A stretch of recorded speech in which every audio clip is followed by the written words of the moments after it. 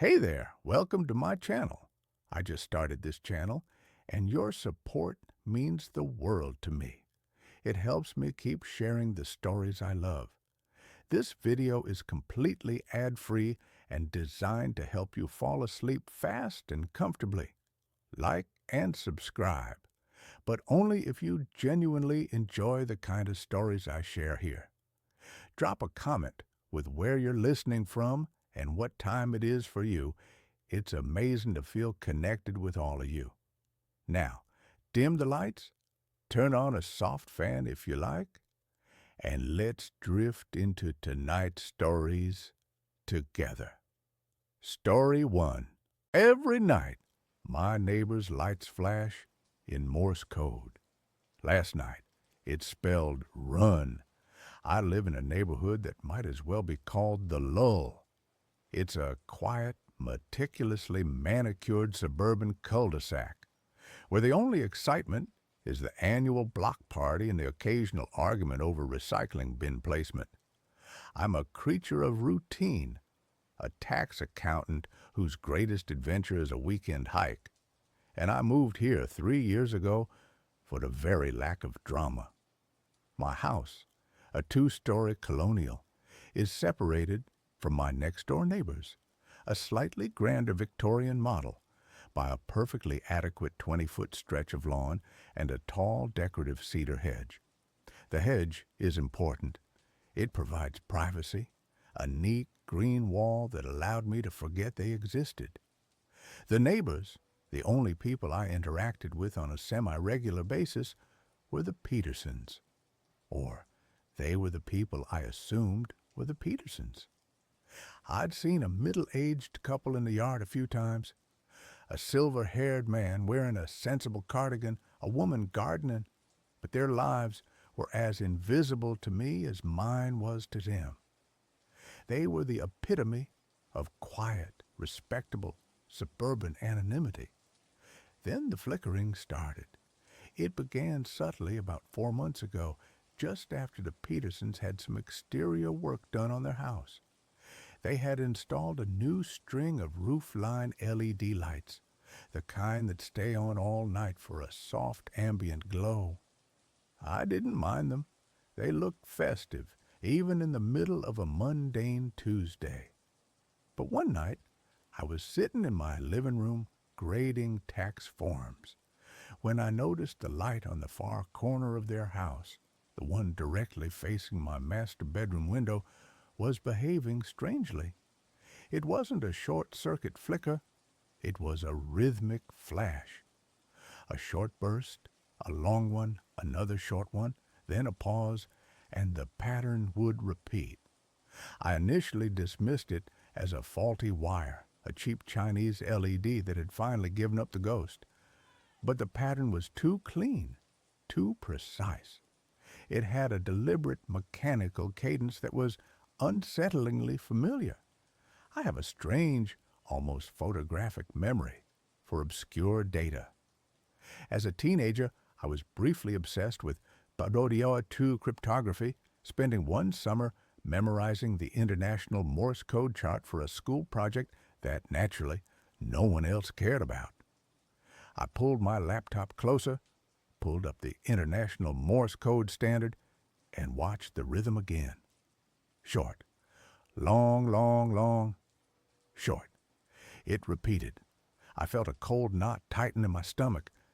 The pattern, repeating every 30 seconds, translated perfectly to a single, solitary letter. The letter B.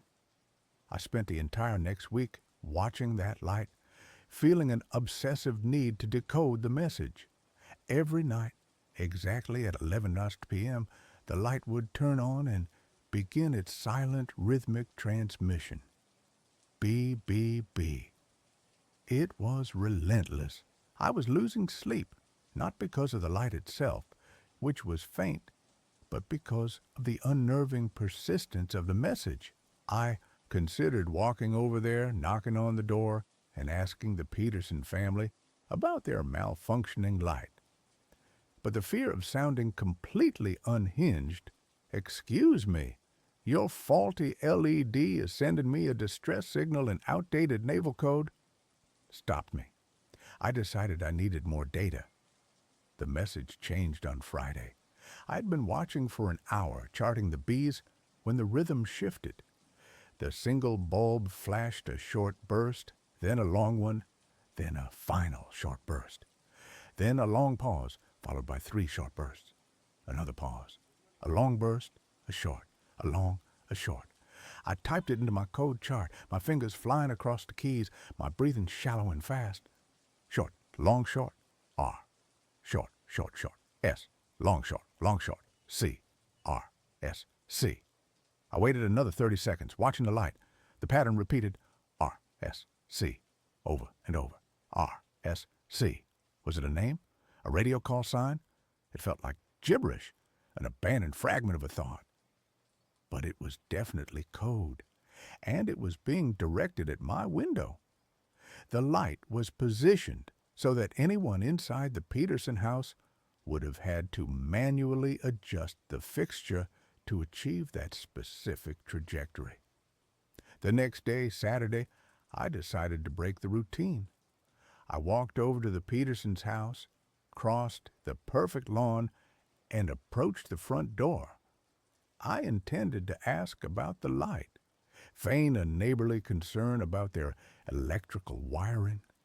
But as my hand rose to knock, I saw a subtle detail that made me hesitate.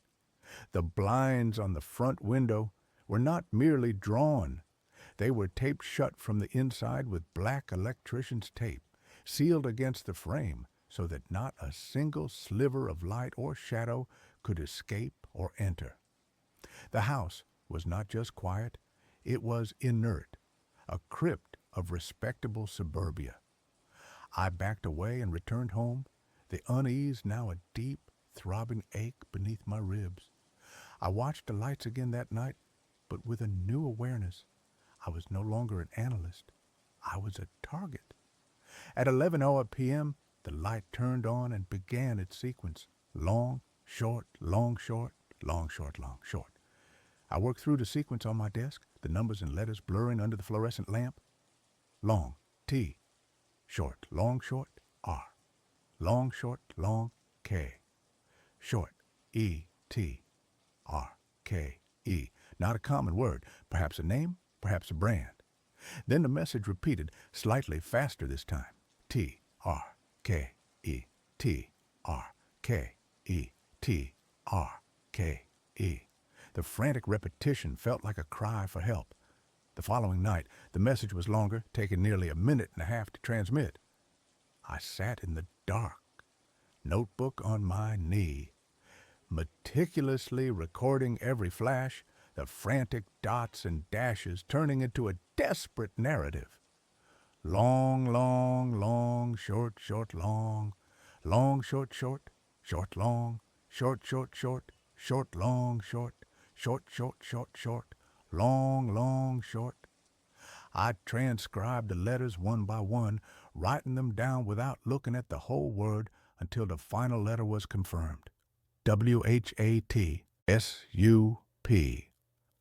The message wasn't frantic or pleading. It was a question. What's up?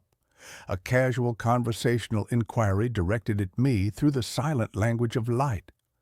The sheer audacity of it, the cold, calculated normalization of this clandestine communication, made my hand shake. I wasn't just observing a faulty light anymore. I was now part of the exchange. Someone inside that silent house knew I was watching, and they were initiating a dialogue. The question wasn't, "Who are you?" or "Are you watching?" It was, "What's up?" They were assuming I was already involved, a partner in this bizarre, covert correspondence. I couldn't sleep. The implication was paralyzing. If they knew I was watching, they must have placed the light, adjusted the direction, and started the conversation specifically for me. I needed to respond, to end this, to force the reality of the situation into the light of day. But how do you talk to a cryptic entity that communicates through light pollution and a dead language? I went into my attic and found an old, powerful camping floodlight I used for power outages. I dragged it to my bedroom, set it on a tripod, and aimed it at the Peterson's corner light fixture. At 10:55 p.m. I sat down, my finger poised over the power button. I had chosen my response carefully. It was simple, direct, and unassailable.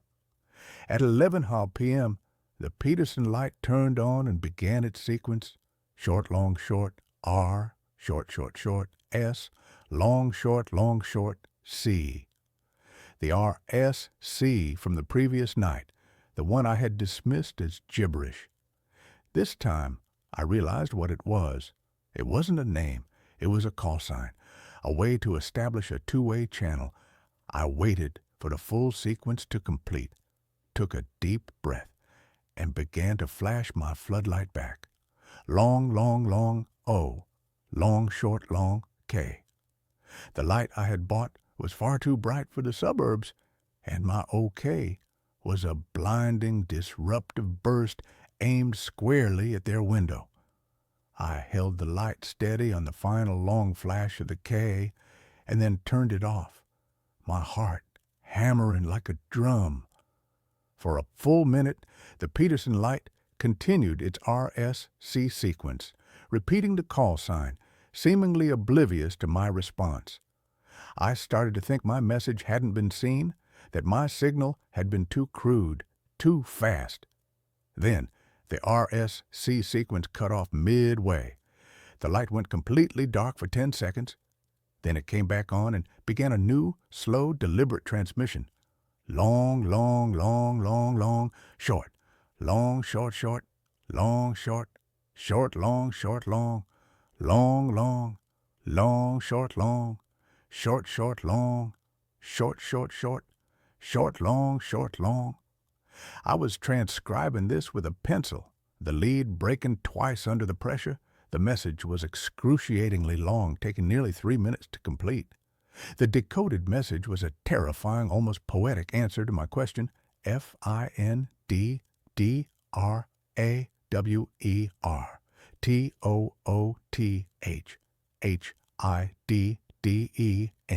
A set of instructions, a frantic coded call to action. I realized the message was so long, so complex, that it had to have been pre-scripted, written down and memorized, a sign that the entity on the other side of the hedge was not in a state of spontaneous panic, but a state of controlled, prolonged distress. I was now neck-deep in a genuine conspiracy. I couldn't go to the police with this. My neighbor is sending me a cryptic message about a tooth drawer in Morse code. I would be institutionalized before I finished the sentence. I had to find the drawer. I went back through the memory of my life with the Petersons. I knew they were in their late 60s. I remembered seeing the woman, the gardener, a few times. I remembered noticing about a year ago a silver SUV parked in their driveway with a logo on the side, a small stylized tooth. Mrs. Peterson was a retired or semi-retired dentist. The message was not about a kitchen drawer. It was about a dental cabinet. I spent the entire next day paralyzed, alternating between calling the police and researching breaking and entering laws. I settled on a coward's compromise. I would leave a message asking for clarification. That night, 11 p.m., the Peterson light turned on. RSC, RSC. I waited for the pattern to complete and then aimed my floodlight at their house and began my counter-transmission. Short, short, long, long. Short, long, short, long. Short, long, short, short, short. PETERSON. I flashed the name, my hands shaking with the audacity of it, naming the owners of the house in a silent, accusatory shriek of light. I watched their window, waiting for the flicker to stop, for the lights to come on in the house, for a terrified face to appear in the window. The light stopped. For another agonizing minute, the entire house was silent and dark. Then the light turned back on and began a new, incredibly slow sequence. The pauses between the dots and dashes were so long that I almost missed the connection between them, as if the sender was physically exhausted or terrified of being caught. Short, long, short. Short, long, long. Long, short, short. Long, short, long, long. Short, long, short, long, long, short. Short. I transcribed it R-E-A-L-L-Y. The message was not one of fear or denial. It was mocking, a cold, sardonic rebuke. They weren't just communicating with me. They were playing with me, toying with my escalating anxiety. The realization turned my fear into a cold, hard resolve. I was not dealing with a frightened neighbor. I was dealing with something calculating, perhaps even malicious. I flashed a final message, Y-E-S, W-H-E-R-E. The Peterson house responded instantly. The light flashed a sequence that was only 3 letters long, repeated 3 times, as fast as a machine gun, long, short, long, long, short, long, short, long, short, short, long, C-A-V-E, long, short, long, long, short, long, short, long, short, short, long, C-A-V-E, long, short, long, long, short, long, short, long, short, short, long, C-A-V-E. The message was, complete cave. Not a place inside their house, a place outside, a hidden space. The only cave in their yard was the small stone-lined shed they used to store their gardening tools. I couldn't wait until the next night. I waited an hour until 1 a.m., the hour of the dead. I slipped on dark clothing, grabbed my large flashlight and the bronze sculpture I used as a paperweight, and climbed over the cedar hedge. The Peterson house was utterly silent, radiating a deep, cold stillness that felt like a permanent vacuum. I crept across the lawn and approached the garden shed. The door was unlocked, a simple latch, which was odd for a secure suburban property. I slid the door open. The air inside was thick and damp, smelling of old peat moss and fertilizer. The shed was full of gardening tools neatly hung on pegs. There was no hidden door, no passage, no tooth drawer, nothing that said cave. I turned to leave, the fear starting to turn into self-loathing for having been drawn into this insane game, when the floodlight I had aimed at the house earlier clicked on, aimed directly at me. I threw my hands up, blinded by the sudden massive burst of white light. The light didn't stay steady. It began to flash. Short, long, short, R. Long, short, long, long, U, short, long, N, R, U, N. The most primal, terrifying message, a simple, one-word command delivered by a blindingly bright floodlight. I didn't hesitate. I sprinted out of the shed, across the lawn, and scrambled back over the cedar hedge, throwing myself onto my own side of the property. I lay there, panting, the smell of cut grass filling my nostrils, listening. I heard a small, distinctive click from the Peterson house, the sound of the floodlight turning off. I stayed on my side of the lawn, clutching the bronze sculpture, watching the house. Nothing moved, nothing stirred. The house was once again dark, silent, and entirely inert.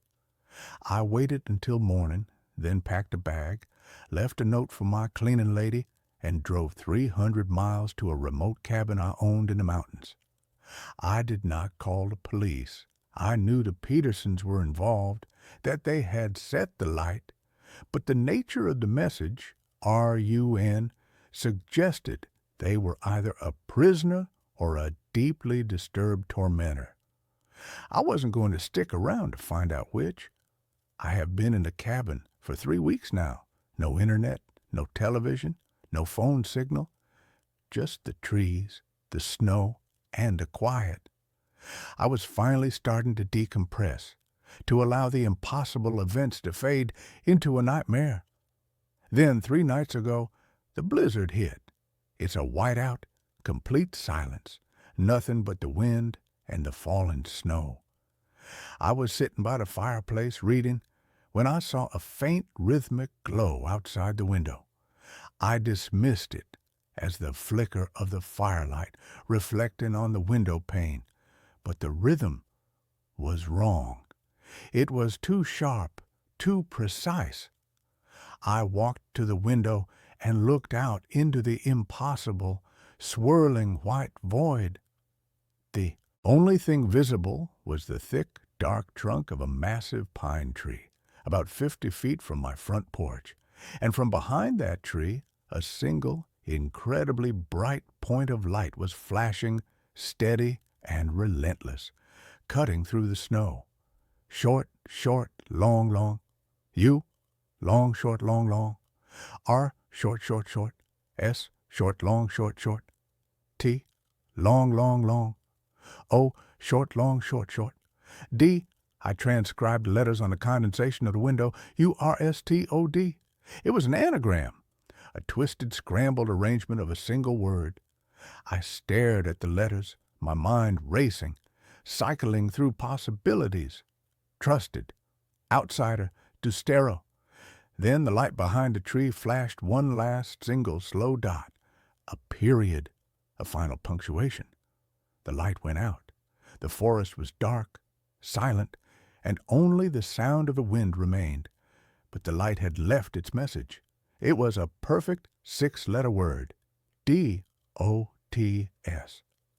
I was staring at the letters I'd written on the glass. Then I looked back at the light.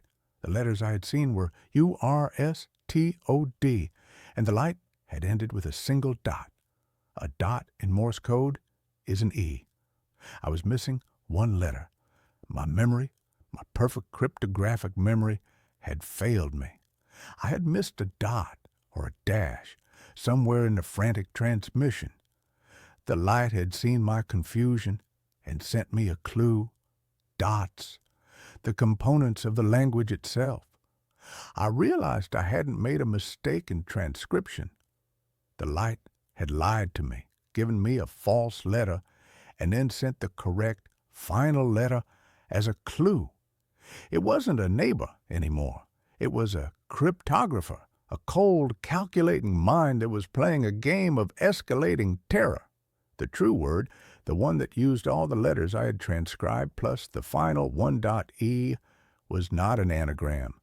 It was a sentence composed of the letters I saw plus the final E, T, R, U, S, T, E, D. I looked at the light, the final message, the single terrifying dot that was the period, and I knew what had happened. Someone, an intelligence, had followed me, setting up the same exact light system in the woods. And they weren't sending me a warning. They were confirming a truth. The truth was that I was trusted. I was the new recipient of the communication, the replacement for whoever had been taken from that silent house. I was the new antenna, the final complete message, the one that the single dot had been hinting at all along, was the most terrifying realization of all. The letters were not meant to be anagrammed. They were a simple, phonetic, taunting message, a full word that had been split into 2 coded transmissions, and the final punctuation mark was the only letter I needed. U-R-S-T-O-D-E. You are stood. I am stood here, looking out at the dark woods, knowing the light is gone, but the message has been delivered. I am stood, I am stopped, and I am watched. And the silent, patient intelligence that communicates in dots and dashes is somewhere in the absolute blackness of the forest, waiting for the next exchange to begin, waiting for me to turn on my own floodlight and ask the inevitable question, what's up? I know that the next message will not be a command to run. It will be a set of instructions. And I am terrified because I know that I will not be able to stop myself from answering. I woke up to 47 missed calls, all from my future self. The first thing I noticed wasn't the number of calls, it was the silence. Usually, my apartment complex is a symphony of urban decay. I live on the fourth floor of a brick walk-up in Chicago. By 8 a.m. on a Saturday, I should hear Mrs. Giamatti's beagle yapping 3 doors down. I should hear the rumble of the L train vibrating the steel fire escape outside my window. I should hear the heavy bass of the teenager's stereo in 4B. But there was nothing, just a heavy, suffocating silence that felt like cotton wool stuffed into my ears. I rolled over, my head pounding. I'd taken 2 melatonin gummies the night before. A mistake. They always gave me vivid, sticky nightmares, and I felt like I was swimming through molasses to surface into consciousness. I reached for my phone on the nightstand. The screen was blindingly bright in the dim room. I squinted, trying to focus. 47 missed calls. My stomach gave a weird lurch. 47? Who calls someone 47 times? An emergency, mom, dad, an accident. I unlocked the screen, my thumb hovering over the Recents tab. I expected to see mom or maybe my boss if the building had burned down. I stared at the list. The blood drained out of my face so fast I felt dizzy. Missed call, me, mobile. Missed call, me, mobile. Missed call, me, mobile. The list scrolled down, screen after screen. All 47 calls were from my own contact number. I sat up, the sheets pooling around my waist.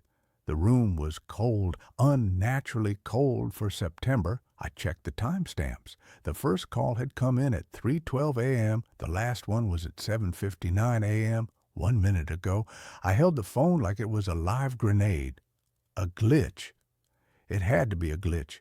Maybe the cell towers were messed up. Maybe someone was spoofing my number. That happens, right? Scammers use your own number to bypass spam filters, but 47 times. Then I saw the voicemail icon. 1 new voicemail. Only one? If they called 47 times, why leave only one message? I pressed the speakerphone button. I didn't want to hold the plastic against my ear.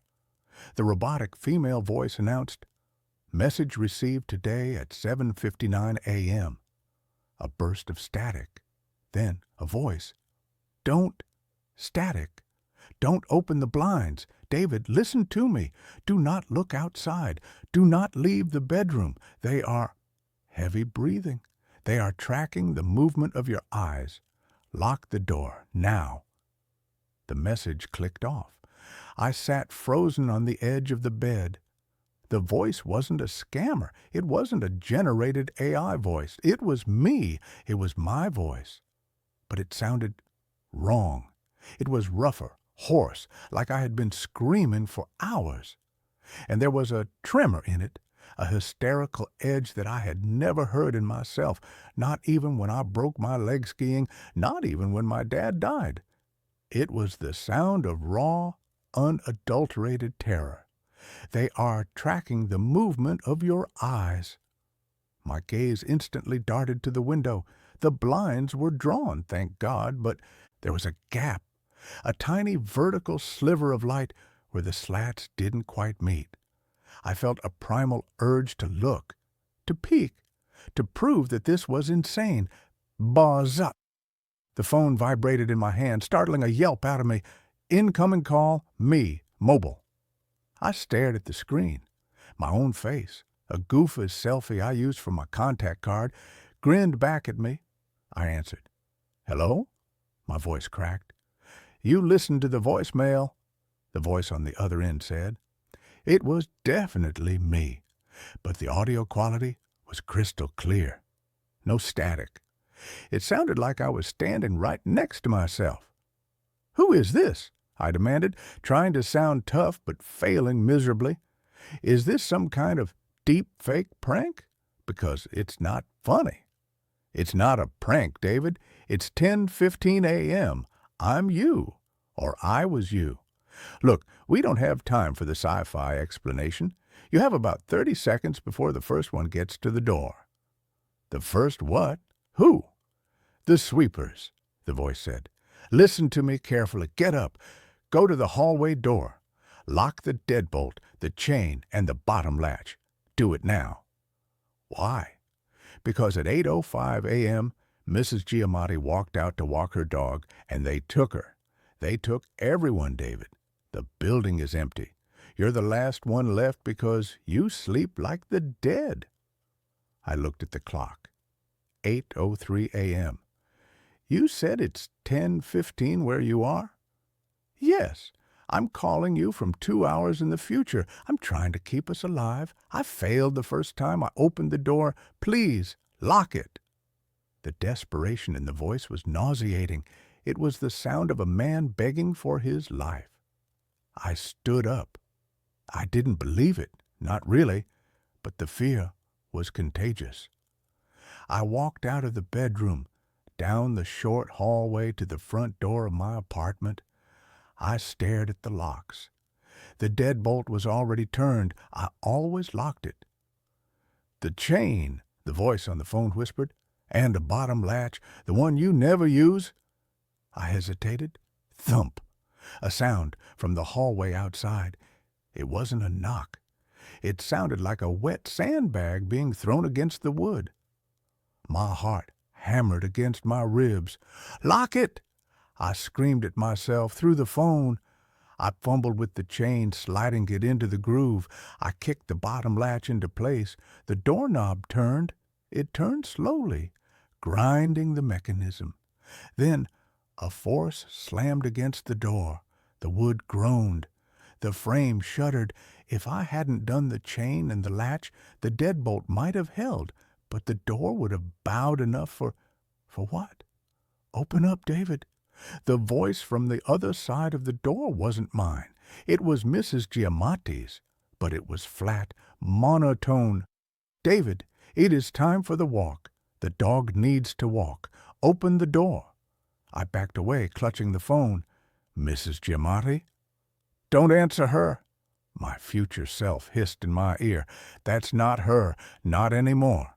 Go back to the bedroom. Quietly. I retreated, stepping softly on the hardwood. I went back into the bedroom and shut the door. What is happening? I whispered into the phone.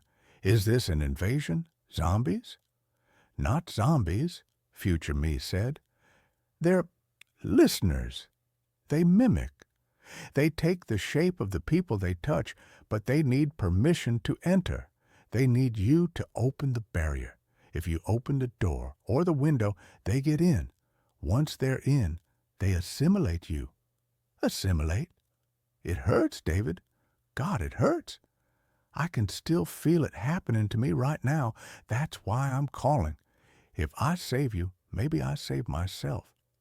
The logic is fuzzy. My memory is going, okay, what do I do? Call the police? No. The police came at 8:45. They're part of it now. You'll hear the siren soon. Don't look out the window. I looked at the blinds again. The urge to look was overwhelming. It was like a magnet pulling at my eyeballs. Why 47 calls? I asked. Why didn't you leave a message earlier? I tried. Future me sounded exhausted. The signal. It's hard to reach back. The connection keeps dropping, and every time I call, I lose a little more of myself. I think this is the last time I can get through. Okay, so what's the plan? How do I get out? You don't get out, not yet. You have to wait for the shift. The shift? At 11 a.m., the sunlight hits the fire escape at a specific angle. They hate direct UV. They retreat into the shadows of the hallway. That's your window. You have to go out the fire escape, climb up to the roof, and jump to the next building. The gap is 6 feet. You can make it. I can't jump 6 feet. You can when something with Mrs. Giamatti's face and a mouth full of needles is chasing you. You make the jump, I made the jump. Wait, I paused. If you made the jump, then why are you calling me? If you survived, why do you sound like you're dying? Silence on the line. Then a heavy sigh. I made the jump to the roof, but I didn't check the roof access door. It was open. One of them was waiting inside the stairwell. I got bit, David. I've been hiding in the utility closet on the roof for 2 hours, bleeding out, watching my skin turn gray. I'm calling you to tell you to check the door. Check the damn door before you run past it. My blood ran cold. Okay, check the door. Got it. I'm fading, the voice said. The signal is breaking up. Stay inside. Don't make a sound. Wait for 11H. And David? Yeah? I'm sorry. The line went dead. I sat there in the silence. 8:10 a.m. I had nearly 3 hours to wait. The next 2 hours were an exercise in psychological torture. At 8:30, the scratching started. It sounded like fingernails being dragged down the hallway drywall. Long, slow strokes.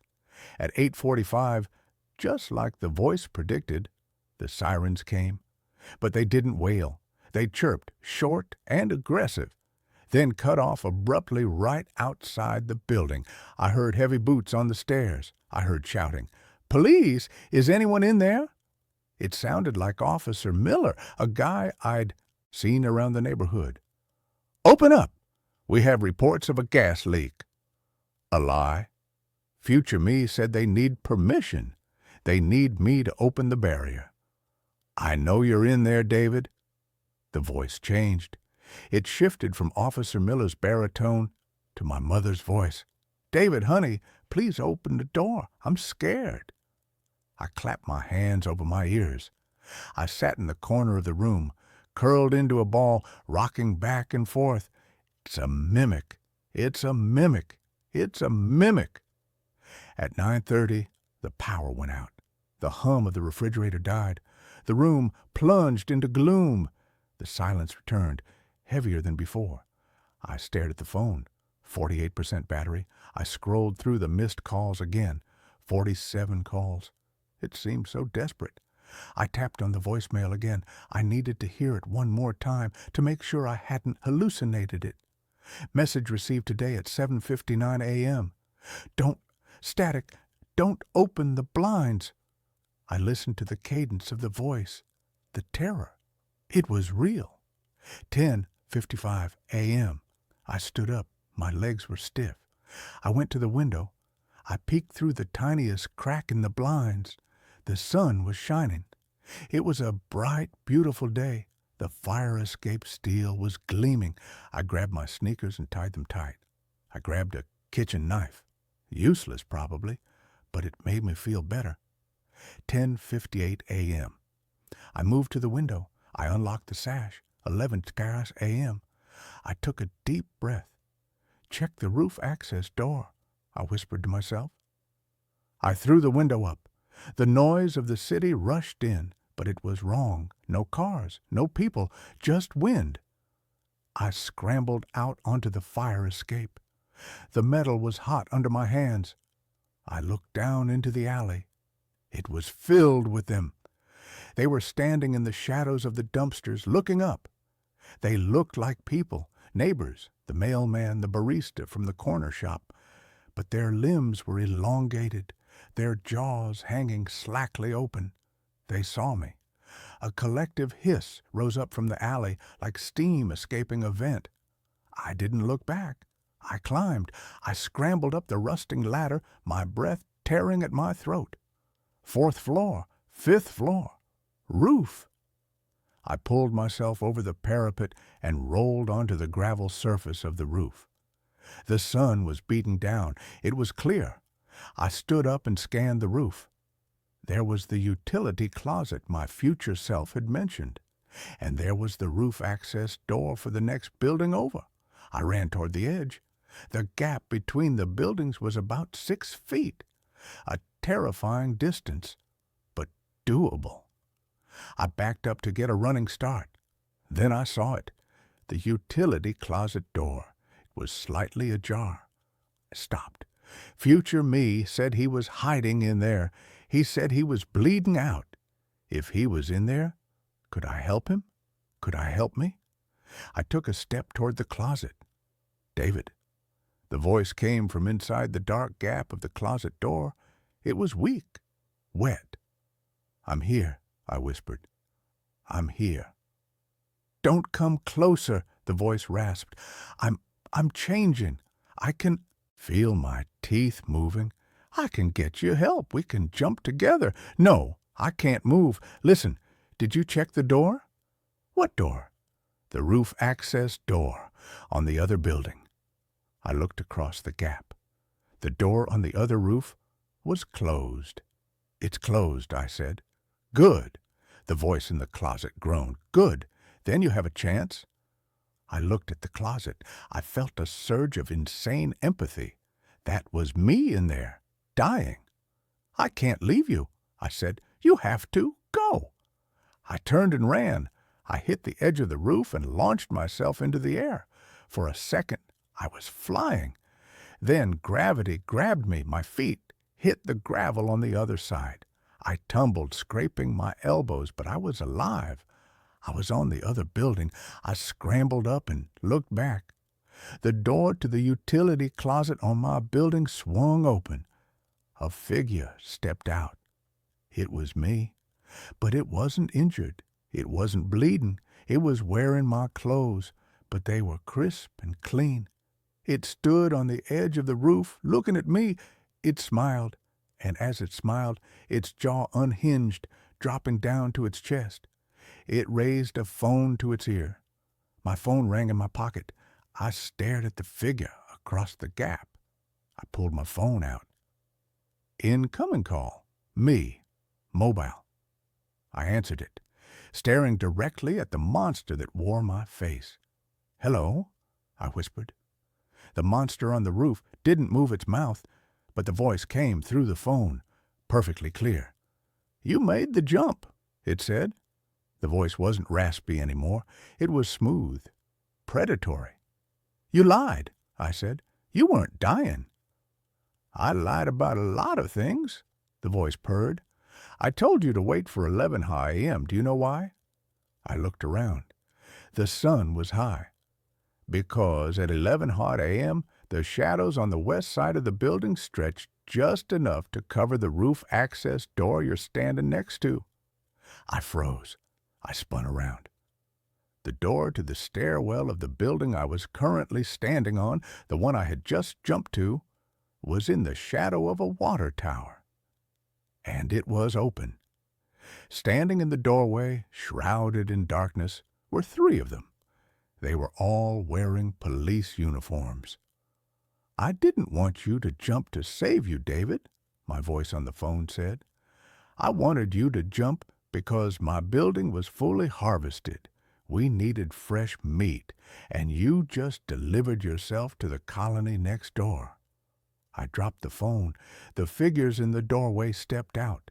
I backed up, but there was nowhere to go. Just the 6-foot gap and the monster waiting on the other side. The last thing I heard before they grabbed me was the sound of my own voice, echoing from the phone lying on the gravel.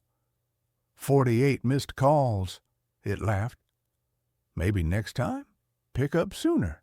The town's cemetery has no graves, but I keep hearing screams underground. My therapist, a woman with a kind face and a voice as soft as felt, called it a geographical cure. The idea that a change of scenery could somehow cauterize the gaping wound in my life. I didn't have the heart to tell her that my grief wasn't a geographical problem. It was a parasitic entity that had taken up residence behind my eyes, and it would pack a bag and come with me wherever I went.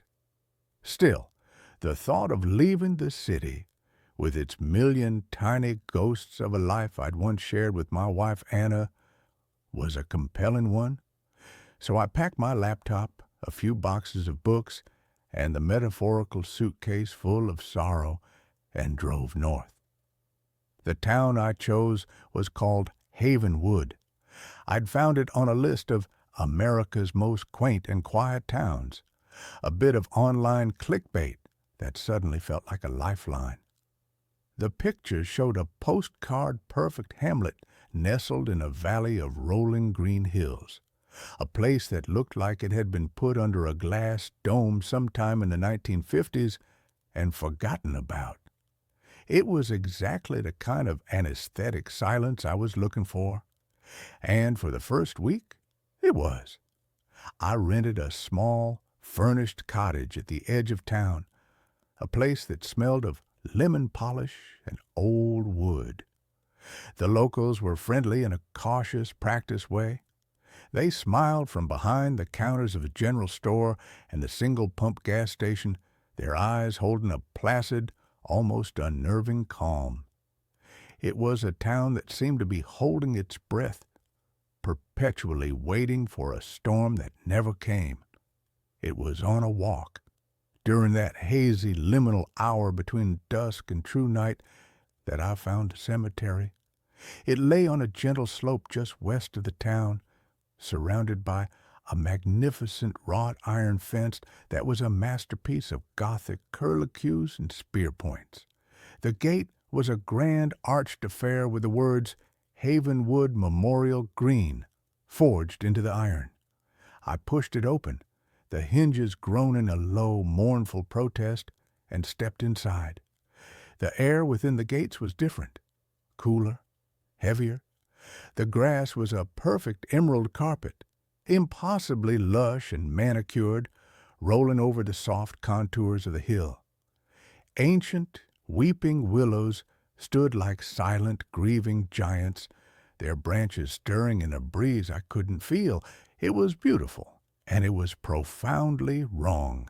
There were no graves, not a single headstone, no marble angels, no granite crosses, no humble, weathered markers. There were no raised mounds of earth, no flower arrangements, no tiny flags. It was a park, a beautiful, empty, and utterly soulless park that called itself a cemetery. I walked the entire perimeter, my footsteps unnaturally loud on a pristine lawn, a growing sense of dislocation crawling up my spine. A cemetery is a place of names, of dates, of remembrance etched in stone. This place was a blank page, a void. I was standing near the center of the green, watching the last vestiges of sunset bleed across the sky in shades of bruised purple and orange when I heard it for the first time. It was faint, so faint I almost missed it. A high, thin sound, like a distant siren or the cry of a hawk. I tilted my head, straining to hear it over the blood rushing in my own ears. The sound came again, and this time there was no mistaking it. It was a voice, a human voice, stretched and distorted by distance and desperation. It was a scream, and it was coming from the ground beneath my feet. I froze, my body going rigid. The sound was gone as quickly as it had come, leaving behind a silence that was now charged with a terrible, new significance. It had to be the wind, an animal. My mind, raw and frayed from months of grief, was playing tricks on me. I told myself this, repeated it like a mantra as I backed away from the center of the lawn, my eyes wide, scanning the empty, perfect grass. I didn't stop walking until the iron gate clanged shut behind me, the sound echoing in the twilight like a cell door locking. The next morning, I tried to rationalize it. My cottage was old, the pipes probably groaned. The woods were full of foxes and bobcats whose cries could sound unnervingly human. But the memory of the sound, its specific human tenor of agony, was a fishhook in my mind. I went into town for coffee, needing the comforting banality of human interaction. The diner was a small, bright place called the Morning Glory, and the woman behind the counter, a middle-aged lady named Brenda with a beehive of impossibly blonde hair, slid a mug in front of me with a practiced, friendly smile. "You're the writer, aren't you?" she asked, her voice cheerful. "Renting the old Miller place." News traveled fast in Havenwood.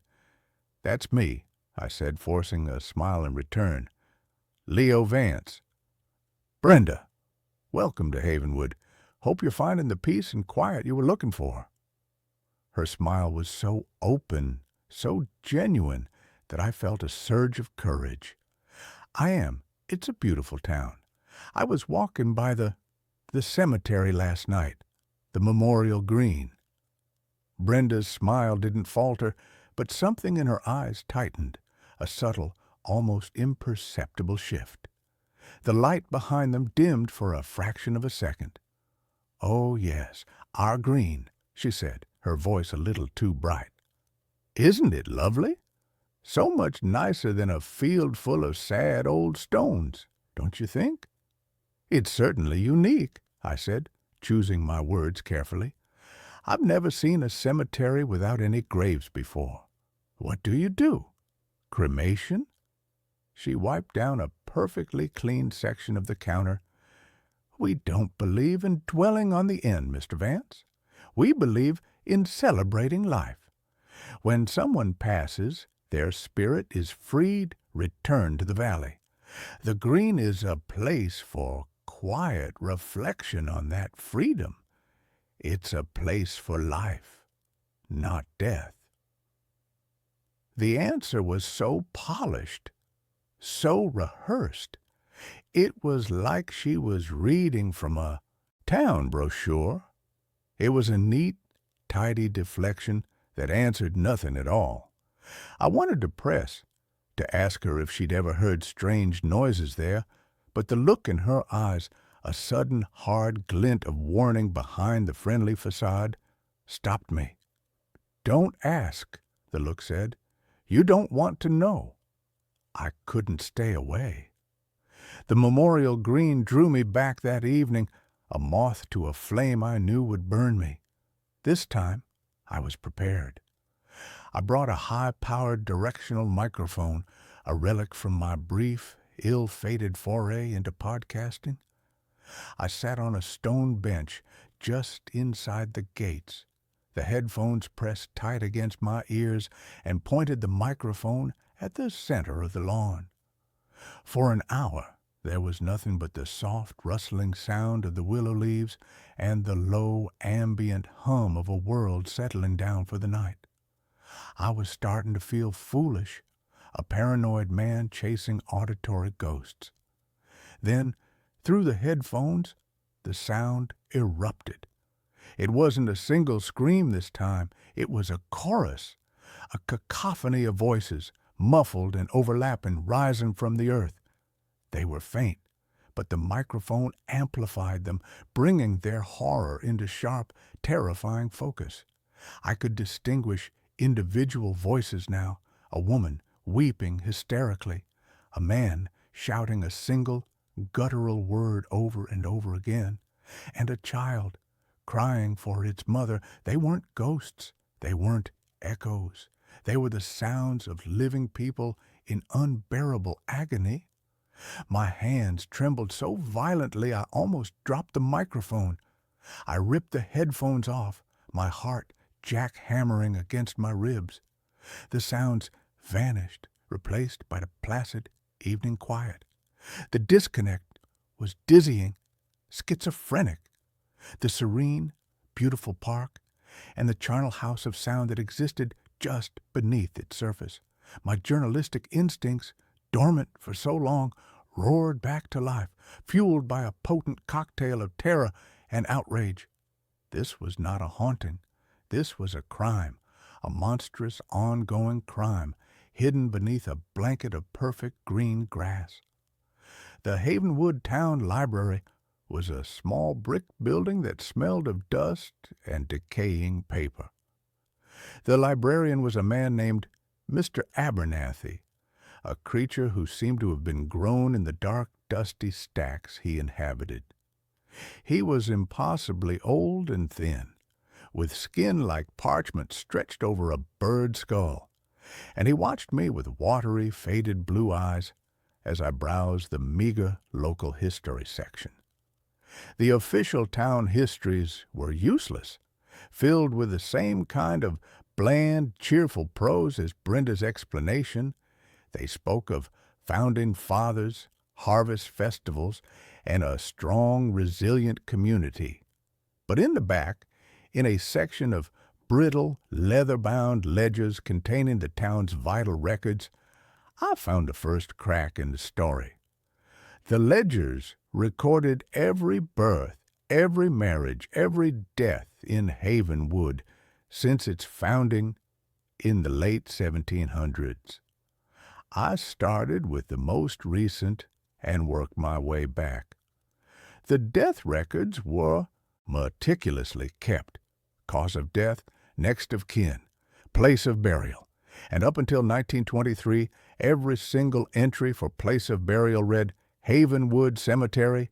Then, in the autumn of 1973, they just stopped. The deaths were still recorded, a flu here, a heart attack there, but the place of burial column was left starkly, uniformly blank. From that point on, for nearly 100 years, not a single burial was recorded in the town of Havenwood. I cross-referenced the date with the old bound copies of the Havenwood Valley Chronicle. The issues from the summer of 1923 were full of the usual small-town news. Then, in late September, the tone shifted. There was a small cryptic article on the front page about a virulent, fast-moving sickness that had taken hold in the town. The article was vague, with no mention of symptoms or official diagnoses. The following week's edition was thinner, half its usual size. It mentioned the deaths of several prominent citizens, including the town doctor. And then the newspaper stopped. The next available issue was from the spring of 1924, and it was like reading a paper from a different town. The tone was relentlessly optimistic. There were articles about a new town charter, about the founding of the memorial green on the site of the old cemetery, a place to look forward, not back. There was no mention of the sickness, no list of the dead. The intervening months had been surgically excised from the town's history. The name that kept appearing in the pre-1923 records was Blackwood. The Blackwood family had founded Havenwood. They had owned the iron mine that had been the town's lifeblood for a century. I found a photograph of the family from around 1920. At its center was the patriarch, Hezekiah Blackwood, a man with a severe black beard and eyes that seemed to burn with a cold, fanatical fire. He looked like an Old Testament prophet, a man who would not suffer fools or sinners. The Blackwood iron mine, according to the records, had closed for good in October of 1923. The same month, the burials had stopped. As my investigation deepened, the town's subtle hostility began to coalesce around me. The friendly smiles became fixed and glassy. Conversations would stop when I entered a general store. I'd feel their eyes on my back as I walked down the street. The quiet of the town was no longer peaceful. It was watchful. The phenomena in my cottage began. It started with small things. A book I'd left on the table would be on the floor. The faucet in the bathroom would be dripping, even though I knew I'd turned it off tightly. Then came the whispers, faint, sibilant sounds from the corners of the rooms, just on the edge of my hearing. They sounded like the rustling of dry leaves, but they had a cadence, a rhythm, like a hushed, urgent conversation I couldn't quite make out. One night, I woke up from a nightmare I couldn't remember, my body drenched in a cold sweat. The room was freezing. I could see my breath in the moonlight slanting through the window, and in the corner of the room there was a patch of darkness that was blacker than the surrounding shadows. It seemed to pulse, to breathe. As I watched, paralyzed with a primal pre-verbal terror, a single, pale, skeletal hand emerged from the darkness, reaching towards me, its fingers twitching. I cried out and threw myself back against a headboard, and the darkness and the hand vanished. I was being warned. The message was clear. Stop digging. But I couldn't. The thought of those voices of that child crying for its mother made it impossible to stop. I found an old hand-drawn geological survey map of the valley in the library archives, a map that Mr. Abernathy had seemed reluctant to show me. It confirmed my growing, horrifying suspicion. The Blackwood Iron Mine was a sprawling network of tunnels, and they ran directly and extensively beneath the perfect green lawn of the Memorial Green. It was a man the locals called Old Man Hemlock who gave me the final, jagged piece of the puzzle. He was a recluse who lived in a shack deep in the woods, a man the town treated as a harmless eccentric. I found him sitting on his porch, carving a piece of wood with a gnarled, steady hand. His eyes, when he looked up at me, were surprisingly clear and sane. "You're the fellow asking questions," he said. It wasn't a question. "I am," I said, my heart pounding. "Some holes are best left unfilled," he said, his voice a low, gravelly rasp. He spat a stream of tobacco juice into the dirt. "You hear 'em, don't you? The hungry ones?" "What are they?" I whispered. "What happened here?" He looked out toward the distant green slope of the cemetery.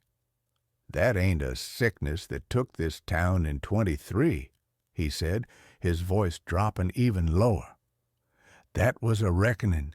Hezekiah Blackwood, he didn't dig for iron in that hill. He was digging for something else, something older than the hills themselves. He made a pact for prosperity, for longevity, a fountain of youth watered by tears." My blood ran cold. "What kind of pact?" "The kind that demands a price," Hemlock said. "A tithe. The earth gives, but the earth must be fed. The sickness was a lie to cover the first payment. They didn't die, not really. Hezekiah, he and his chosen, they took the sick, the weak, the old, and they put them in the tunnels, alive, an offering, to keep the darkness in the ground happy." I stared at him, my mind reeling, trying to process the sheer Lovecraftian horror of his words. This wasn't a mass grave.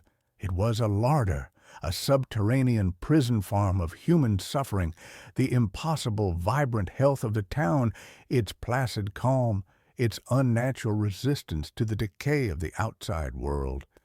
It was all being paid for by the screams of the damned. "The townspeople," I started. "They're the descendants," he finished, for me, the jailers. "They live their long, happy lives on top of a symphony of agony, every one of them, and they know the rules. The pact must be honored. The tithe must be paid." He looked me straight in the eye, his gaze sharp and piercing. "And you hear that bell in the town square? That ain't a church bell. It's rung when one of them is near the end. It's a dinner bell. Lets the hungry ones know a new resident is on the way. Keeps the cycle going." A wave of nausea washed over me. I thought of Brenda's hard, warning eyes, the watchful silence of the town. This wasn't just a secret. It was a religion. A monstrous, secret-draped religion of human sacrifice. I knew then that my time in Havenwood was running out. I was no longer just a curious outsider. I was a threat. I had uncovered the rotten foundational truth of their perfect little town, and they would not, could not, let me leave with that knowledge. My digging had disturbed a quiet order of things, and the pact, I suspected, demanded balance. The realization that I was the new tithe came with the ringing of the bell. I was in my cottage, frantically packing a bag, my hand shaking so badly I could barely zip it. The sun was setting, painting the sky in bloody, apocalyptic hues. And then it began, a low, resonant bong that echoed through the valley. It was the bell from the town square. Bong. It was a slow, deliberate tolling. It was a sound that vibrated not just in the air, but deep in the bones of the earth. Bong. It wasn't a funeral bell. It was a summons. I looked out the window. In the twilight, I could see figures emerging from the houses down the street. They moved with a slow, calm, inexorable purpose, and they were all walking in my direction. Their faces, what I could see of them, were blank, their friendly masks stripped away to reveal the grim, determined faces of executioners. I fled out the back door and into the woods. The forest, once a place of quiet solace, was now a labyrinth of grasping shadows and menacing shapes. I could hear them behind me, not crashing through the undergrowth, but moving with an unnerving, practiced silence. They knew these woods. This was their hunting ground. My only hope, my only conceivable path of escape, was to circle around a town. But as I ran, the tolling of the bell seemed to guide my pursuers, its resonant waves a form of sonar pinpointing my location. I stumbled out of the woods and onto the road, and my heart sank. I was on the western edge of town. I had run in a circle, and right in front of me, its iron gates gaping open like the maw of some great beast, was the memorial green. They were waiting for me. A semicircle of townspeople stood at the gate, their faces illuminated in the cold white light of a single bare bulb that hung over the entrance. Brenda from the diner was there, the gas station attendant, Mr. Abernathy, the librarian, looking more like a vulture than ever. They weren't holding weapons in the traditional sense. They were holding shovels, ropes, and thick canvas sacks. There was nowhere to run. They advanced on me, their movements slow and ritualistic. I was herded like a sheep to the slaughter through the gates and onto the perfect emerald grass. The bell continued its slow, hypnotic tolling, and as I was pushed towards the center of the green, the screams from below began to rise, louder and more insistent than ever before, as if in hungry, terrible anticipation. I was thrown to the ground, the air knocked from my lungs. I saw Brenda's face above me, her expression not one of malice, but of a grim, sorrowful necessity. "The pact must be honored," she said, her voice a flat, dead thing. "The valley must be fed." But as they pinned my arms and legs, a different sound cut through the air, a grating, metallic shriek. One of the men was using a heavy iron key to unlock something in the ground. A section of the perfect lawn I now saw was not lawn at all. It was a masterfully concealed trapdoor, a sod-covered slab of iron. As they heaved it open, a wave of cold, foul air washed over me, a charnel house stench of damp earth, decay, and profound ancient despair. It was the gateway to hell, and below, in the Stygian darkness, I could see a faint, shifting, phosphorescent glimmer, and I could hear the wet, scrabbling sounds of things moving in that final, desperate moment as they prepared to throw me into the pit.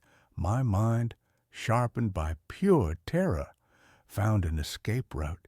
It wasn't a route for my body, but for my story, my phone. I had been recording my conversation with Old Man Hemlock, and the phone was still in my pocket, still connected to the cloud. With a final adrenaline-fueled surge, I twisted my body and managed to get a hand into my pocket. My fingers closed around the smooth, cool glass of the phone. I didn't have time to do anything else. As they lifted me, swinging me over the open pit, I hit the live stream button on a social media app I hadn't used in years. I didn't know if I had a signal. I didn't know if it would work. It was a final, desperate message in a bottle, thrown into the digital ocean. The last thing I saw before they let me go was the screen of my phone, flickering to life, the red live icon glowing like a single defiant drop of blood in the darkness. Then I was falling. The fall was short, a jarring impact that sent a bolt of agony through my leg. I landed on a floor of cold, damp, packed earth. The trapdoor slammed shut above me, plunging me into an absolute disorienting blackness. The bell had stopped. The air was thick, suffocating, and filled with the deafening, echoing symphony of the damned. The screams were all around me now, a physical pressure against my eardrums. My phone had survived the fall. Its screen was cracked, but the light from it cut a weak, pathetic beam into the oppressive dark. I scrambled back, pressing myself against a rough stone wall, and held the phone out like a sword. The light illuminated a scene from a madman's fever dream. I was in a wide circular chamber, the central hub of the mine, and from the dozens of tunnels that radiated outwards from the chamber, they were coming. They were no longer human. The decades, the century of being trapped in the living dark, had twisted and reshaped them. They were pale, desiccated things. Their skin stretched thin and translucent over their skeletal frames. Their hair was long and white and wispy, and their fingernails had grown into yellowed, curving talons that scraped against the stone floor. But their eyes were the worst part.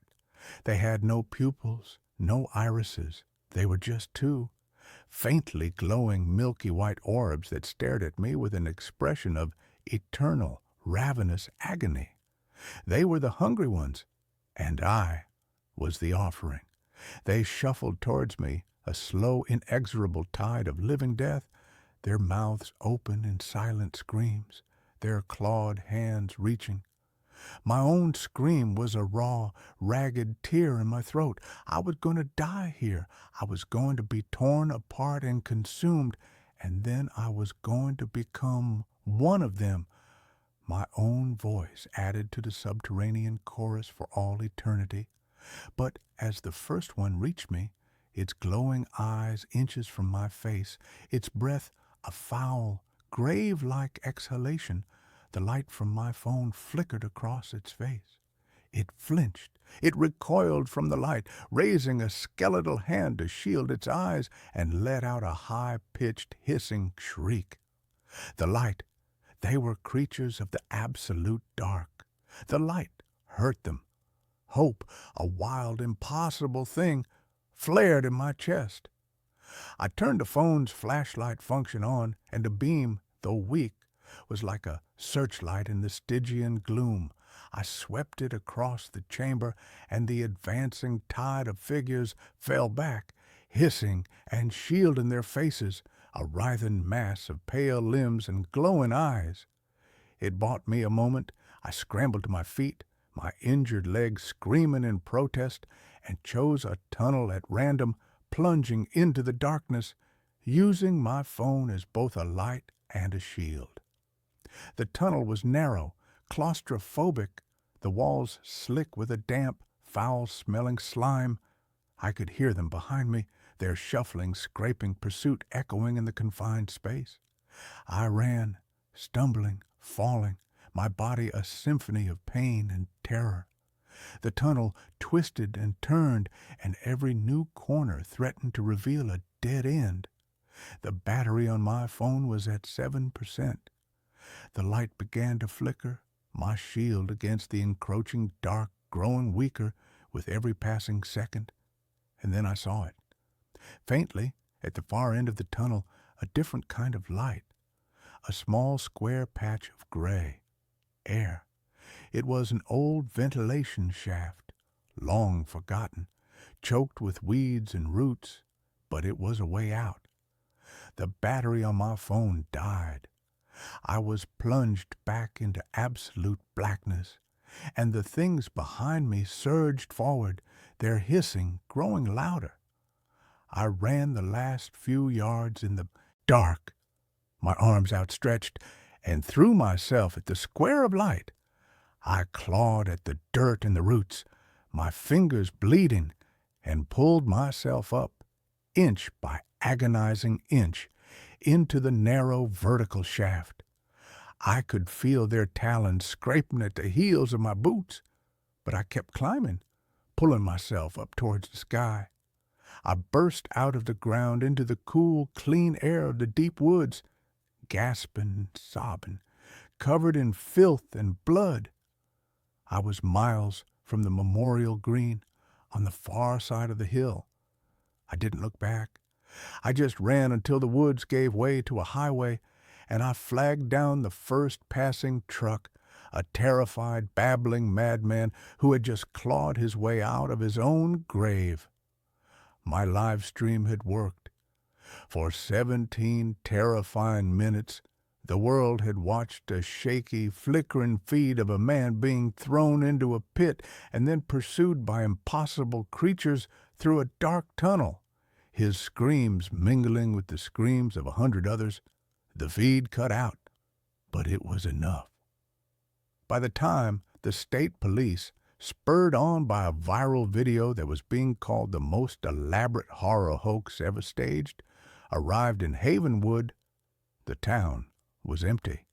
The houses were abandoned, as if the residents had simply vanished into thin air.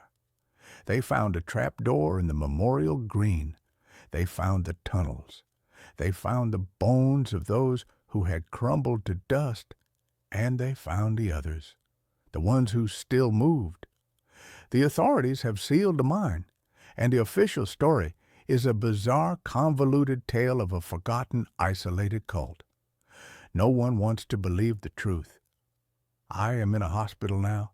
They tell me I'm lucky to be alive. They are treating my physical wounds, but they have no cure for the wounds on my soul. My phone was recovered, its data intact. The recording of Old Man Hemlock, the live stream, the photos of the blank, perfect cemetery, I have my proof, but it has cost me my sanity. Because sometimes, late at night, in the sterile, quiet dark of my hospital room, I can still hear them.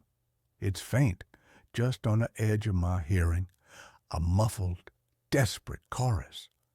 The screams have followed me, or maybe I've just finally learned to hear the sounds of all the other hidden places in the world, the places built on secrets and suffering.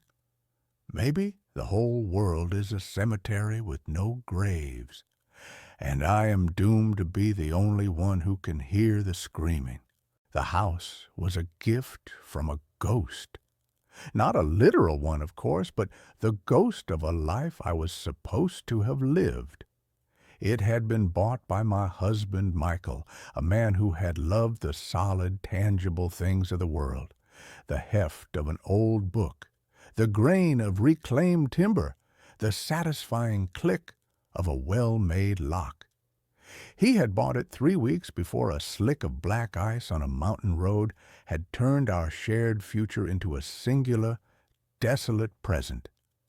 He had seen the house, an old, forgotten Victorian dowager on a cliff overlooking the sea, and had declared it the place where we would grow old. a beautiful, sprawling repository for our future memories. I, a forensic sketch artist, a man who made his living by giving faces to the faceless, was left to inherit a future I no longer had a partner for. My name is Elias Vance. For the first 6 months after the funeral, I couldn't bring myself to even visit the house. It sat empty, a monument to a future that had been canceled. But the lease on my city apartment was ending, and the thought of finding a new sterile space, a place untouched by Michael's memory, was somehow more painful than confronting the one he had chosen for us. So I packed my life into a series of sad brown cardboard boxes and moved to the ghost house. It was beautiful in a sad, neglected way. The salt-laced wind had scoured the paint from the cedar shingles, leaving the wood a soft, silvery gray. The rooms were large and airy, with high ceilings and tall, multi-paned windows that were perpetually fogged with a thin, greasy layer of sea mist. The house was a project, and I, a man with nothing but time and a grief so profound it felt like a full-time job, needed a project. The face appeared in the plaster. It was in the master bedroom, a vast, cold room on the second floor with a panoramic view of the churning gray Atlantic. A leak in the roof, probably decades old, had left a sprawling, complex water stain on the wall opposite the bed. It was a chaotic, organic map of brown and yellow continents on a sea of peeling ecru-colored paint. And in the heart of that map, I began to see it. At first, it was just pareidolia, the mind's desperate innate need to find patterns in chaos. As a forensic artist, I was more susceptible to it than most. My brain was professionally trained to see the ghost of a face in the vaguest of shapes, to find a hint of a jawline in a shadow, the suggestion of an eye socket in a blur. I would lie in bed in the profound oceanic silence of the house, and I would watch the shifting light of the moon play across the stain, and I would see the face. It was a man's face, gaunt and long, with high cheekbones and deep-set eyes. It was a face from a forgotten photograph, a tin-type ghost.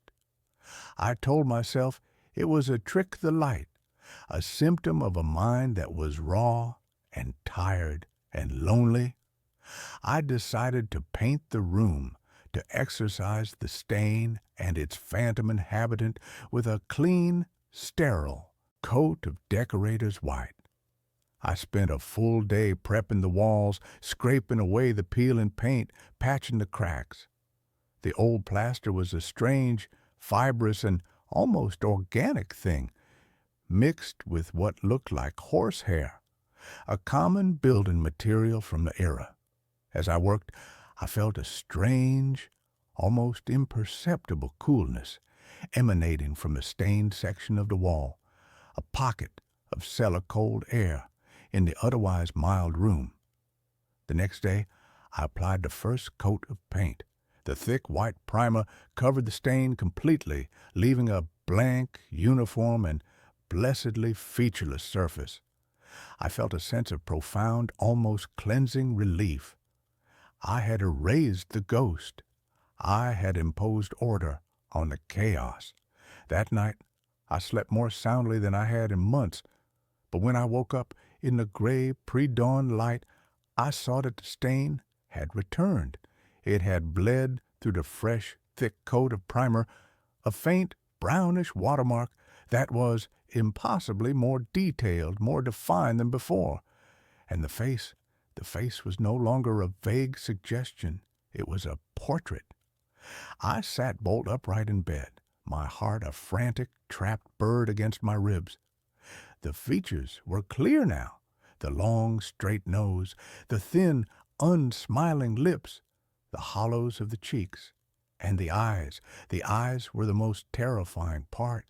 They were just two dark, almond-shaped smudges, but they were looking directly at me.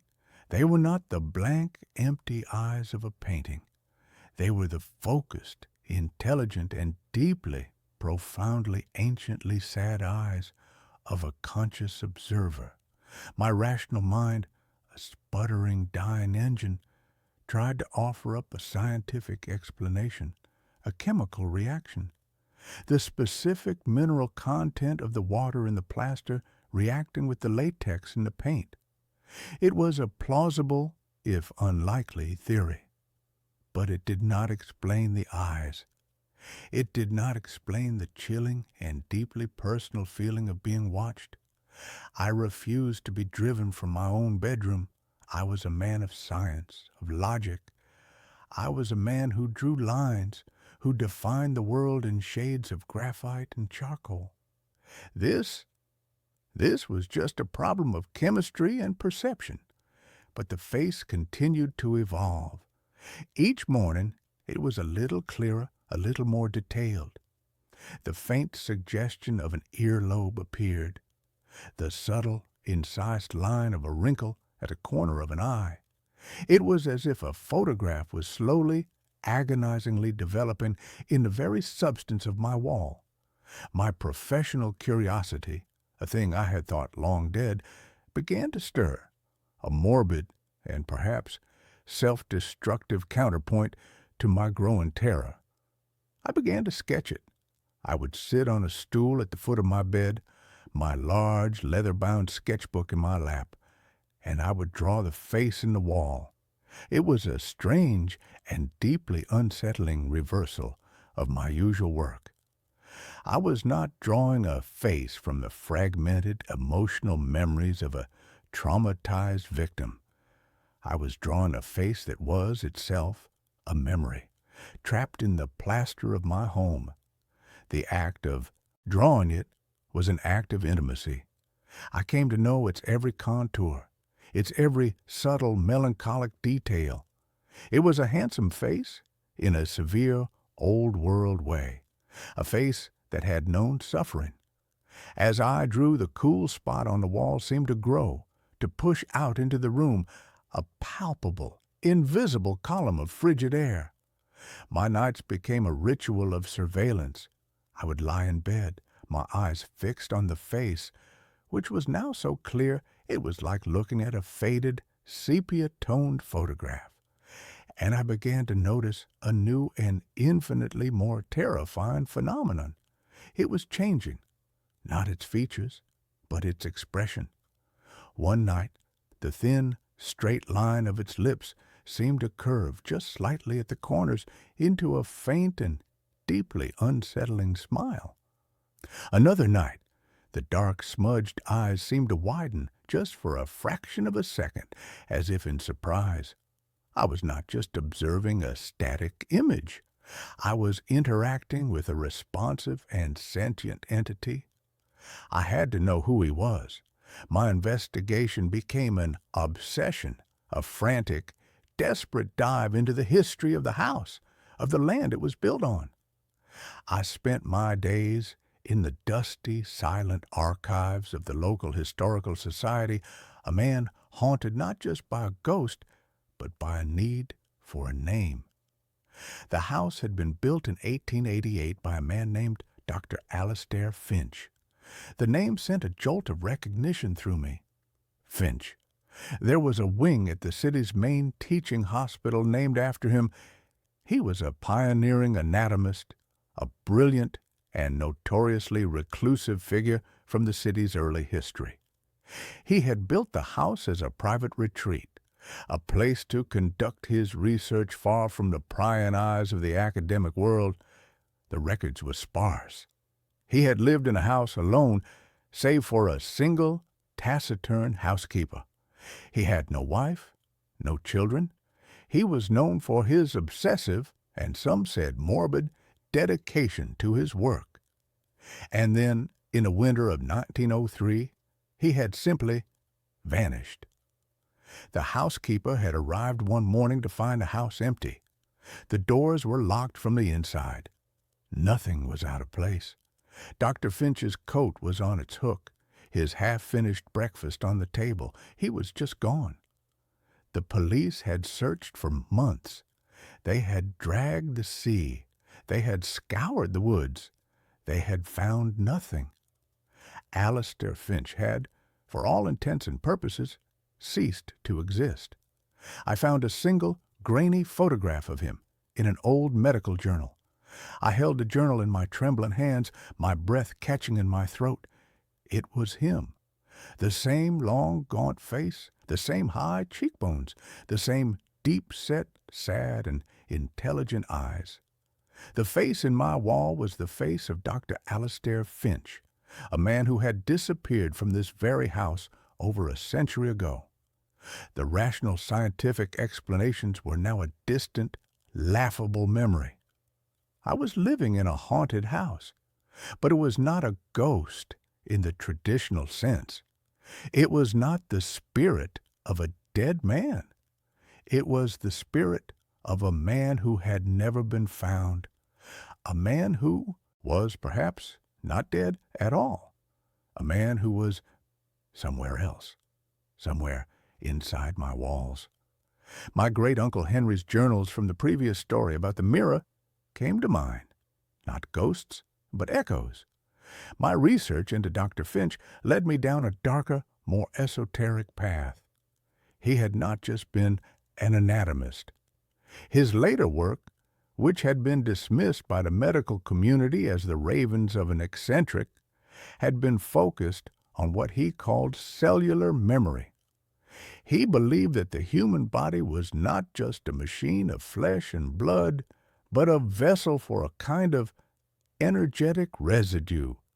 He believed that a powerful, focused consciousness could, at the moment of extreme duress or concentration, leave an imprint of itself on its surrounding environment, an echo, a psychic photograph, and I found his formula. In a letter to a colleague, a letter in which he was clearly trying to secure funding for his increasingly strange research, he had described a new experimental plaster he had developed, a plaster that was not mixed with horsehair and sand, but with a fine, powdered, and deeply unsettling mixture of human bone ash and silver nitrate. He claimed it was the perfect medium, a kind of psychic film, capable of capturing the final, desperate, energetic imprint of a human soul. I felt a wave of nausea so profound I had to sit down. My walls were not just walls. They were a tomb, a recording medium. And the face of Dr. Finch was not a stain. It was a photograph, taken from the inside. He had not vanished. He had imprinted himself. He had become a part of the house. The phenomena began to escalate, to bleed out from the wall and into the room itself. I would hear a soft, dry, whispering sound at night, like the sound of a page being turned in an old, brittle book. I would wake up to find the objects on my bedside table rearranged, my sketchbook moved to the other side of the room. One morning, I found a single, perfect, and deeply disturbing handprint in the thick layer of dust on the floorboards in front of the wall. It was a long, slender hand, the hand of an academic, a surgeon, and it was as if someone had pressed their hand to the floor from the inside of the wall and the dust had settled around it. He was no longer just watching me, he was trying to reach me, and then the face began to change in a new and far more terrifying way. It began to look like me. It was a slow, subtle, and horrifying transformation. The line of the jaw would soften just slightly to match my own. The shape of the eyes would change, becoming a little wider, a little less deep-set. The thin, straight lips would become a little fuller. It was as if he was studying me, my own face, my own features, and he was incorporating them. He was using my own reflection, my own presence as a model, a template. He was overriding his own faded image with my fresh, living one. I was no longer just an observer of this phenomenon. I was a participant. I was the source material. He was not just a ghost in my house. He was a parasite, and he was feeding on my own identity. I had to get out. The thought was a primal, screaming imperative. I packed a bag, my hands shaking, my eyes darting nervously towards the wall, where the face, now a grotesque, androgynous fusion of my own features and his, watched me with a calm and deeply unsettling curiosity. I went to the front door, my hand on the knob, and the door would not open. The old, heavy and well-made lock was frozen solid. I tried the back door. The same. The windows, the old sash-cord windows that had been painted shut for decades, were now as solid and immovable as the stone foundation of the house itself. I was trapped. The house, his body, would not let me leave. I was a prisoner in a house that was actively and intelligently trying to consume me. My last desperate hope was my sister, Sarah. She was a journalist, a hard-headed, cynical, and deeply practical woman who had always viewed my artistic temperament with a kind of affectionate pity. She was the only person I had told about the house, and she had, of course, assumed my strange behavior was just an eccentric and slightly morbid manifestation of my grief. She had promised to drive up from the city at the end of the week to check on me. I had my phone. I had a signal. I called her. My voice was a frantic, terrified mess. I told her I was trapped. I told her the house wouldn't let me out. She was silent on the other end of the line for a long moment. I could hear the deep, weary sigh of a woman who was convinced her brother had finally and completely lost his mind. "Okay, Elias," she said, her voice the calm, placating tone one uses with a frightened child or a lunatic. "Okay, I'm on my way. I'll leave right now. It will take me about 3 hours. Just try to stay calm. Can you do that for me?" 3 hours. It felt like a lifetime. I spent those 3 hours in a state of high-alert, paranoid terror. I barricaded myself in the living room, as far away from the bedroom, from the wall, as I could get. The whispering was louder now, a constant, sibilant, and almost conversational murmur that was coming from all the walls at once. And in the whispering, I could hear my own name, Elias. And then the wall in the living room, the one that faced the sea, the one where Michael and I had planned to hang his favorite oversized abstract painting, began to change. The plaster began to ripple, to soften, as if it were turning from a solid to a liquid.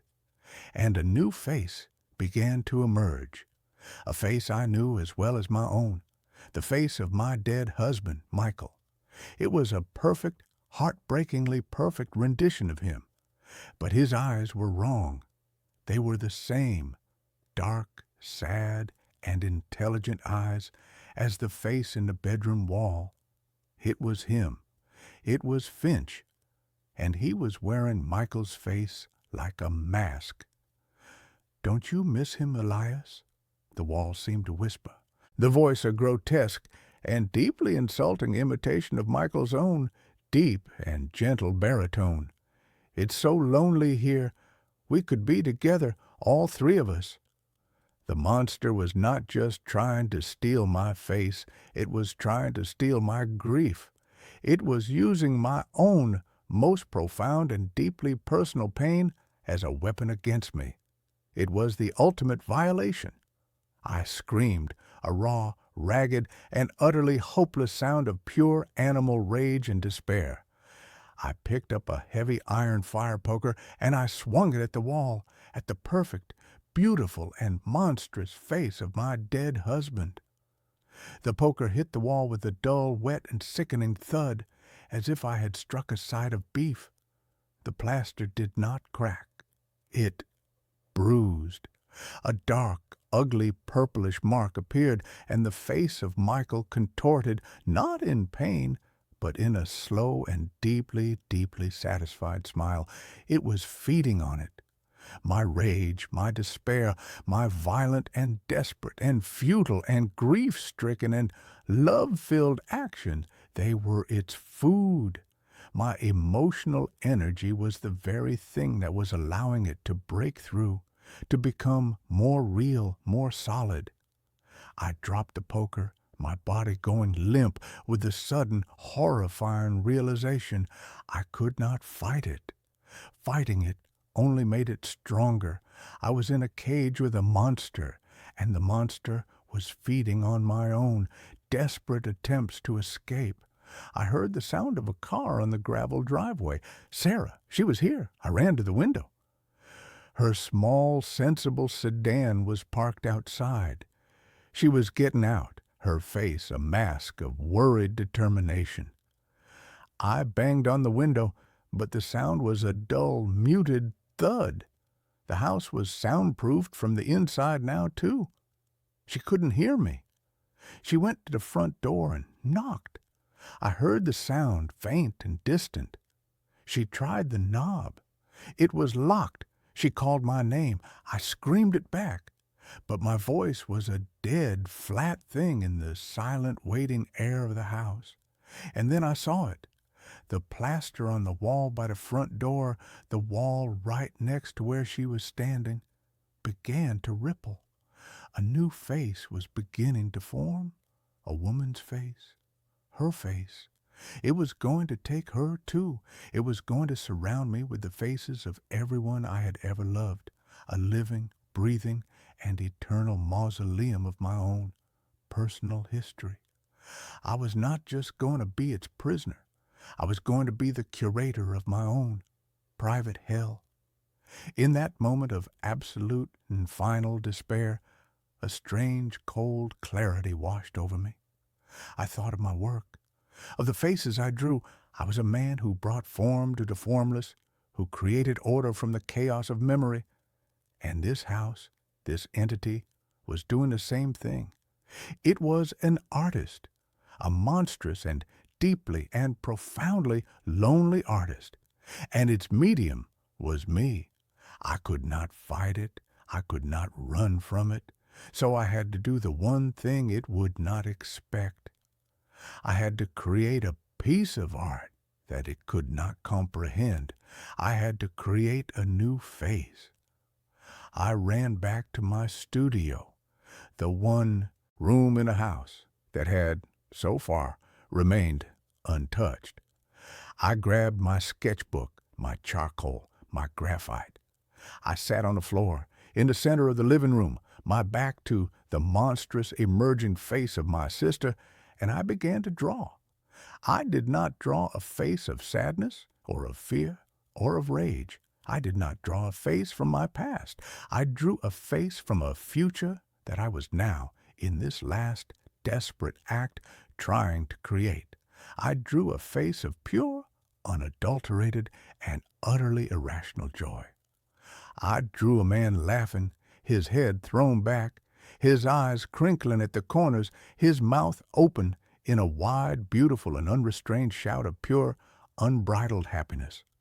I poured every last remaining ounce of my own depleted life force, of my own desperate hope for a future that was not this, into the drawing. I drew a face that had no place in this house of sorrow. I drew a face that was a lie, a beautiful, powerful, and defiant lie.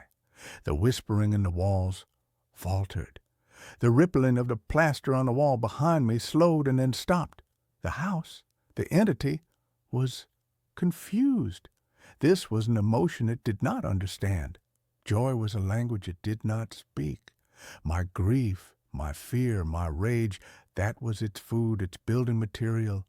This was poison. I kept drawing, my hands a frantic, desperate blur. I was not just drawing a picture. I was performing an exorcism. I was fighting a monster not with iron and salt, but with charcoal and hope. The face of Michael on the far wall began to fade, to recede back into the plaster, its perfect, sad features contorting in a look of profound and deep and utter confusion. The house began to groan, a low, structural, and deeply wounded sound. The cold in the air began to recede. I finished the drawing. I held it up. It was the best thing I had ever created. It was a face of pure, impossible, and defiant life. And I taped it to the wall, directly over the spot where the face of my sister had begun to form. "This is my house now," I whispered, my voice a raw and shaky and finally, blessedly, hopeful thing. "And this is the only face you're allowed to have." The house let out a long, shuddering, and deeply mournful sigh, a sound that was not of a monster, but of a lonely and finally defeated thing. And then it was silent. The lock on the front door clicked open. I stumbled to the door and threw it open. Sarah was there, her hand raised to knock again, her face pale with worry. She looked at me, at the wild and ragged and charcoal-smeared and finally, truly and deeply and beautifully alive man that I had become. "Elias," she whispered, "are you okay?" I looked at her, and for the first time in a very, very long time, I smiled. A real smile, a true smile, a smile that was not a memory or a ghost or a lie. It was just a smile. "Yeah," I said, my voice a quiet and steady and finally peaceful thing. "Yeah, I think I am. There's a new room in my apartment every time I wake up. The apartment was my anchor. In the swirling, chaotic sea of a life that had recently been capsized, apartment 7A was my one small immutable island of reality. It was a simple space, a pre-war one-bedroom with a kind of solid, dependable architecture that no longer exists. You entered into the living room, a decent-sized rectangle with a large window that looked out onto the intricate iron lacework of a fire escape and the stoic, unimpressed brick wall of the building opposite. To the right, a small galley kitchen that always smelled faintly of gas and old coffee. Straight ahead, a short hallway with the bathroom on the left and the bedroom at the end. 750 square feet of predictable, logical, blessedly boring space. I knew its every scar and imperfection. The way the floorboards in the hallway groaned a three-note complaint when you walked on them. The water stain on the bedroom ceiling that looked like a profile of Abraham Lincoln. The persistent draft that whispered from the bottom of the living room window. I had measured its walls. I had memorized its layout. I had made it my sanctuary. My name is Alex, and for the past 6 months, since my brother Ben's accident, this apartment was the only thing in the universe that still made sense. Ben was the one who didn't make sense, the one who defied logic and gravity. He was a climber, a man who found his church on the sheer, unforgiving faces of granite cliffs. I was the urban planner, a man who designed grids, who believed in right angles and zoning laws, who found comfort in the predictable, horizontal flow of life. He chased the vertical, and 6 months ago, the vertical had won. A freak storm, a loose hold, a moment of gravitational certainty. He was gone, and my world, once a neat and ordered blueprint, had become a crumpled, tear-stained mess. Apartment 7A was the drafting table where I was trying and failing to smooth it out again. The first new room appeared on a Tuesday. I woke up with the familiar dull ache of a grief hangover, my dreams having been a long, exhausting replay of things I couldn't change. I shuffled out of the bedroom, down the short hallway, heading for the promise of coffee, and I stopped. On the right side of the hallway, opposite the bathroom, where there had only ever been a blank plaster wall decorated with a framed print of a Rothko painting, there was now a door. It wasn't a strange door. It was a door that looked like it had always been there. It was the same solid dark wood as the bathroom and bedroom doors, with the same simple, tarnished brass knob. My mind, sluggish and still half asleep, refused to process it. For a long, stupid moment, I just stared, trying to reconcile this new, impossible fact with the unshakable, dogmatic certainty of the apartment's layout that I held in my head.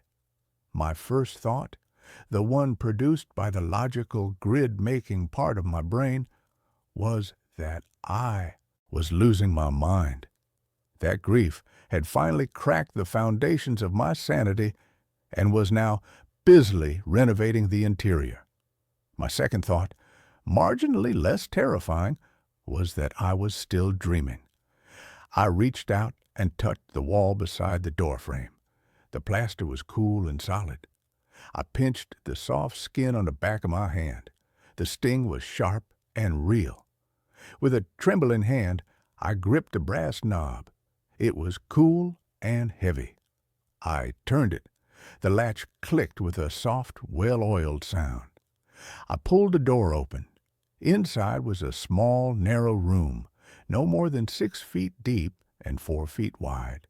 It was a study or library, furnished with a single, elegant dark wood desk and a leather-backed chair. The walls were lined with built-in bookshelves, and they were filled from floor to ceiling with books. I could smell the familiar, comforting scent of old paper and leather binding. A small green-shaded banker's lamp sat on the desk, unlit. The room was windowless, and the air within it was still and silent, as if it had been sealed for a century. I stood in the doorway, my mind a screaming chaos of disbelief. I had lived here for 3 years. I had painted this hallway. I had hung that Rothko print. There had never been a door. There had never been a study. I closed the door, my heart hammering against my ribs. I leaned my forehead against the cool wood, my breath coming in short, sharp gasps. I opened my eyes and looked at the Rothko, which now hung on the shorter stretch of wall between the new door and the living room. It looked perfectly natural there, as if it had always been its home. My brain was desperately trying to re-narrate my own reality. Maybe it was always here.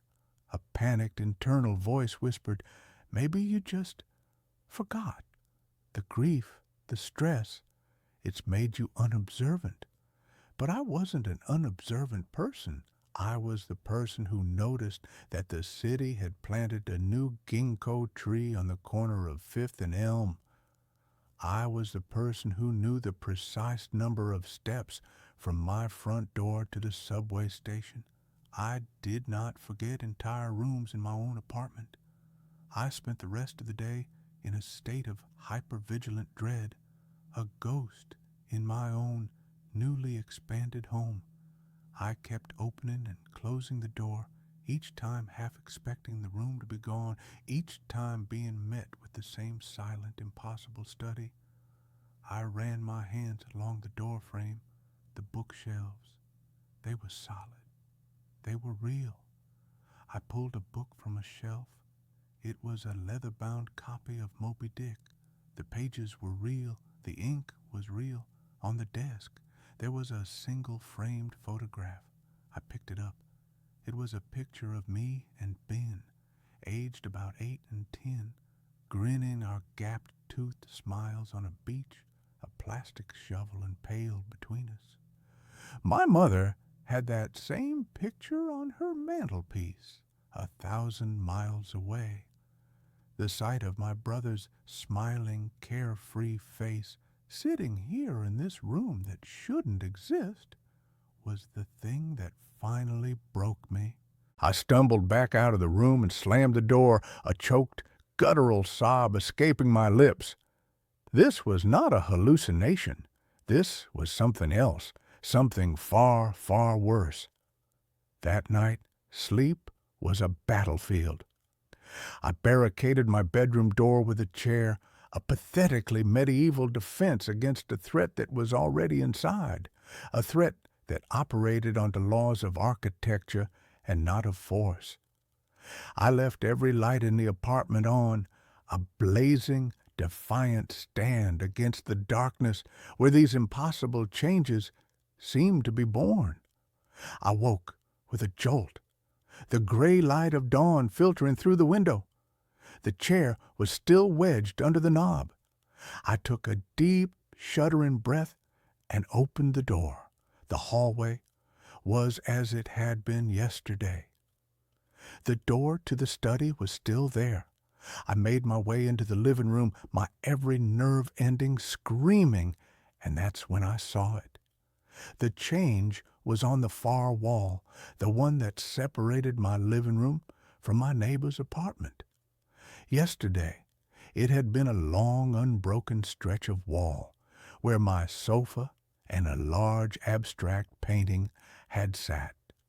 Now, in the middle of that wall, there was another door. This one was different. It was a simple, white-painted door, the kind you'd find in a nursery. It had a small crystal knob. A low, keening sound of pure terror escaped my lips. I wanted to run, to flee the apartment and never come back. But where would I go? How could I explain it? "I'm sorry. I have to break my lease. My apartment is breeding." With a sense of dread so profound it felt like I was moving through water, I crossed the room and opened a new door. The room beyond was a child's nursery. It was fully furnished in a style that was both old-fashioned and achingly familiar. A wooden crib stood against one wall, a rocking horse with faded peeling paint in the corner. The wallpaper was a pattern of pale yellow stars and smiling crescent moons. The room was thick with the dust of ages, and the air was cold and still. And it was familiar because it was the nursery that my ex-girlfriend Sarah and I had planned, down to the last detail, in a series of late-night wine-fueled conversations about a future that had never come to pass. We had broken up a year before Ben's accident, a quiet, amicable death by 1,000 unsaid things. I backed out of the room, a new, different kind of grief twisting in my gut. The apartment wasn't just adding rooms. It was building them from the raw material of my own life, my own memories, my own sorrows. It was constructing a museum of my failures, a monument to my losses. The days that followed were a descent into a surreal architectural nightmare. Every morning there was a new door, a new room. A long, narrow, windowless hallway appeared, leading from the kitchen to nowhere, its far end shrouded in a darkness my eyes could never penetrate. A small tiled bathroom, identical to the one in my childhood home, materialized off the living room, the faint, phantom smell of my father's aftershave still hanging in the air. My 750-square-foot apartment was becoming a sprawling labyrinthine mansion, a physical manifestation of my own fractured psyche. I tried to fight it with logic. I went online and found the original blueprints for my building, a grainy PDF from the 1920s. It showed my apartment as I had always known it, a simple one-bedroom unit. There were no hidden studies, no forgotten nurseries. I took a tape measure and measured the exterior dimensions of my apartment from the hallway. They hadn't changed. I was still occupying the same physical footprint in the building. The growth was happening internally. The space was bigger on the inside. The thought was so fundamentally, cosmically impossible that my mind, the mind of a man who designed logical spaces for a living, threatened to collapse under the strain. I set up a camera. I positioned my laptop on a stool in the living room, its webcam aimed at the blank wall where I suspected the next door would appear. I hit record and went to bed, a small, desperate hope flickering in my chest. Video evidence? Proof. When I woke up, a new door, a heavy iron-banded medieval-looking thing, stood in the wall. I rushed to my laptop, my hands shaking.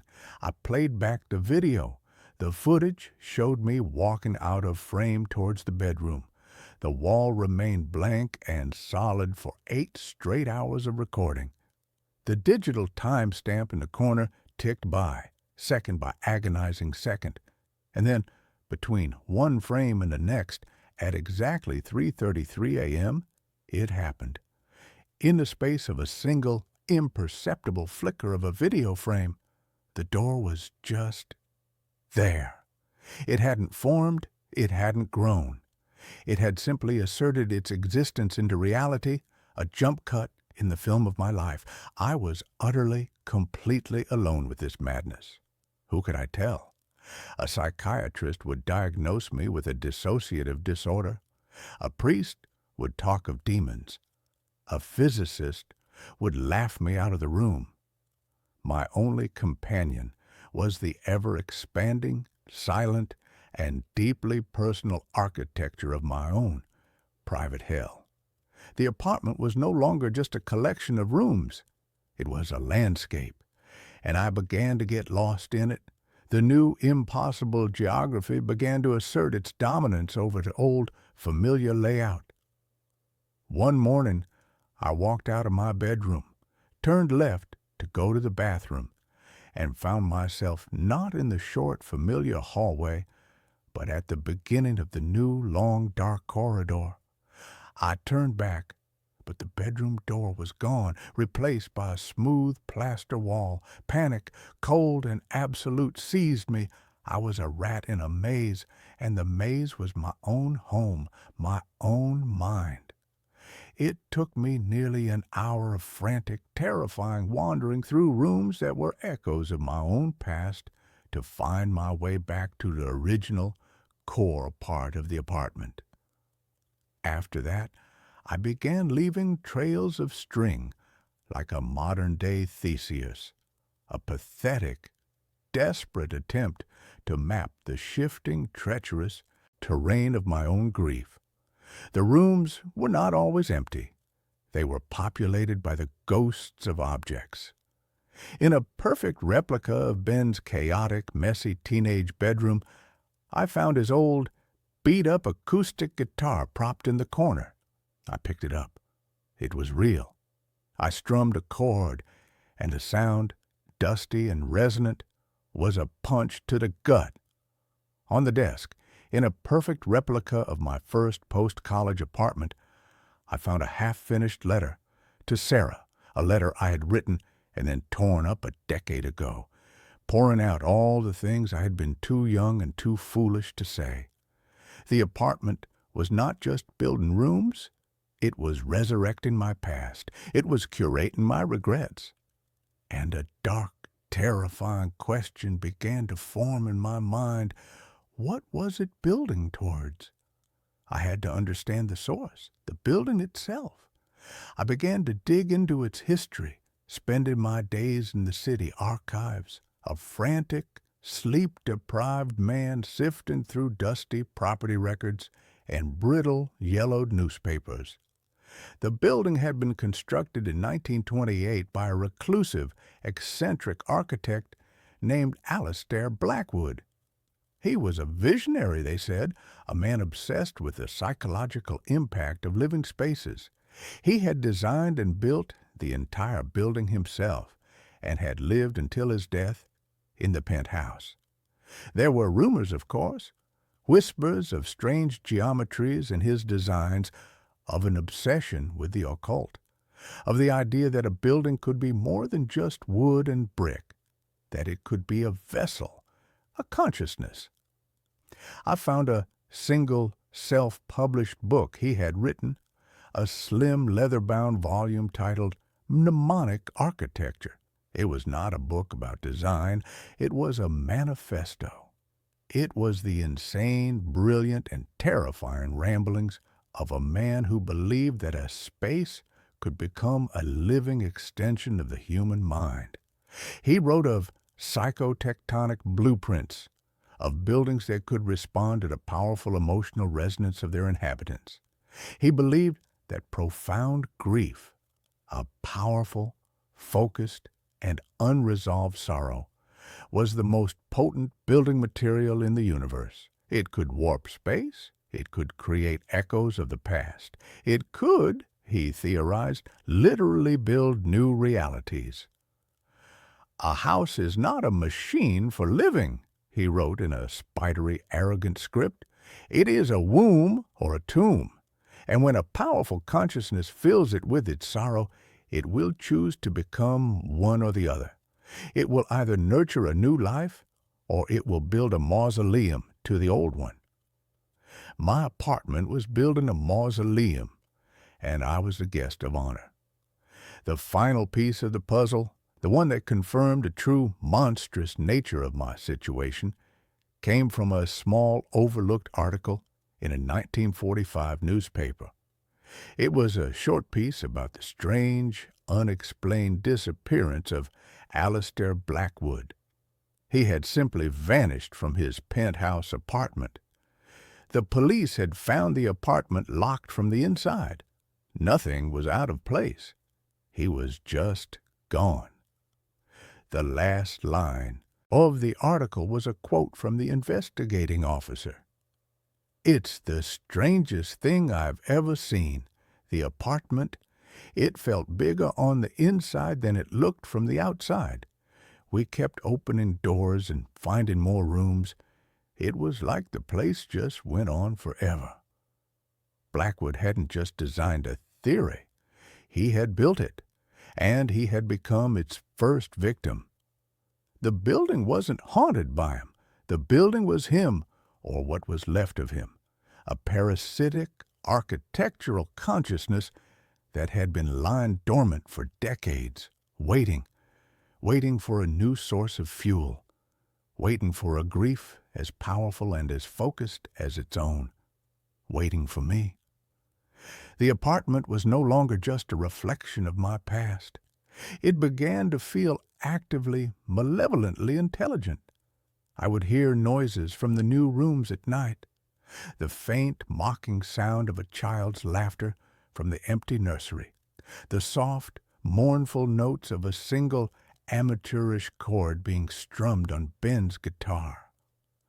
I would find the books in the study rearranged, their titles spelling out a single accusing word. Why? It was trying to communicate. It was trying to break me. It was feeding on my sorrow, and the more I grieved, the more it grew, the more elaborate and personal the rooms became. A perfect replica of the hospital room where Ben had died appeared, the scent of antiseptic and lilies so strong it made me gag. The rhythmic, electronic beep of a phantom heart monitor a constant torturous soundtrack. I was being digested. My memories, my emotions, my very identity were being broken down and used as bricks and mortar in this ever-expanding prison of the self. I knew, with a certainty that was as cold and hard as a granite that had killed my brother, that if I didn't find a way out, I would end up like Alistair Blackwood. I would be absorbed. I would be a whisper in a new empty room, waiting for the next grieving soul to move in. My only hope was Sarah. She was the one loose thread, the one part of my past that was not defined solely by loss. Our ending had been sad, but it had not been tragic. I called her.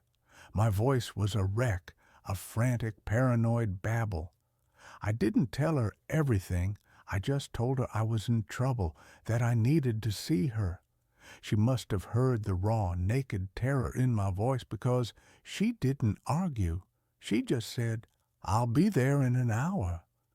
She was my one desperate gamble. I needed a witness. I needed another consciousness in the apartment, someone who could prove that this was real, that I wasn't just a man who had been driven mad by grief. When she arrived, my heart was a frantic, terrified drum. I let her in, and she just stood in the doorway, her face a mask of shock and concern. "Alex," she breathed, "what's happened to you?" I probably looked like a ghost. I hadn't slept properly in weeks, but I didn't care about that. "You see it, don't you?" I asked, my voice trembling, pointing a shaky finger at the nursery doctor in the living room wall. She frowned. "See what? The door." "It wasn't here before, Sarah," I said, my voice cracking. "None of them were." I took her on a tour of my own personal madness. I showed her the study, the dark hallway, the replica of Ben's bedroom. She followed me, her expression shifting from concern to a deep, profound, and terrifying pity. She couldn't see them. Where I saw a door, she saw a blank wall. I would open the door, walk into the study, and to her, it looked like I was just standing in the hallway staring at the plaster.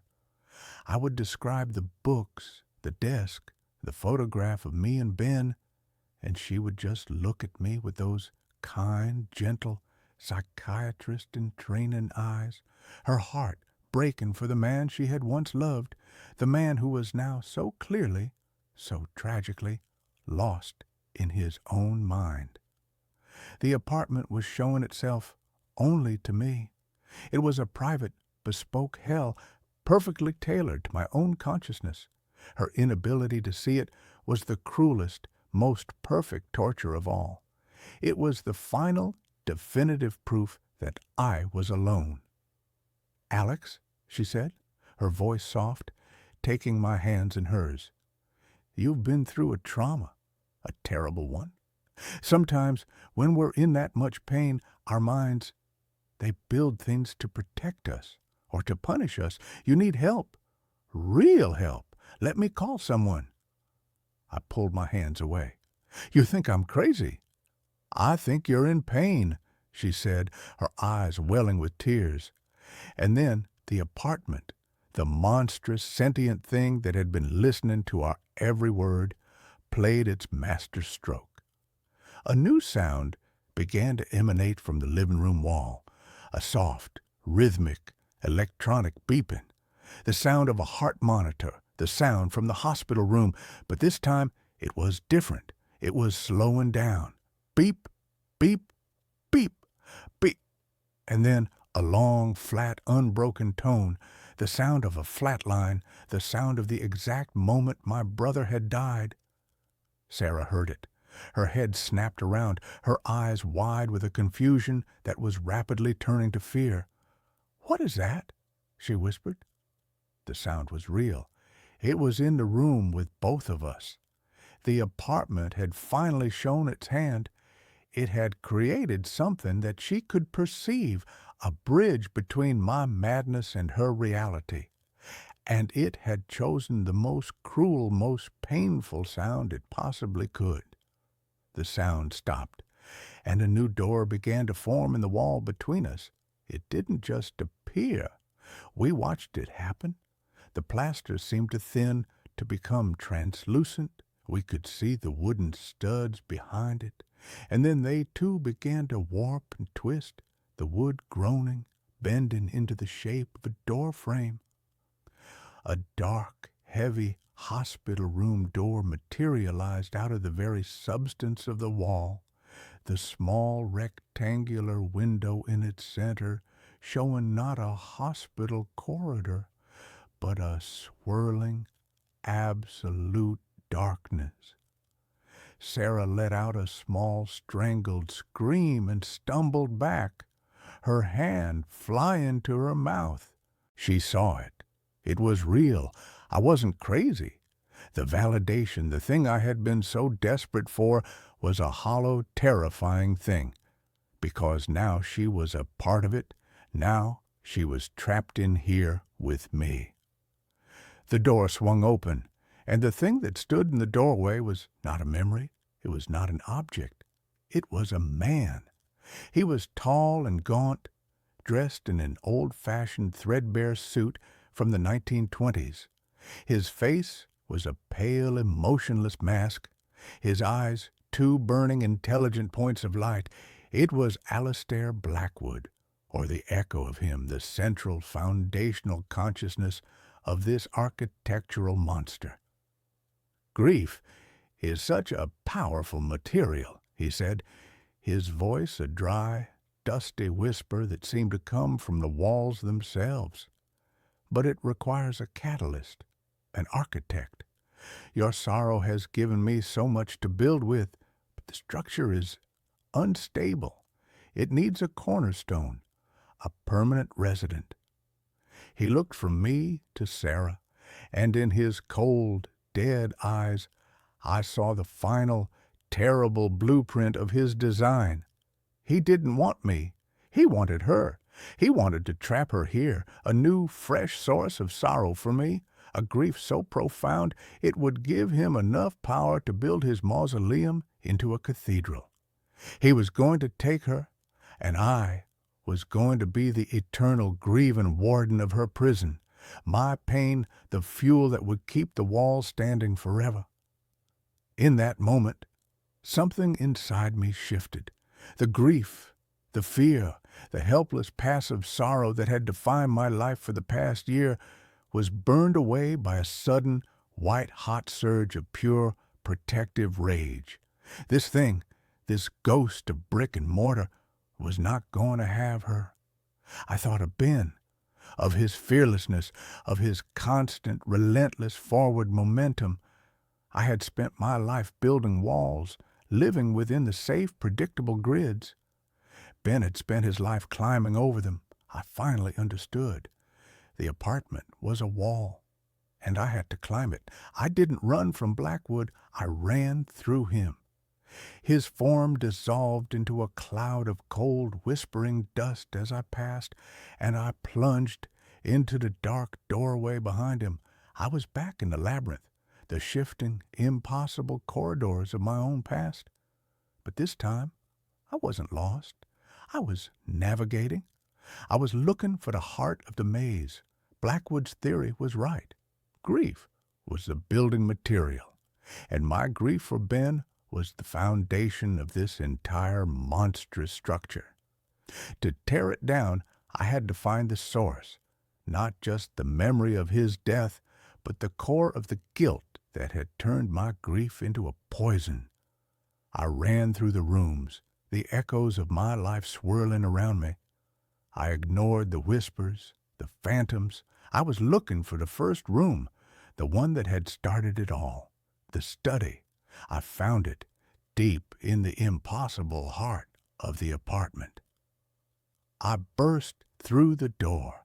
The room was the same, but the air was humming with a powerful, concentrated energy. And in the center of the room, on the desk, the photograph of me and Ben on the beach was glowing with a soft, internal light. This was it, the cornerstone, the foundational memory, not of his death, but of our lives together. The thing the house was twisting, perverting. I heard Sarah scream my name from somewhere far away in the maze. Blackwood was after her. I had to end this, now. I picked up the photograph, and I finally allowed myself to feel the one true ugly thing I had been hiding from myself for 6 months. I wasn't just grieving for Ben. I was angry at him.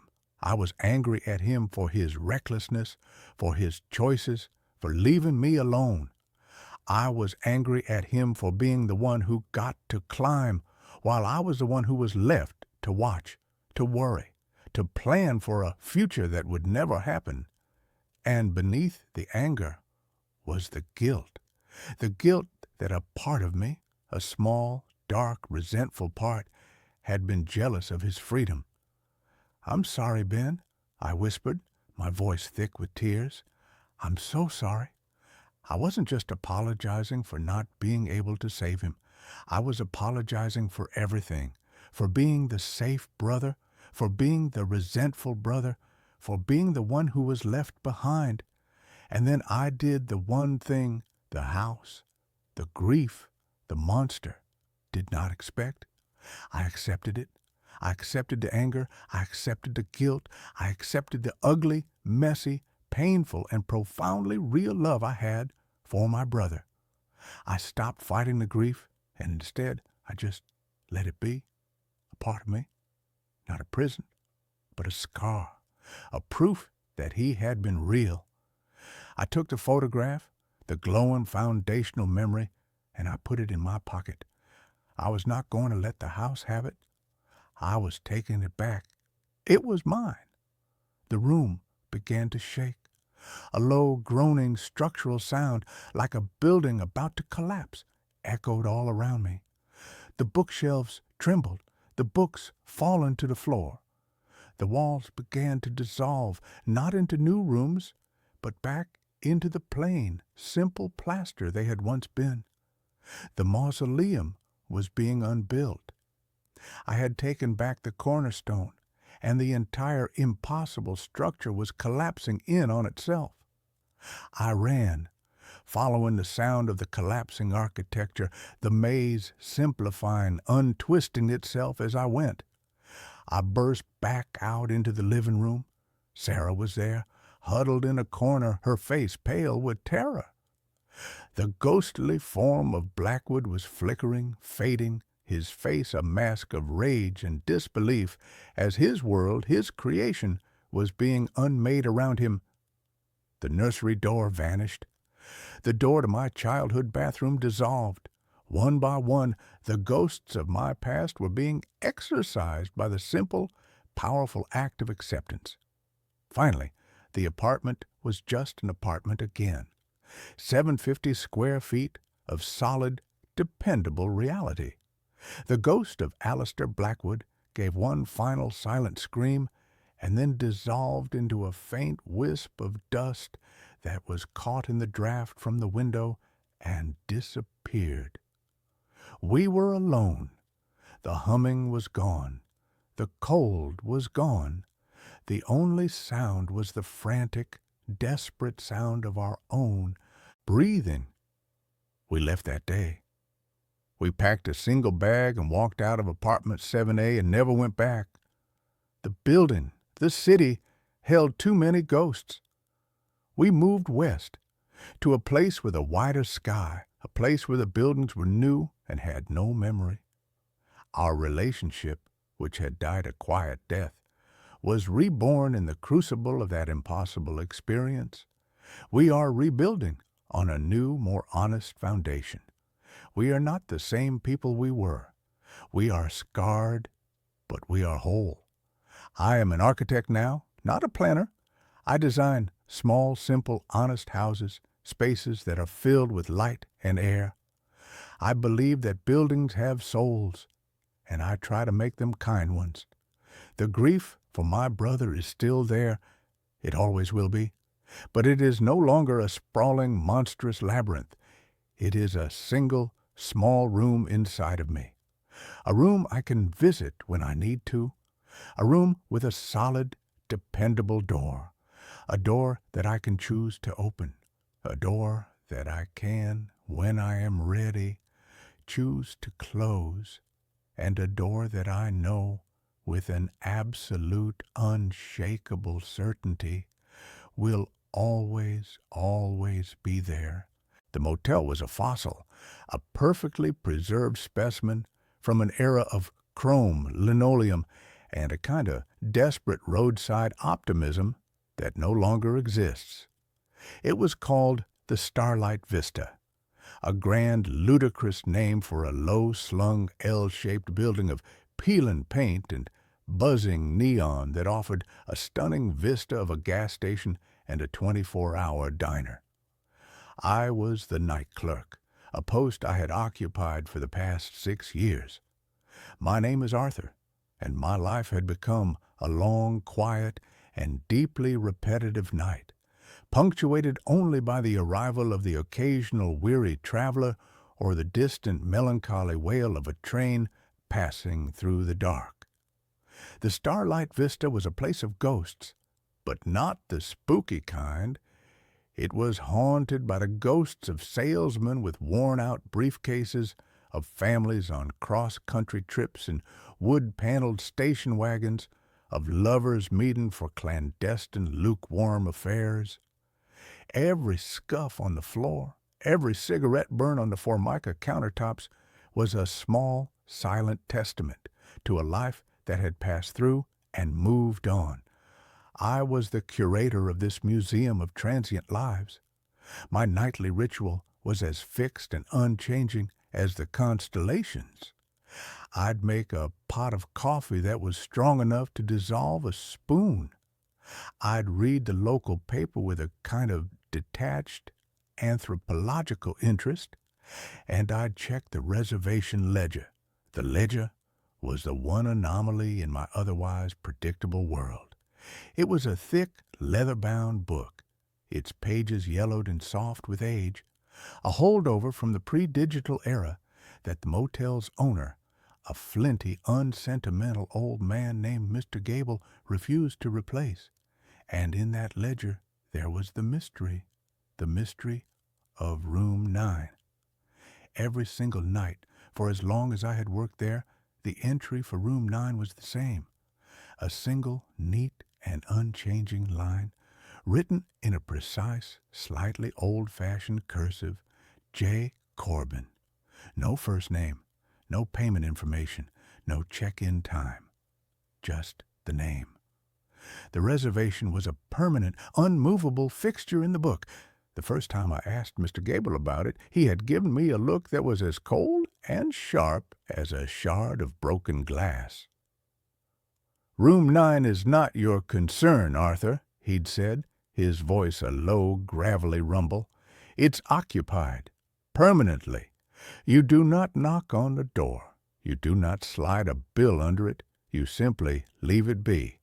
Is that understood?" It was not an invitation for a conversation. It was an order, and for 6 years I had obeyed it. I had treated Room 9 as if it did not exist. It was a blank spot on the map of my small nocturnal kingdom, but my curiosity, a slow, patient, and persistent creature, had been gnawing at the edges of my obedience for years. I had done the math. I had gone back, page by yellowed page, through the old ledgers that were stored in the back office. The reservation for J. Corbin had started on a Tuesday, October 14th, 1986, and it had never stopped. 39 years, 14,235 nights, a single unbroken reservation. Who was J. Corbin? Was he a recluse, a modern-day Howard Hughes, living out his days in a cheap roadside motel? But I had never seen anyone go in or out of that room. The housekeeping staff, 2 quiet middle-aged sisters named Maria and Sophia, never cleaned it. When I had asked them, they had just crossed themselves and shaken their heads, muttering something in Spanish about bad air. The room itself was a paradox. It was at the far end of the west wing, the last door on the left. The paint on the door was not peeling. The brass number 9 was not tarnished. The "Do Not Disturb" sign, a small plastic rectangle, hung permanently from the knob. Its red letters faded to a pale anemic pink. The window that faced the parking lot was always dark, its thick mustard-yellow curtains always drawn. But the room was not dead. It consumed electricity. I had checked the meters in the maintenance closet. Room 9 drew a steady, consistent, and low-level amount of power day and night. The kind of power draw you'd see from a single, low-wattage light bulb, and maybe an old, inefficient clock radio. My quiet, ordered life was built around this one, singular and deeply unsettling mystery, and for 6 years I had been content to let it remain one. But then Mr. Gable died. A heart attack, swift and efficient in his sleep. His estranged daughter, a brisk, no-nonsense woman from the city, inherited the motel, and her first order of business was to modernize. A team of contractors descended upon the starlight vista, and the comfortable, dusty silence of my life was shattered by the sound of hammers and power saws. They were replacing the carpets, updating the wiring, and, to my horror, installing a new computerized reservation system. The leather-bound ledger, my strange anachronistic Bible, was to be retired. I knew my time was running out. The new system would not tolerate the gentle, unspoken mystery of J. Corbin. It would demand a credit card number, a check-in date, a digital footprint. The ghost in my machine was about to be exorcised by an IT professional. I had to know. I had to understand.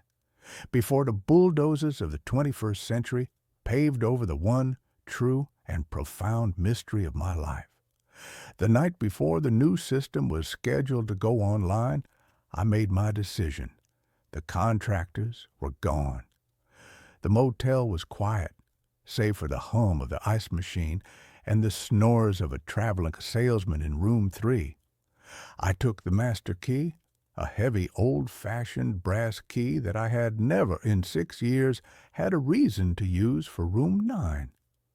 My footsteps echoed in the empty parking lot as I walked towards the west wing. The air was cold and still. The buzzing of the neon sign seemed to grow louder, more insistent, as I approached the door. I stood before it for a long moment, my heart a frantic, trapped bird in my chest. The faded "Do Not Disturb" sign seemed to mock me. My hand trembled as I slid the key into the lock. It turned with a smooth, silent, and well-oiled click that was deeply, profoundly unnerving. I took a deep breath, the air tasting of asphalt and impending revelation, and I pushed the door open. The room was not what I expected. It was not a dusty, forgotten time capsule. It was not the squalid den of a recluse. It was a waiting room. The room was immaculate. The bed, a standard motel-issue double, was made with military precision. The cheap polyester bedspread pulled taut, not a single wrinkle on its surface. The carpet, a swirling psychedelic pattern of orange and brown, was perfectly vacuumed. There was not a speck of dust on the faux wood headboard or the formica top of the small round table. But the room was not empty. On the table, next to a small bakelite lamp that was emitting a soft, warm, golden glow, was a single open book. And sitting in the room's only armchair, a worn vinyl monstrosity the color of a bruised avocado, was a man. He was old, but it was an age that was impossible to quantify. He was dressed in a simple, gray, and slightly old-fashioned suit. His face was a road map of wrinkles, but his eyes, a pale, washed-out blue, were clear, sharp, and utterly, completely ancient. He was not a ghost. He was solid. He was real. And he was looking directly at me. He did not seem surprised. He seemed patient, as if he had been waiting for me to open that door for a very, very long time. "Arthur," he said, his voice a low, soft, and impossibly tired sound. "You're early. I wasn't expecting you for another 17 years. I stared at him, my mind a screaming white noise chaos of disbelief. Who are you?" I stammered. "Are you J. Corbin?" He smiled, a faint, sad, and deeply weary smile. In a manner of speaking, it's a professional name, a designation. You can call me Jonas. What is this place? I whispered, my eyes darting around the clean, sterile, and utterly soulless room. What have you been doing in here for 39 years? Waiting, he said simply, and working. He gestured to the open book on the table. I took a hesitant step into the room. The air was still and cool, and it had a strange, neutral, almost non-existent smell. It was like the air in a clean room, a place where the outside world was not allowed to enter. I looked at the book. It was a ledger, identical to the one I used at the front desk, and it was open to today's date. All the rooms were marked as vacant, except for one, Room 9, J. Corbin, and beneath it a new line had been added in the same neat and precise cursive. Arthur Penhaligon, 11:17 p.m., my name. I looked up at him, a cold, creeping dread, far worse than any simple, superstitious fear, beginning to seep into my bones. What is this? I'm a clerk, Arthur, Jonas said, his ancient blue eyes holding mine. Just like you, a manager of a very specific and very necessary kind of roadside motel. He gestured around the room. This isn't just a room, it's a layover, a transfer station, a place between the road you were on and the one you're about to be on. I don't understand, I said, my voice trembling. You're not supposed to, he said, his voice gentle. Not yet. Your reservation isn't for another 17 years, but you've opened the door. You've checked in early. And the rules are very strict about early check-ins. My mind was reeling, trying to process the sheer cosmic impossibility of his words. This was not a man. This was something else. And this motel, my quiet, predictable, and boring little motel, was a part of it. What are you? I whispered. I am the one who helps the lost find their way, he said. The ones who die on the road. The ones who are untethered. A car crash on the interstate, a lonely heart attack in a room that isn't their own. A soul that has, for one reason or another, missed its exit.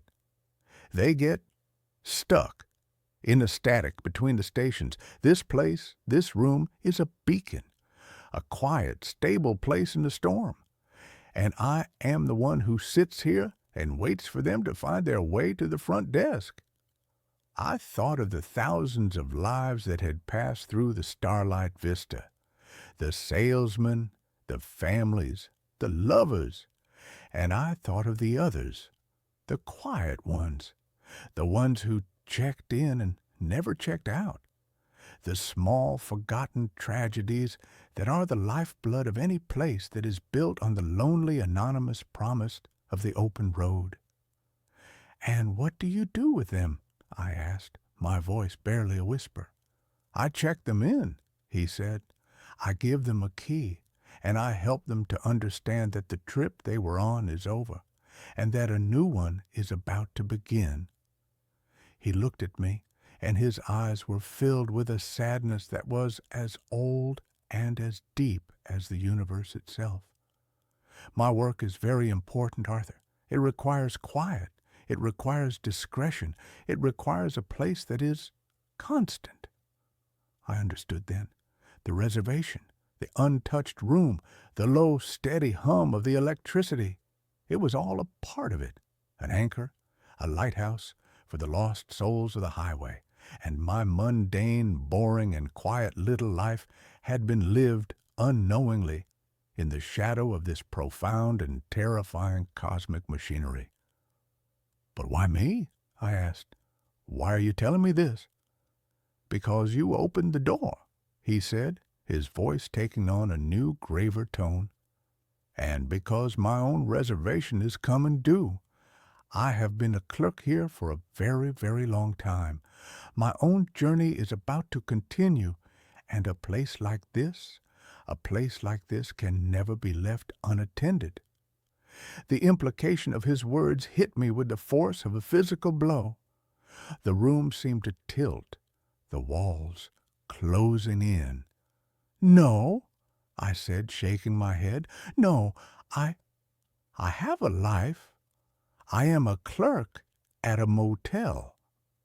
"You were a clerk at a motel," he corrected gently. "But you chose to open a door that was not meant for you.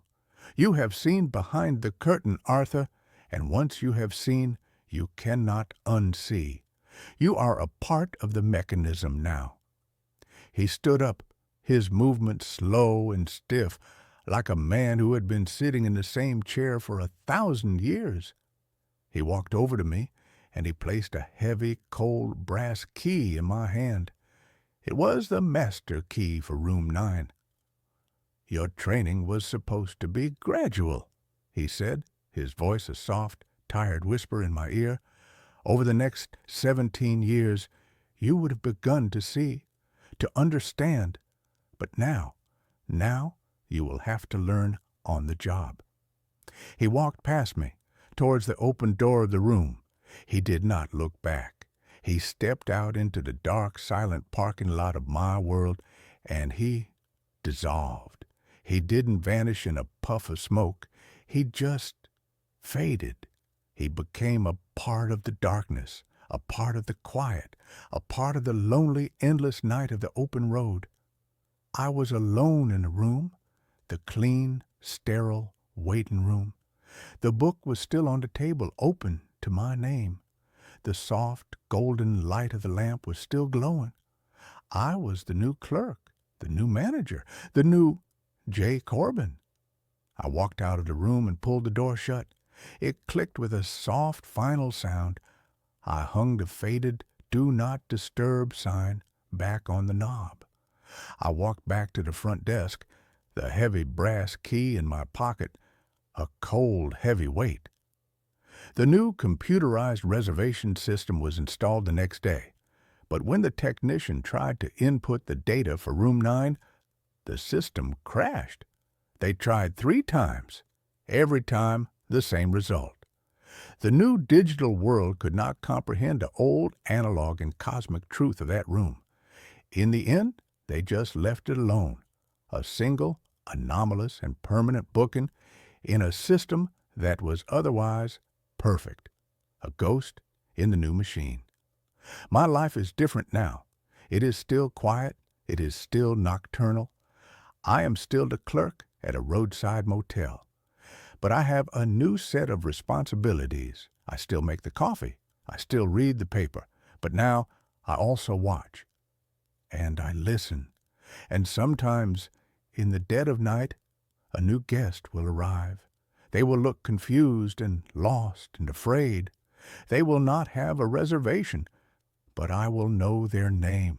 I will check them in, and I will give them a key to a room that is not on any map, a quiet, clean, and peaceful room, a place where they can rest before they continue on their journey. I have 17 years until my own check-in, 17 years to be the quiet, patient, and necessary guardian of the lost souls of the Starlight Vista. It is a strange and lonely and sometimes terrifying job. But I have come to understand that it is also a profound and deeply and strangely sacred one. The road is long and the night is dark, and everyone eventually needs a place to rest, and I am the one who leaves the light on. My daughter's imaginary friend knows too much about our past. The first time Lily mentioned peaches, it was a sun-drenched Tuesday in June. Sunlight, thick and golden as honey, poured through the bay window of our new living room, illuminating the dust motes dancing in the air like tiny, blissful spirits. My wife, Sarah, was unpacking a box of books, her brow furrowed in concentration as she tried to decide where the Dickens collection should go. I was on the floor struggling with the notoriously vague instructions for a Swedish-designed bookshelf. Lily, all of 5 years old with hair the color of spun corn silk and eyes the deep, serious blue of a twilight sky, was having a tea party on the Persian rug we'd bought as a celebratory splurge for the new house. Her guests were a one-eyed teddy bear named Barnaby and a perpetually smiling rag doll called Daisy, and apparently a new addition. "No, Peaches, you can't have more sugar," she said, her voice a stern, motherly whisper. "It's bad for your teeth." I glanced over at her, a smile tugging at my lips. "Who are you talking to, Sweet Pea?" "Peaches," she said, as if it were the most obvious thing in the world. She carefully poured a drop of imaginary tea into an empty spot on the rug. "He's very greedy." Sarah looked up from her books, her face softening into the kind of warm, maternal smile that had made me fall in love with her a decade ago. "Oh, we have a new friend? What does Peaches look like?" Lily tilted her head, considering the question with the gravity of a seasoned philosopher. "He's long," she said finally, "and he wears patchy clothes, like a scarecrow. And he's sad, I think. His face is all smudgy. An imaginary friend. The parenting books we'd devoured had told us to expect this. It was a normal, healthy part of a child's development, a sign of a vibrant imagination. We smiled at each other over Lily's head, a silent, shared moment of parental pride. Our little girl was creative. She was bright. She was normal. After everything we had been through, normal was the most beautiful word in the English language. We'd bought this house to be our fortress of normal. It was a 2-story colonial on a quiet, tree-lined street in a town where nobody knew our names. It was a deliberate, calculated escape from the city, from the ghosts of our old life, from the constant low-level hum of anxiety that had become the soundtrack to our marriage. This house, with its fresh coat of dove-gray paint and its sprawling backyard, was meant to be a new beginning, a place where the past couldn't find us. For a few weeks it was. Peaches became a fixture in our home. An extra invisible place was set at the dinner table. Lily would leave the bathroom door ajar so Peaches could get out. She would tell us stories about him, strange, disjointed narratives. "Peaches lived in the walls," she said. "He used to live in a dark, wet place. He was always cold." We'd nod and smile, playing along, marveling at the intricate world she was building. The detail about him being smudgy and sad was a little melancholic, maybe, but kids have a flair for the dramatic. We wrote it off as a harmless quirk.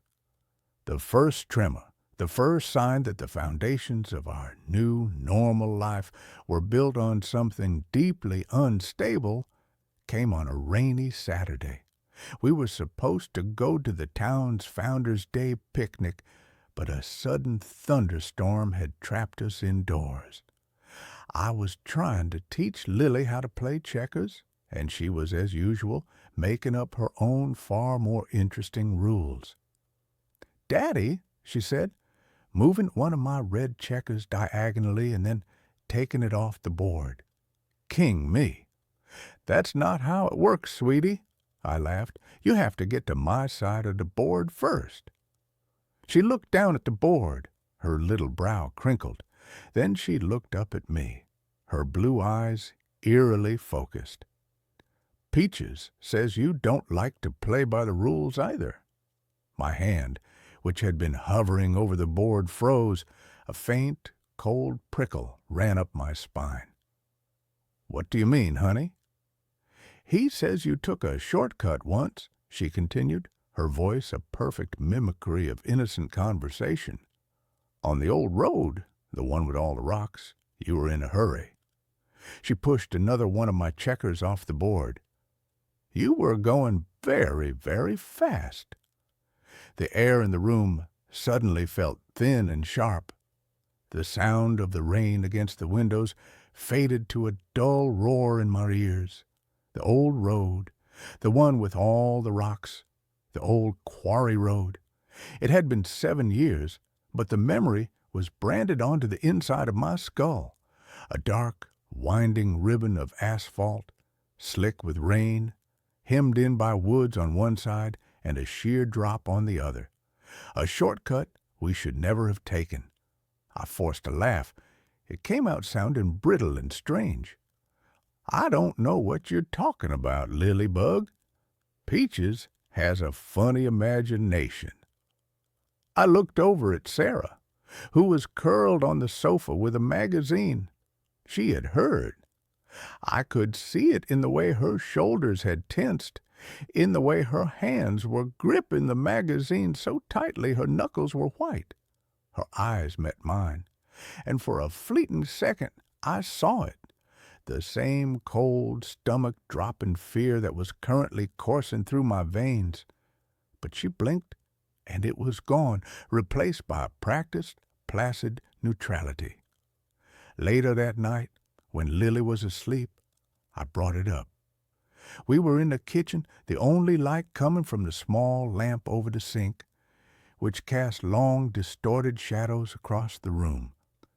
What Lily said today, I began, my voice low, about the quarry road. Sarah didn't look at me. She kept her back to me, scrubbing a pot with a furious circular motion. She's 5, Tom. She hears things. We've probably talked about it when we thought she was asleep. You know how kids are. They're like little sponges. When have we ever talked about that night? I demanded, my voice rising. When? We made a promise, Sarah. We buried it. We never speak of it.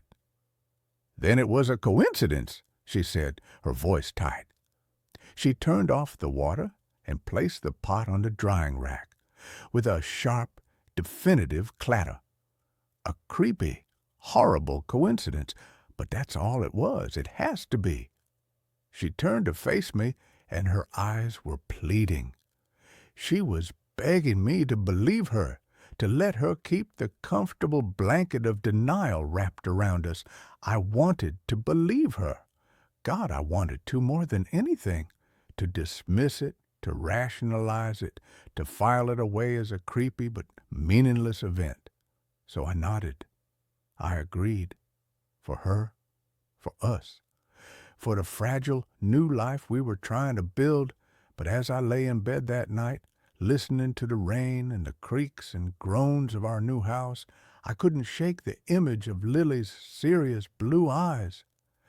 And I couldn't silence the question that was screaming in the back of my mind. Who the hell was Peaches?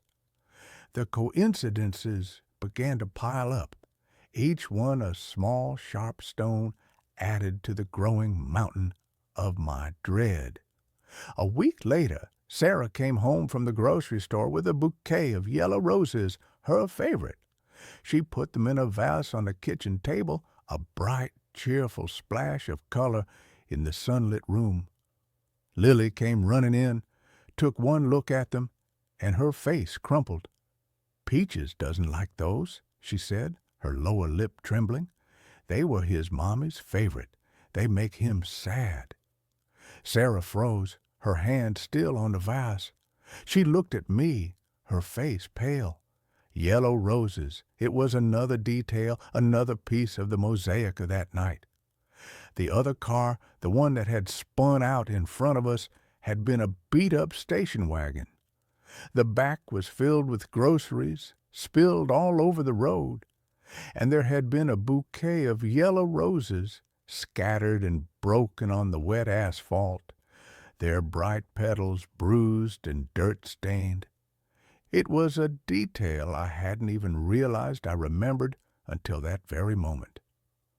"How could she know that, Tom?" Sarah whispered later, after we'd managed to calm a hysterical Lily down by moving the flowers outside. "How?"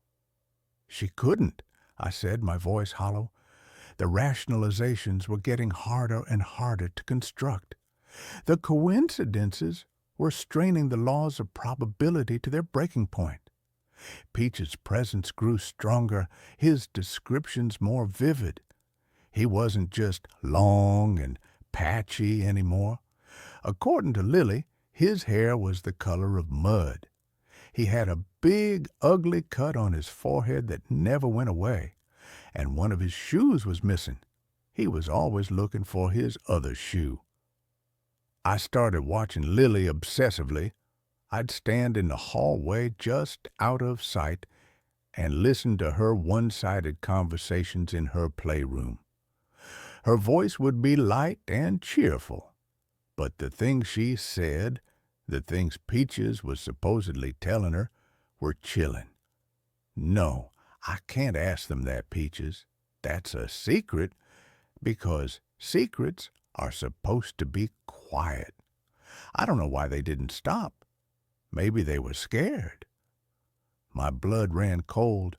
I felt like an insect trapped under glass, being watched by something ancient and malevolent.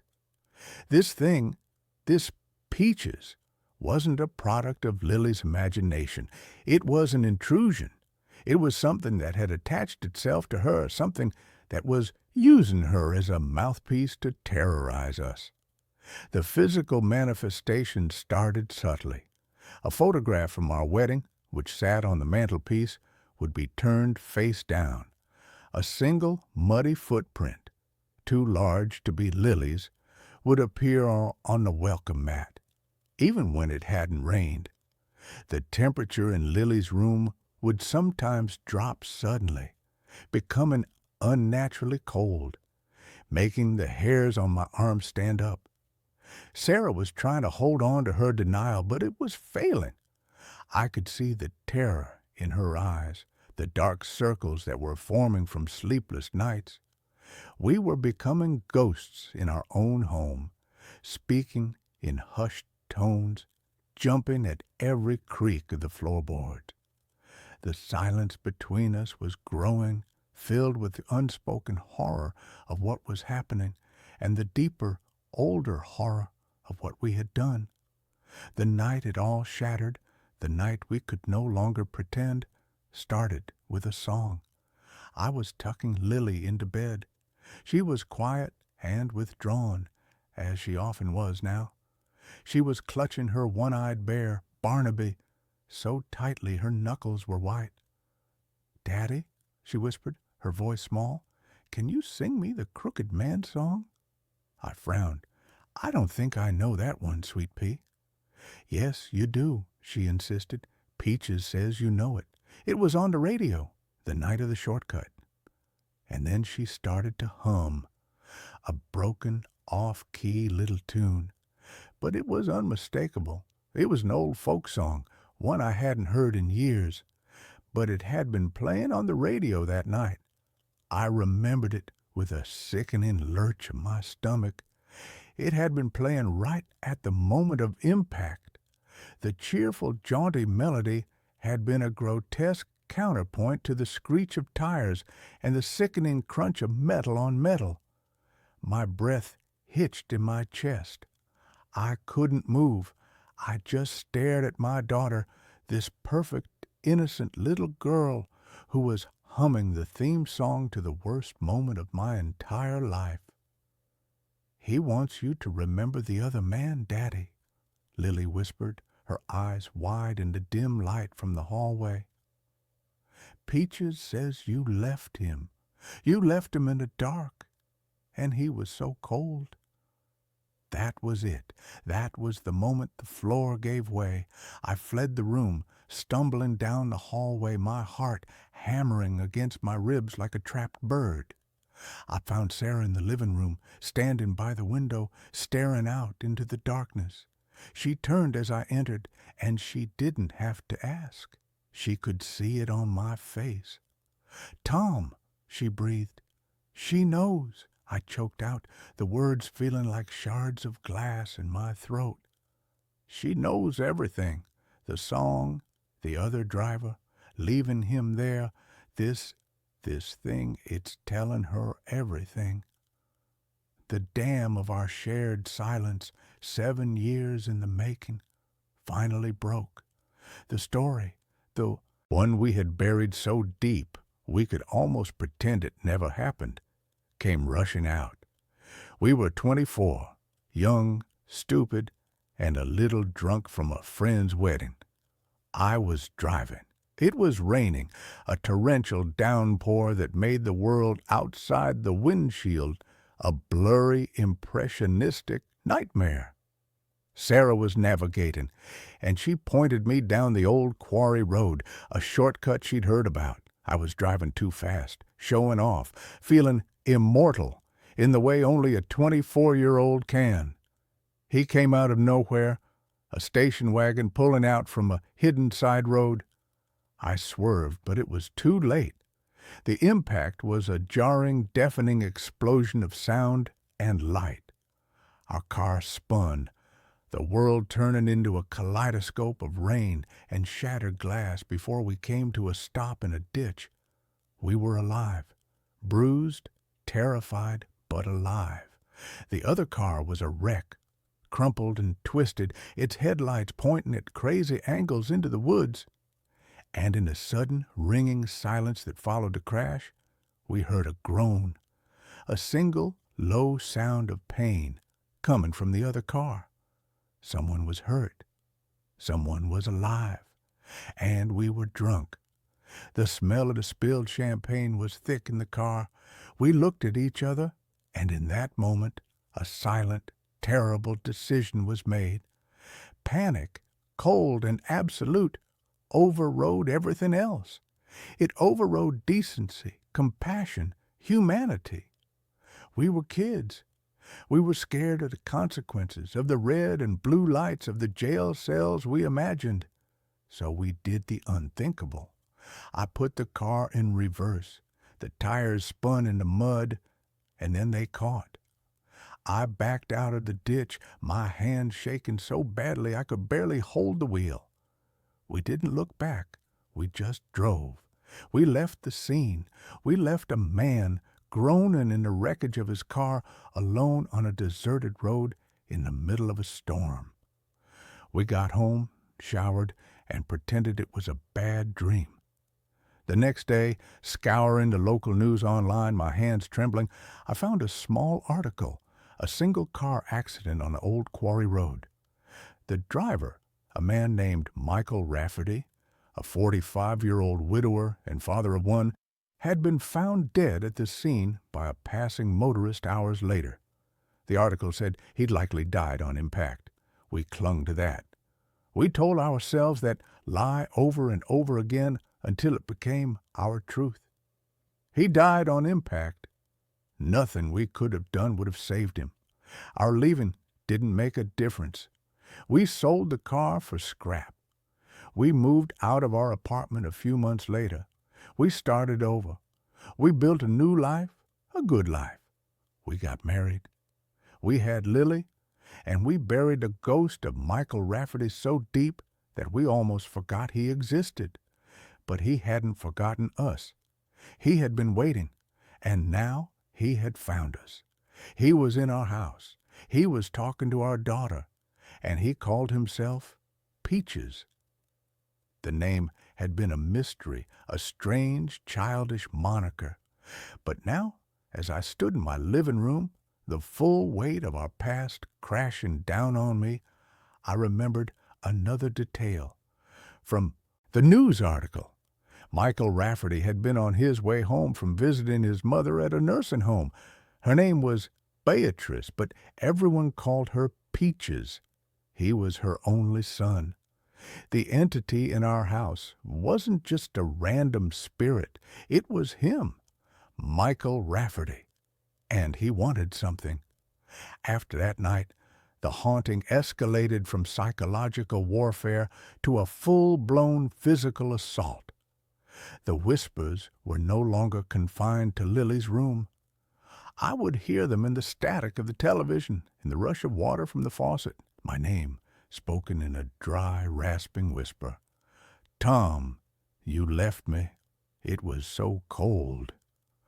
Doors would slam shut in empty hallways. The lights would flicker and die, plunging us into darkness, only to flare back on moments later. One morning, I came downstairs to find every cabinet and drawer in the kitchen hanging open, their contents spilled onto the floor. On the kitchen wall, traced in a thin layer of spilled flour, was a single shaky word. Why? Lily was changing. Our bright, bubbly little girl was becoming a shadow. She stopped playing. She would just sit in her room for hours, staring at the wall, sometimes murmuring to herself. The dark circles under her eyes mirrored our own. She started drawing pictures, disturbing childish scribbles in black and red crayon, a drawing of a stick figure lying next to a mangled car, a drawing of a tall, patchy man with a sad, smudgy face standing at the foot of her bed. We were prisoners. The beautiful house we had bought as our sanctuary had become our jail, and Michael Rafferty was the warden. He was feeding on our fear, on our guilt. We knew we had to do something, but what? We couldn't call the police. We couldn't call a priest. We weren't religious, and it felt like a hollow, desperate gesture. We were alone with the monster we had created. The breaking point, the moment I knew we were in danger of losing not just our sanity but our daughter, came a week later. I was in my home office trying to work, though I couldn't concentrate. The house was quiet, too quiet. A sudden primal instinct, a father's intuition, screamed at me that something was wrong. I ran upstairs to Lily's room. The door was closed. I threw it open. The room was cold, unnaturally so. Lily was standing on a chair, which she had pushed up against the open window. She was leaning out, her small body silhouetted against the gray afternoon sky. "Lily!" I screamed, my voice cracking with terror. She turned, and for a split second, it wasn't her. Her face was slack, her eyes vacant and dark.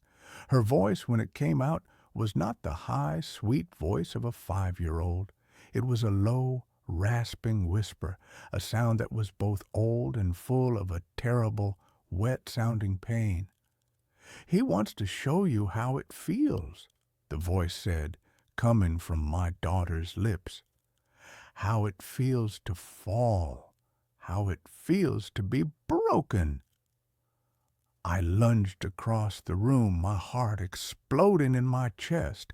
I grabbed her around the waist and pulled her back, stumbling, falling to the floor with her in my arms. She started to cry, real terrified sobs this time. The presence was gone. It was just my daughter, trembling and weeping in my arms. "Daddy, I was scared," she cried. "Peaches was telling me to jump. He said it would be like flying." I held her, rocking her back and forth, my own body shaking uncontrollably. This was it. He wasn't just trying to scare us anymore. He was trying to take our daughter. He was going to make us feel the same pain he had felt, the pain of losing a child. We had left him to die, and now he was going to take the one thing that made our lives worth living. That night, after Lily was asleep in our bed, barricaded between us, Sarah and I finally faced the truth. "We have to leave Tom," she said, her voice a shattered whisper in the dark. "We have to pack a bag and just go. Leave the house. Leave everything." "And go where?" I asked, my own voice hollow with despair. "Don't you see, Sarah? It's not the house. He's not attached to the house. He's attached to us. to our secret. He'll follow us wherever we go. We can't run from this." "Then what do we do?" she sobbed, burying her face in her hands. "What can we possibly do?" I was silent for a long time, the answer forming in my mind, a cold, heavy thing. It was an answer I had been avoiding for 7 years. "We have to tell the truth," I said softly. She looked up at me, her face streaked with tears. "What are you talking about?" "We have to confess," I said, the words tasting like ash. "We have to go to the police. We have to tell them what we did. It's the only way. The secret, the guilt, that's his anchor. It's what's given him his power. If we release it, if we face the consequences, maybe it will set him free. And us." The terror in her eyes was replaced by a different kind of fear. The fear of public shame, of prison, of losing Lily to the system. "Tom, no, we can't. It would destroy our lives. It would destroy Lily's life." "He is destroying Lily's life right now," I retorted, my voice a harsh whisper. "He tried to make her jump out of a window today. What's he going to do tomorrow? We have no choice, Sarah. We either face the justice of the living, or we will be tormented by the justice of the dead for the rest of our lives, and we will lose our daughter in the process." We didn't sleep that night. We just lay there holding each other, with our daughter sleeping between us, the silent, terrible weight of our decision settling over us. As dawn broke, painting the sky in pale, watery shades of gray and pink, we knew what we had to do. But first, there was one more thing. We had to face him, not the police, not yet. We had to face Michael Rafferty. We had to confess to him. We decided to do it in Lily's room. It felt like his territory, the place where he was strongest. We waited until Lily was downstairs watching cartoons, a temporary, fragile truce having settled over the house. We stood in the middle of her room, the childish drawings and colorful toys a bizarre backdrop for what we were about to do. "Michael," I said, my voice shaking. "Michael Rafferty, we know you're here."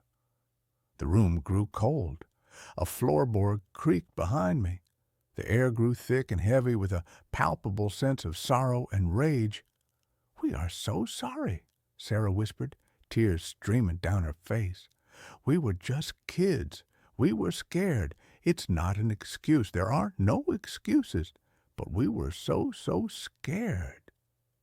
"We should have stopped," I continued, my own voice thick with unshed tears. "We should have called for help. We should have stayed with you. Maybe we could have saved you. We'll never know. And we have to live with that for the rest of our lives." The temperature dropped further. A little plastic horse on Lily's dresser flew across the room and shattered against the wall. A low moan seemed to emanate from the walls themselves. He was listening. "We left you," I said, forcing myself to say the words that had been buried for so long. "We hit you, and we left you to die alone in the dark. It was a cowardly, monstrous thing to do, and we are going to pay for it. Tomorrow, we're going to the police. We're going to confess everything. We're going to tell them what we did to you." The room was silent. The oppressive presence seemed to lessen, the anger replaced by a profound, bottomless well of sadness. "We can't give you back your life," Sarah sobbed. "We can't undo what we did. All we can do is tell the truth and ask you to please leave our daughter alone. She's innocent. This is on us, not her. Punish us, but let her go." For a long moment, nothing happened. The silence stretched, thin and taut. Then, on the wall opposite us, a single word was traced in the condensation that had suddenly formed on the cold surface. It wasn't angry. It wasn't threatening. It was just one heartbreaking word. Lonely. And then, as quickly as it had come, the cold was gone. The presence, the weight, the feeling of being watched, it all lifted. It was like a pressure valve had been released inside the house, inside my own head. The room was just a little girl's room again. The sun streamed through the window, bright and warm. It was over. The confession, the promise of justice, had been enough. We had finally done the right thing, and it had set us all free. The next day we hired a lawyer and turned ourselves in. The story that followed was a messy public ordeal. It was in the papers, on the local news. We were the monsters who had fled, who had hidden for 7 years. We were judged, and rightly so. But through it all, there was a strange, unexpected sense of relief. The secret was out. The burden we had been carrying for so long was finally lifted. Because of our confession and the years that had passed, the sentence was lighter than it could have been. I served 18 months. Sarah, as a passenger, got 5 years of probation and community service. We lost the house. We lost our savings. We lost our reputation. But we never lost Lily, and the ghost of Michael Rafferty never came back. Lily has no memory of Peaches. To her, he was just an imaginary friend she eventually grew out of. Sometimes, late at night, I think about him, Michael Rafferty. I think about the life we took, the future we stole from him. The justice of the courts feels inadequate for what we did.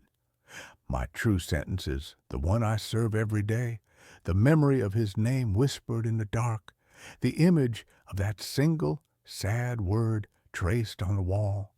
We buried a secret, and in doing so, we buried our own souls. It took the haunting of our daughter to finally dig them back up. We live with the scars. We have to. It's the price we pay for being the people who drove away, leaving a good man to die alone on a dark, rocky road, with only the sound of a crooked man singing on the radio for company. The babysitter I hired doesn't exist, but she still sends me pictures. It began with a lie, though at the time I thought it was a lifeline. The lie was a website called sittersafe.com, with its calming blue and white color scheme, its stock photos of happy, racially diverse families, and its promise of peace of mind for working parents. I was the target demographic, distilled to my purest, most desperate form. A single father, recently widowed, working a job that demanded more of me than I had to give. My daughter, Maya, was 6 years old, a tiny, fierce creature with her mother's wide, curious eyes and a spirit that deserved more than a tired, grieving father fumbling his way through each day. Her name on the website was Clara Bell. Her profile was a masterpiece of curated trustworthiness. The photo showed a young woman in her mid-20s with a kind, open face, a sprinkle of freckles across her nose, and warm, intelligent eyes. She was wearing a sensible cardigan. Her bio was pitch perfect, a child development major, certified in CPR and first aid, with a passion for creative play and a list of glowing 5-star reviews that seemed almost too good to be true. Clara was a gift, one review gushed. Our little Alfie is usually so shy, but he took to her immediately. Professional, punctual, and so wonderful with our kids. Another read, she even tidied the kitchen, a true gem. I did my due diligence. I paid the extra fee for the premium background check, which came back spotless. We had a video call, and she was just as she appeared in her photo. Charming, articulate, and genuinely interested in Maya's love for dinosaurs and sparkly glue. She asked all the right questions. I felt the tight, persistent knot of anxiety in my chest loosen for the first time in months. I hired her for the following Friday night. I had a crucial dinner meeting with a client I couldn't miss. It was the first time I would be leaving Maya with someone other than her grandmother since Sarah had passed. That Friday, she arrived exactly on time. In person, she was even more disarmingly normal. She had a gentle voice and a calm, centered presence that immediately put Maya at ease. She'd brought a tote bag with a new coloring book and a set of crayons that had a glittery sheen. When I left, Maya was sitting at the kitchen table with her, chattering away, already fully under her spell. I drove to my meeting feeling a profound, almost dizzying sense of relief. The first picture arrived at 7:45 p.m. It was a photo of Maya holding up a drawing of a lopsided purple T-Rex. She was beaming, a gap-toothed smile of pure, unadulterated joy. The caption read, "The fearsome Mayasaurus, having a great time." More pictures followed throughout the evening. A shot of Maya in her pajamas, listening intently as Clara read a storybook. A blurry action shot of them building a pillow fort in the living room. Each photo was a little balm to my worried soul, a digital reassurance that I had made the right choice, that my daughter was safe and happy. The last picture came at 9:30 p.m.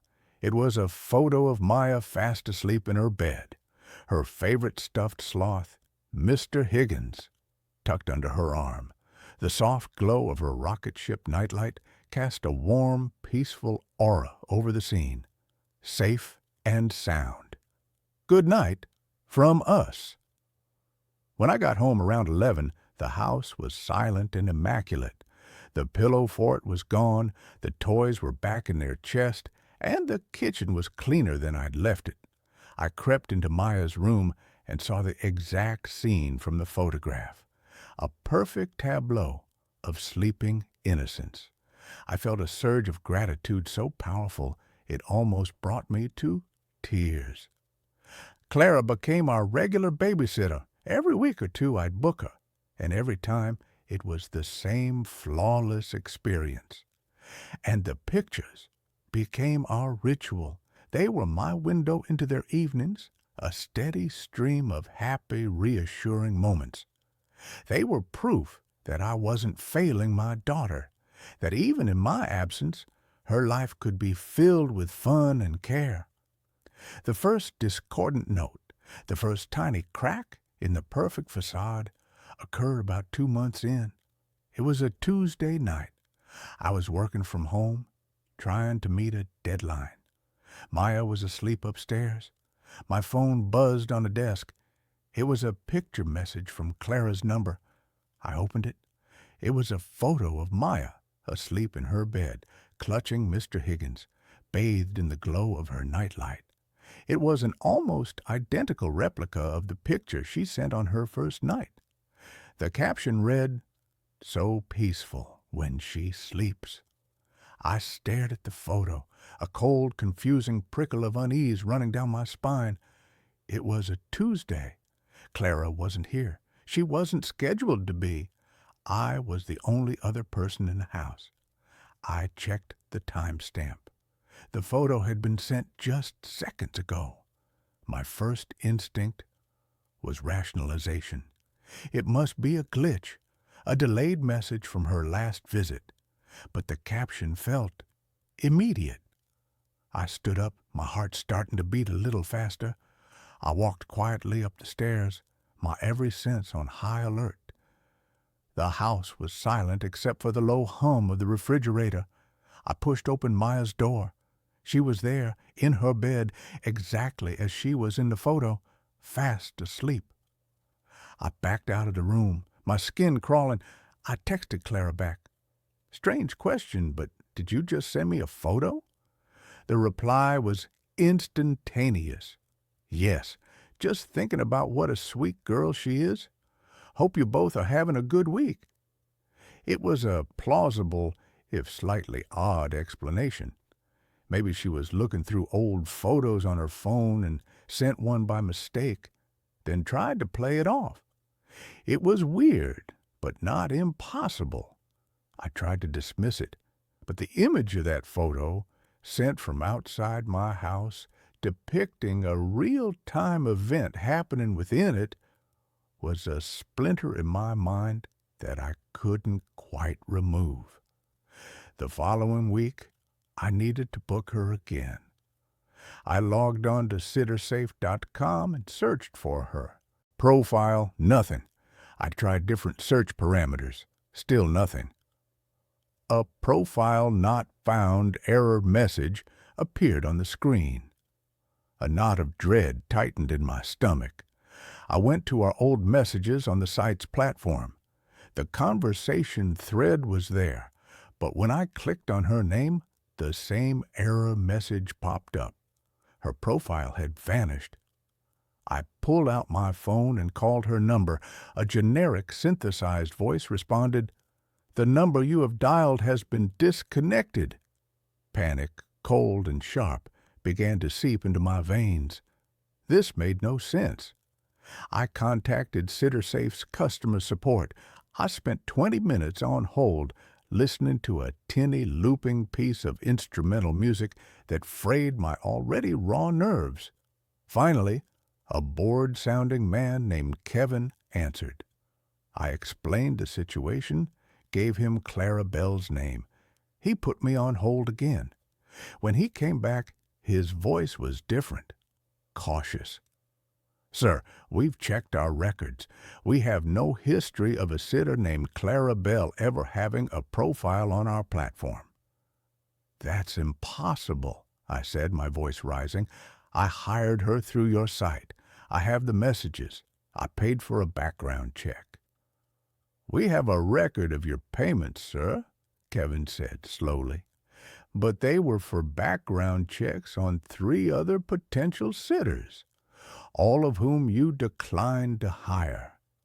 There's no record of you ever even viewing a profile for a Clara Bell, let alone hiring her." My blood ran cold.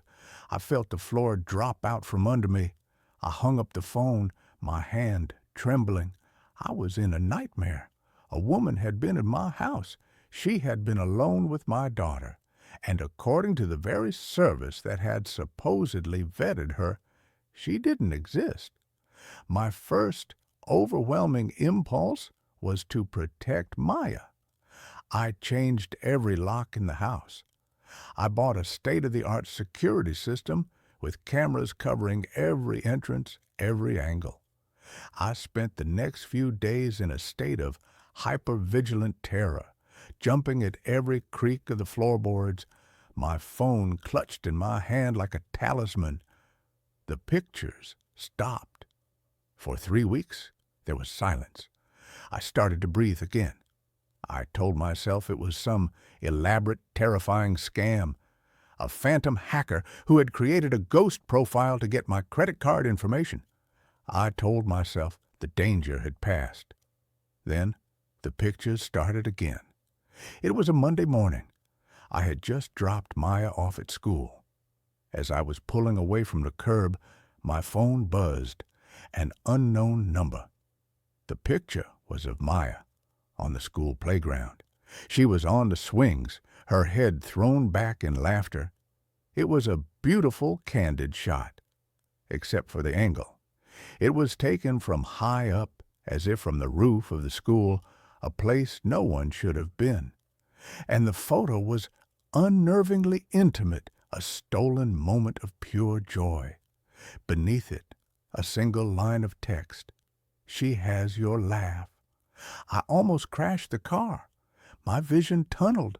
My lungs felt like they were collapsing. It wasn't a scam. It wasn't over. Whoever or whatever Clara was, she was still watching us. The pictures became more frequent, more invasive. A photo of me at my desk, taken through the window of my home office, a picture of our grocery cart at the supermarket, the contents a perfect reflection of our weekly shopping list. A picture of my car parked outside my office. The photographer was everywhere and nowhere. The police were useless. I went to him, my phone in my hand, a wild-eyed, sleep-deprived man trying to explain that he was being stalked by a ghost. They looked at me with a mixture of pity and suspicion. They took a report, but without a suspect, without a crime beyond sending unsolicited photos, there was nothing they could do. They suggested I block the numbers. I did. She just used new ones. Maya started talking about her. She didn't call her Clara. She called her the picture lady. The picture lady was watching me play today, she said one evening, pushing her peas around her plate. What do you mean, sweetie? I asked, my voice tight. At the park. She was hiding behind a big tree. She waved at me. What did she look like, Maya? She was blurry, Maya said, frowning, like a picture that's all fuzzy. And she smells like old books, like Mommy's old books in the attic. The attic, my wife's collection of antique photography books. The air left my lungs in a painful rush. The next day, after dropping Maya at her grandmother's, I tore the attic apart. In the back, under a dusty canvas sheet, was a heavy wooden trunk I hadn't opened since Sarah died. It was filled with her prized possessions, old cameras, development equipment, and stacks of antique photographs and glass plate negatives she had bought at estate sales. I spent hours sifting through them, my heart pounding with a nameless dread. I was looking for a face, the kind, freckled face from the CitiSafe profile. I didn't find it, but I found something else. It was a series of family portraits from the late 1800s, all from the same estate. The family was stern-faced and severe, posing stiffly for the camera, and in the background of several of the photos, slightly out of focus, was a young woman in a nanny's uniform. Her features were indistinct, but there was a certain posture, a certain tilt of the head that made my skin crawl. In the final photograph of the series, a picture of two small children playing with wooden hoops. The nanny was in the background, standing by a window, and she was staring directly at this camera. Her face was a pale oval blur, but her eyes were clear, sharp, and filled with a possessive, unsettling intensity. At the bottom of the trunk, I found an old, leather-bound ledger from the estate. It was a record of household staff. My finger traced down the list of names until it stopped. 1888, 1891. Governess, Clara Bell. The entry was followed by a single, spidery notation. Dismissed. Unwholesome attachment to the children. I felt like I was going to be sick. This wasn't a stalker. This was something else entirely, something ancient and impossible. A ghost who had imprinted herself onto these photographs, who had lain dormant in my attic for years. Had our grief, our loneliness, somehow woken her up? Had my desperate search for a caregiver on the internet provided her with a new medium, a new way to manifest? The pictures changed. They were no longer just of our present. One morning, I received a photo of me as a child, playing in the front yard of my childhood home. A home that was 1,000 miles away. A home my parents had sold 20 years ago. It was a real photograph, one I recognized from an old family album, but it was altered. Standing in the background, partially obscured by a tree, was the faint, translucent figure of a woman in a long, dark dress. She was inserting herself into my past. She was rewriting my history, weaving her ghostly presence into the very fabric of my life. The final straw came last night. My phone buzzed on my nightstand. I've become conditioned to the sound, reacting to it with a Pavlovian jolt of fear. I knew what it would be, but I was compelled to look. The picture that loaded on my screen was not from the past. It was not of the present. It was of a future I couldn't comprehend. It was a family portrait. I was in it, standing beside an older, grayer version of myself. Maya was there too, a young woman now, with the same sad, vacant expression as the man who was her father. We both looked pale, drained, like faded copies of ourselves, and standing between us, her arms wrapped around both of our shoulders in a gesture of maternal possession, was Clara Bell. Her face was perfectly clear, no longer a blur, no longer a photo on a website. She was solid, real, and she was smiling, a wide, triumphant, terrifying smile. She wasn't just watching us anymore. She was joining us. She was feeding on our lives, our memories, our very vitality. The caption beneath the photo was the most chilling of all. Soon we'll all be together, a perfect family, forever. I'm writing this now because I don't know what else to do. I've packed a bag. Maya and I are leaving. We're going to drive until we run out of road. I'm going to throw my phone into a river.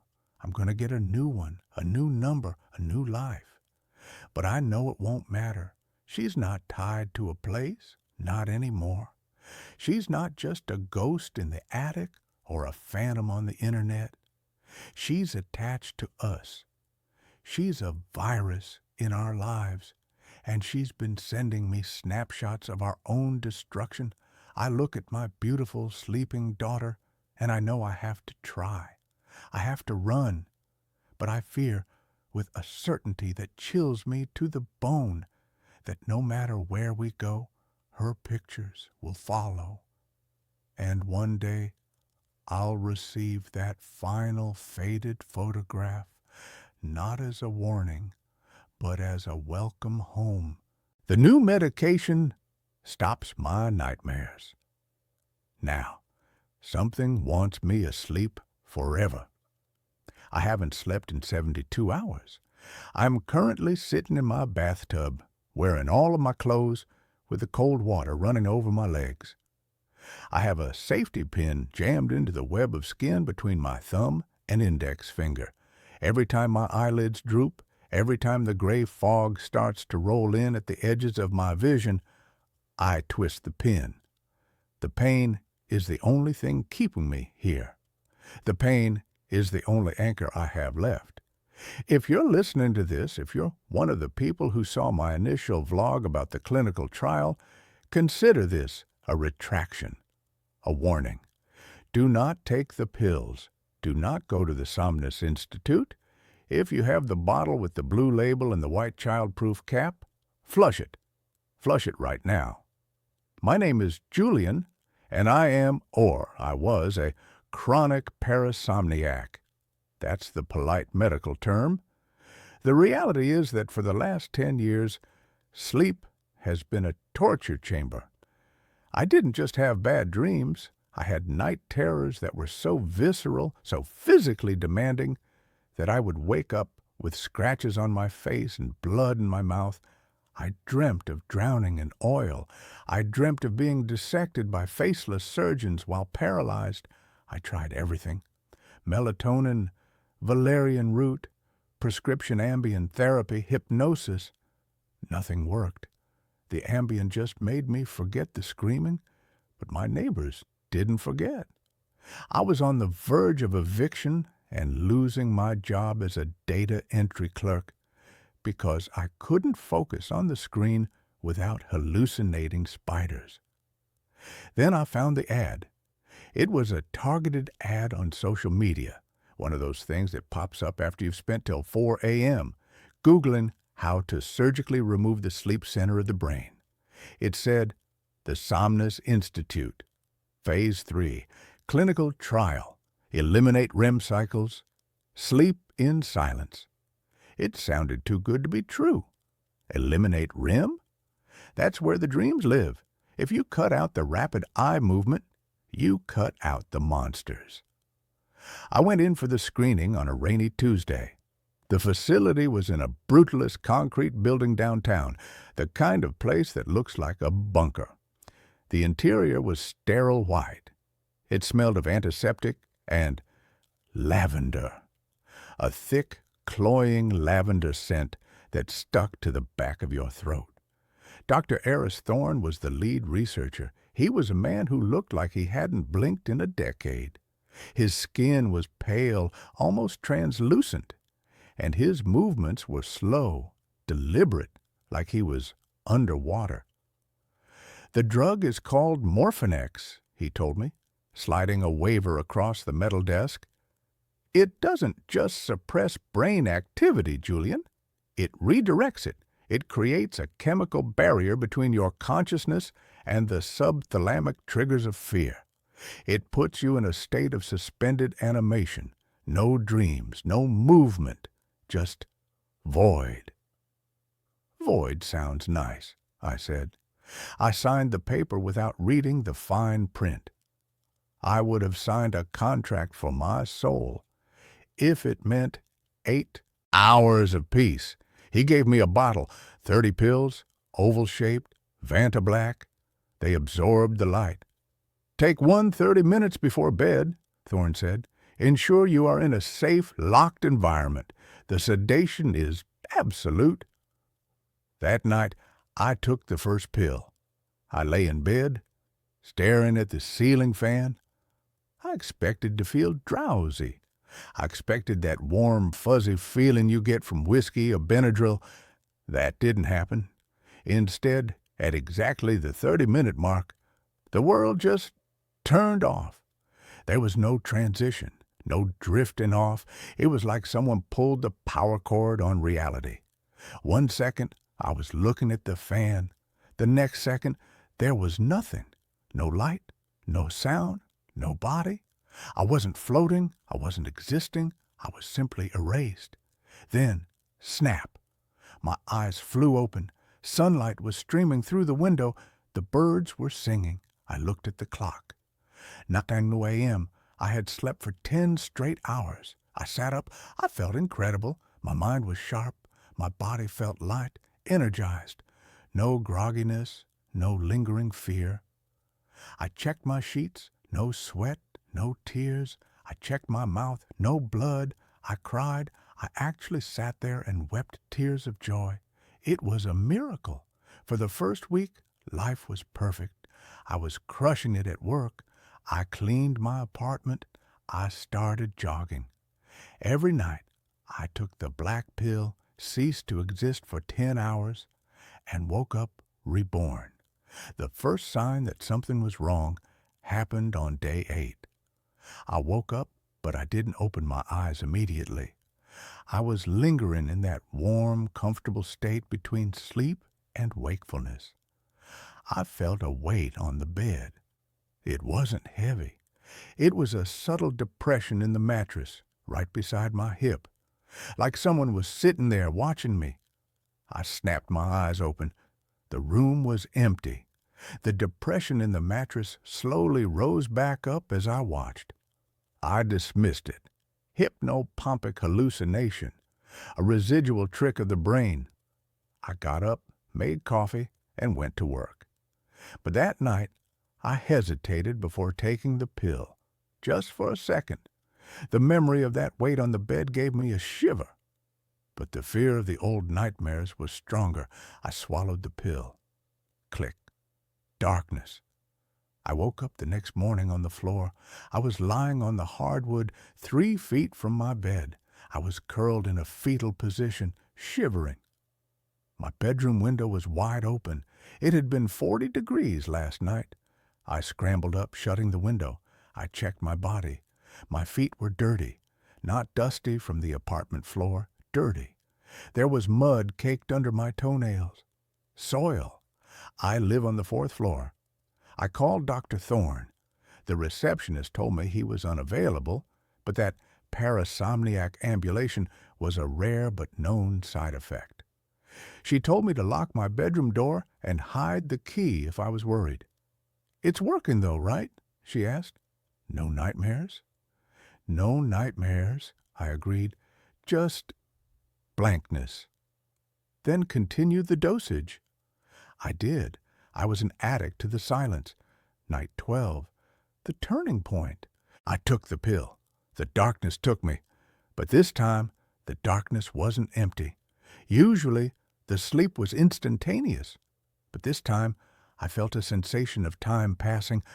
I was in the void, unable to see, unable to move, but I was conscious. I was floating in a thick, viscous fluid. It felt like warm oil. It was filling my ears, my nose, and I heard something. It wasn't a sound exactly. It was a vibration against my skin, a low, thrumming frequency that rattled my bones. "Do not wake up." The voice was everywhere. It sounded like tectonic plates grinding together. "Stay beneath." I tried to scream, but I had no mouth. I tried to thrash, but I had no limbs. I was just a spark of consciousness trapped in amber. Then I felt a hand, a massive hand, larger than my entire body, closed around me. The fingers were soft, gelatinous, but strong. It squeezed me gently. It wasn't trying to crush me. It was cradling me. "You are safe here." I fought it. I willed myself to wake up. I focused everything I had on the concept of eyes open. I woke up screaming. I was in my bed. My sheets were soaked, not with sweat, but with a thick, clear slime that smelled of salt water and lavender. I sat up, hypoventilating. I looked at the clock. It was 4 p.m. I had been asleep for 18 hours. My phone had 40 missed calls from work. I had missed my shift. I had missed the entire day. I ran to the bathroom to wash the slime off. As I scrubbed my skin raw under the shower, I saw the bruise. It wrapped around my torso. 4 distinct, long finger marks. And a thumb. But the bruise was massive. If the hand was real, the owner would have been 20 feet tall. I flushed the rest of the pills. I was done. I didn't care about the nightmares. I'd take the demons over the giant in the void. That was 3 days ago. Here's the problem. Morphinex doesn't leave your system. The first night without the pill, I sat on my couch, drinking Red Bull, watching TV. I was determined to pull an all-nighter to reset my cycle. Around 3 a.m., the lights in my apartment dimmed. Not a power surge. They didn't flicker. They just got heavy. The light itself seemed to become solid, turning a sickly, jaundiced yellow. The air in the room grew thick. It became hard to breathe, like the oxygen had been replaced with syrup. I stood up, dizzy. My limbs felt like lead. Gravity. The gravity in the room shifted. It wasn't pulling me down to the floor anymore. It was pulling me toward the bedroom. I grabbed the door frame of the kitchen. My fingers slipped. I was being dragged, my feet sliding across the linoleum toward the dark open maw of my bedroom door. "No!" I shouted, but my voice was muffled like I was shouting underwater. I looked into the bedroom. The bed was there, but it wasn't a bed anymore. The mattress had split open. In the center, where the sheets should be, was a hole. A black, swirling vortex of that same oily liquid I had felt in the dream. And rising out of the hole were arms, dozens of them, long, gray, translucent arms. They were waving gently like sea anemones. They were reaching for me. "Come back." The voice vibrated through the floorboards. "The waking hurts. We heal." You! I grabbed a steak knife from the counter. I stabbed it into the doorframe to anchor myself. The pull was immense. It felt like a vacuum seal trying to suck me in. "Leave me alone!" I screamed. The arms in the bedroom stretched. They elongated, crossing the distance of the living room in seconds. They were wet. They dripped that lavender-smelling slime. One of them wrapped around my ankle. It didn't feel like a monster. It didn't feel violent. It felt loving. It felt like a mother picking up a child. It was warm. It was comforting. And that was the most terrifying part. A wave of euphoria hit me. My eyelids fluttered. I felt an overwhelming desire to just let go, to let it drag me into the mattress, to sink into the oil and sleep for 1,000 years. Just sleep. Julian. I stabbed the arm with the steak knife. It didn't bleed blood. It hissed, releasing a jet of black steam. The grip loosened. I scrambled back, kicking at the thing. I ran out the front door into the hallway of the apartment building. The hallway was normal. The gravity was normal. I haven't gone back inside. I went to the hospital, but I couldn't tell them the truth. They put me in the psych ward, and in the psych ward, they sedate you. If they sedate me, I'm gone. I know that with absolute certainty. If I fall asleep again, I am never waking up. The thing has tasted me now. It has a grip on my mind. I broke into the Somnus Institute last night. I needed answers. I needed an antidote. The building was abandoned. It looked like it had been abandoned for years. Dust everywhere. Paper scattered. I found Dr. Thorne's office. I found his file on the Morphinex trial. It wasn't a drug trial. I found a journal on his desk. The last entry was dated 6 months ago. Subject 14 has successfully bridged. The compound does not inhibit the amygdala. It thins the membrane. We were wrong about sleep. Sleep isn't a biological reset. Sleep is a location. It is a dimension of entropy. We have been building a dam against it for millennia, waking up to keep the waters back. Morphinex breaks the dam. There was another note, scrawled in shaky handwriting in the margin. They are lonely. They are so huge and so lonely, they just want to hold us. I found Dr. Thorne in the next room. He was sitting in a chair. He was dead. But he didn't look dead.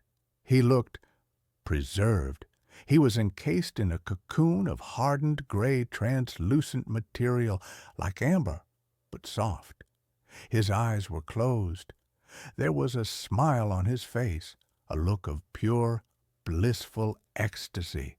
Roots or veins of that gray material were growing out of his ears and into the floor, pulsating. He had become part of the building, part of the hive. I ran. Now I'm here, in the bathtub of a motel room 3 towns over. The water is freezing. My skin is blue, but the cold is fading. I can feel the warmth starting in my chest. It's not the water warming up. It's the internal warmth, the sedation. The shadows in the corners of the bathroom are starting to move. They aren't casting correctly. They are detaching from the wall.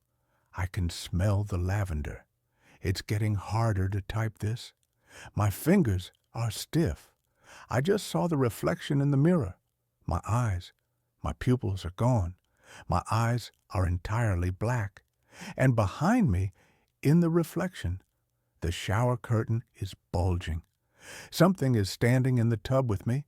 I can feel the heat radiating off it. I am going to turn around now. I have the safety pin. I have to stay awake.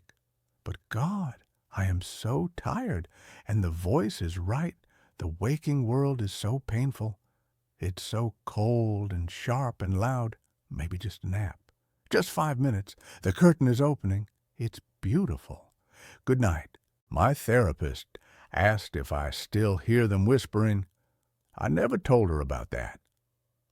Dr. Eris Thorne was a woman who made her living by charting the unmapped territories of the human mind.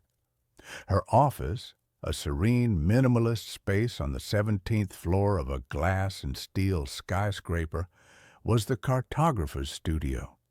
The city sprawled out below her window, a vast, complex, and beautifully chaotic grid. But in this room, the world was reduced to the quiet, intimate geography of a single human life, mine. For the past 6 months, I had been her sole obsessive project. My name is Julian, and I was a man who had come to her with a simple, common problem, insomnia, and had, over the course of our sessions, revealed myself to be a far more complex and apparently interesting landscape of neuroses. Dr. Thorne was good at her job, frighteningly so. She was a master of the gentle, probing question, the insightful, and sometimes painfully accurate observation. She had a way of listening that made you feel like you were the only person in the world, and that the quiet, tangled secrets of your soul were the most fascinating story she had ever heard. I had told her things I had never told another living soul. I had told her about my childhood, a lonely, bookish affair spent in the shadow of a brilliant and emotionally distant scientist father. I had told her about my failed marriage, a slow, quiet, and deeply civilized erosion of love that had left me feeling hollowed out, a beautifully preserved but empty shell. I had told her about the anxiety, the low, persistent, static hum that was the constant background noise of my life. I had told her everything, or so I thought. The session that broke my world open began as all the others had. I was in the comfortable Eames-style leather chair, a glass of water sweating on the small teak table beside me. Dr. Thorne was in her own chair opposite me, her notebook open on her lap, her pen poised. She was a woman in her late 40s, with sharp, intelligent eyes the color of a stormy sea, and a calm, centered presence that I had come to rely on as a kind of emotional North Star. We were talking about my dreams, or rather, my lack of them. My insomnia was a strange white noise affair. I would lie in bed for hours, my mind a frantic buzzing hive of meaningless thoughts, but I would never truly sleep. I existed in a perpetual gray liminal state, a twilight of consciousness that was neither rest nor wakefulness. You've described it as a crowded silence before, she said, her voice its usual calm and measured cadence. Can you elaborate on that? I tried. I told her how the silence in my apartment at night wasn't empty, but full, how it felt like a room packed with people who were all holding their breath, how I sometimes felt a pressure, a weight in the air, as if from the presence of 1,000 silent, unseen observers. She listened, her head tilted slightly, her gaze unwavering. She made a few small, precise notes in her book, and then she asked the question that took the carefully constructed, rational, and explainable world we had built together in that room and shattered it into a million terrifying, impossible pieces. She looked up from her notebook, her clear gray eyes meeting mine, and she asked, with a gentle, clinical, and utterly terrifying calm, "And do you still hear them whispering?" The air in the room seemed to solidify, to become a thick, unbreathable gel. The distant, muted sound of city traffic, a sound I hadn't even been consciously aware of, vanished. The world contracted to the space between her eyes and mine. My blood ran cold. A wave of dizziness, so profound it felt like the floor was tilting, washed over me. I gripped the arms of the chair, my knuckles turning white. What did you just say?" I stammered, my voice a dry, cracked, and unrecognizable thing. Her expression did not change. There was no surprise, no confusion, just a calm, patient, and deeply unnerving expectation. "The whispering, Julian," she repeated, her voice as gentle as a scalpel. "You've never mentioned it to me, but I know you hear it. I was just wondering if it has lessened at all since we began our sessions." I stared at her, my mind a screaming, chaotic void. The whispering, the soft, sibilant, and constant chorus of voices that lived just on the edge of my hearing. The sound I had lived with for as long as I could remember. The sound I had never, ever in my entire life spoken of to another human being. It had started in my childhood. A faint, rustling sound in the quiet of my bedroom at night, like the sound of dry leaves skittering across a pavement, or the hiss of an untuned radio. As I had grown older, the sound had grown with me, becoming a more complex, more defined, and more intimate part of my own internal landscape. It was a constant companion, a secret I had guarded with a fierce, almost primal instinct. It was the one true and definitive proof of my own unique and deeply personal madness, and I had never, ever told her about it. How do you know about that?" I whispered, the words feeling like shards of glass in my throat. She offered a small, sad, and deeply enigmatic smile. "Because I hear them too," she said. "I always have, and so did your father." The room seemed to spin, the city outside the window a blurry, vertiginous smear of light and color. My father. My cold, distant, and brilliantly rational scientist father, the man who had taught me to believe only in the observable, the quantifiable, the explainable. "My father?" I breathed. "Julian," she said, her voice taking on a new, more personal, and more urgent tone, "I did not become your therapist by accident. I sought you out. I have been looking for you for a very, very long time. Your father and I were colleagues a long time ago. We were part of a very small, very secret research group. We were studying a phenomenon that we came to call auditory inceptional resonance, the whispering. My mind was reeling, trying to process the impossible, world-altering implications of her words. My secret, my madness, was not mine alone. It was a phenomenon, a subject of scientific study, and my father had been a part of it.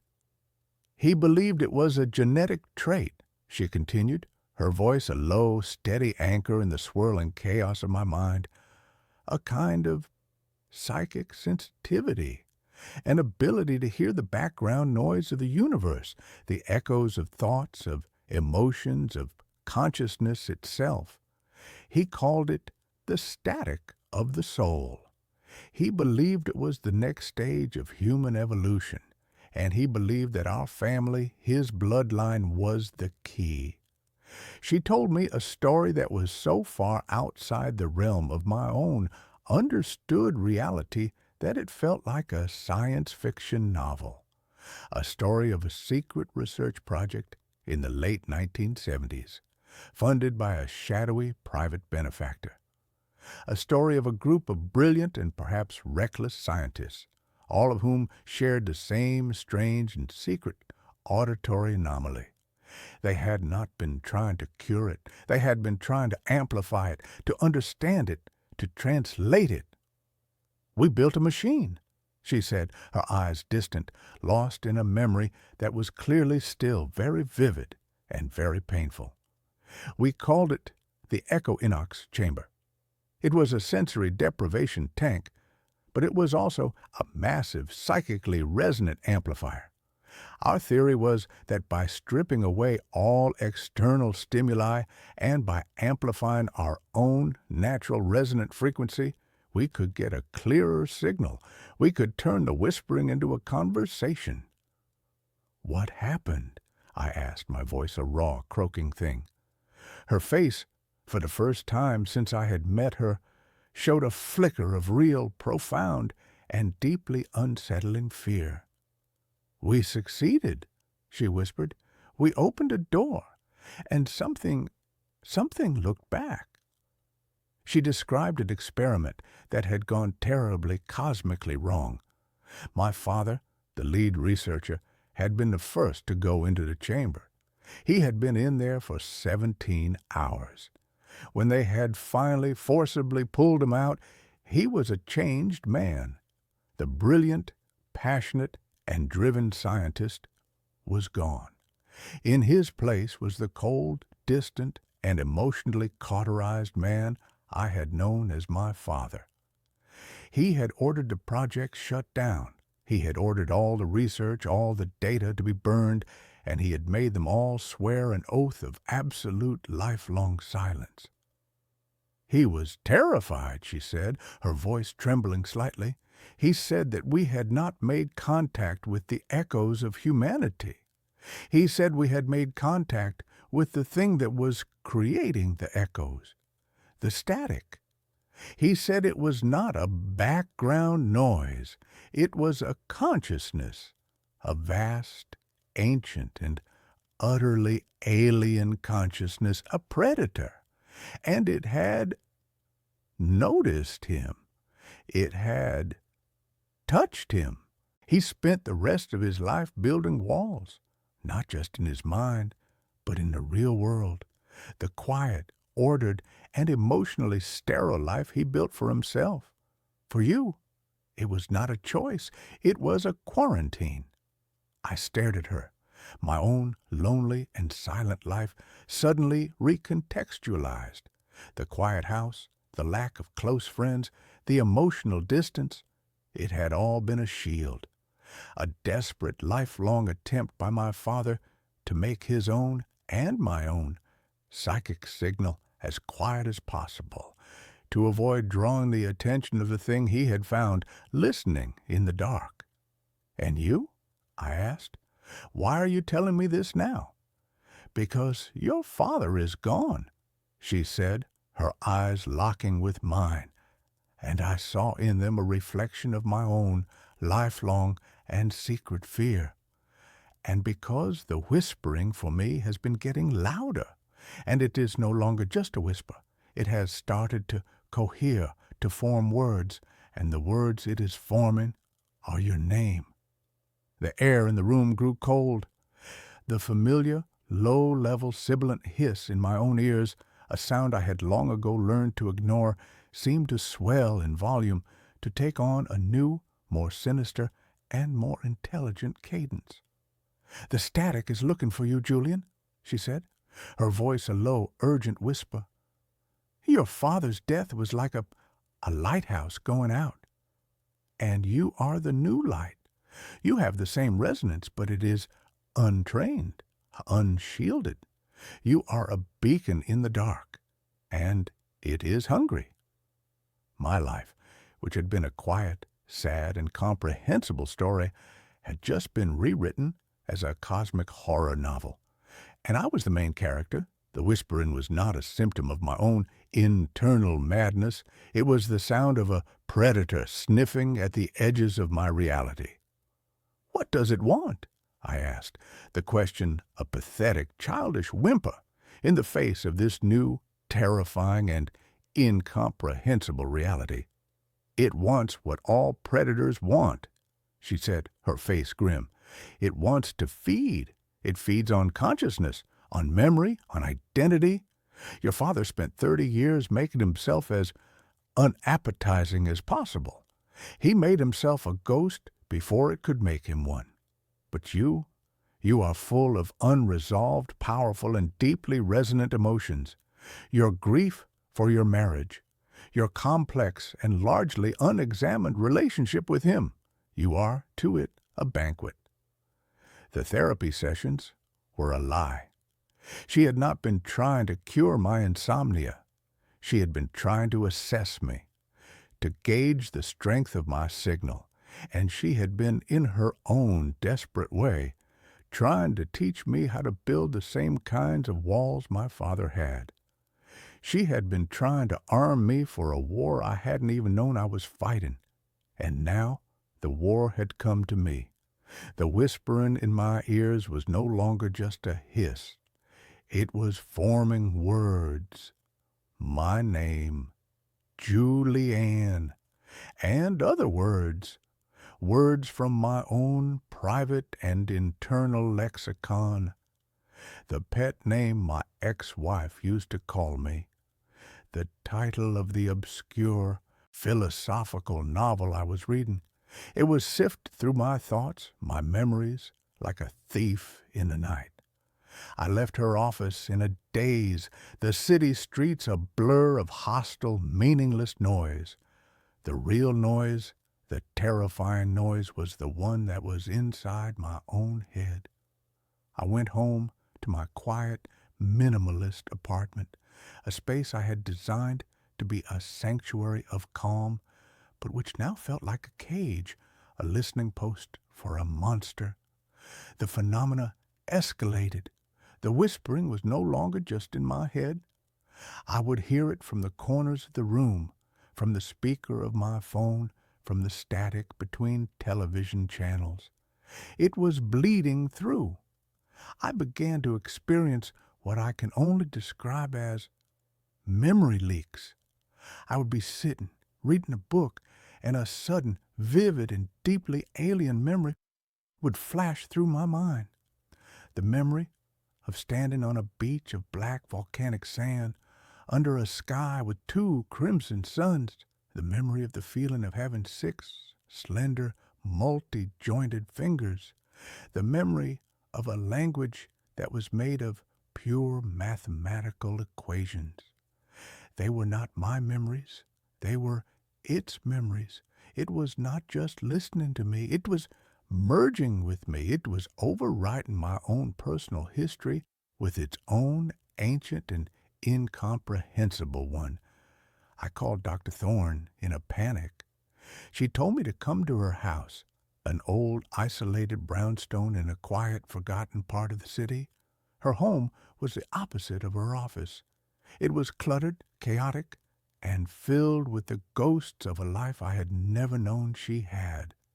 And in the basement, hidden under a dusty tarp, was a single large metal crate. "This is all that's left," she said, her voice a grim, determined whisper. "Your father destroyed all the primary research, but I was the archivist. I couldn't bring myself to burn it all. I saved the schematics for the equinox chamber." My blood ran cold. "You want to rebuild it?" "We have to," she said, her eyes burning with a desperate, fearful intensity. "We can't outrun it. Your father's strategy was to hide, to become a whisper. But you are not a whisper, Julian. You are a shout, and it has heard you. Hiding is no longer an option. Our only choice is to confront it, to go back in, and to close the door he left open." Her plan was insane, a desperate, reckless gamble. She believed that the entity, the static, was using my own unique, resonant frequency as a bridge. She believed that by using the chamber to amplify my own consciousness, I could fight back. I could learn to control the signal. I could learn to build a new kind of wall, a firewall, not of silence, but of pure, focused, and defiant will. For the next week, we worked like maniacs, a 2-person cult preparing for the end of the world. We rebuilt the equinox chamber in her basement. It was a terrifying, beautiful, and deeply unsettling object, a fusion of cold, hard technology and a strange, almost mystical understanding of the human mind. It was a coffin, a spaceship, an altar. The night we were ready, the whispering in my head was a triumphant, deafening roar. It knew what we were about to do. It was excited. It was hungry. I stripped down and entered the chamber. It was filled with a warm, saline solution, the color and consistency of blood. As the lid hissed shut, plunging me into an absolute velvety darkness, the last thing I saw was Dr. Thorne's face, pale and strained, her eyes full of a mixture of hope and terror. The sensation was one of absolute dissolution. My body vanished. My sense of self, of my own physical boundaries, dissolved into the warm, dark liquid. There was only my consciousness, a single, untethered point of light in an infinite black void, and the whispering.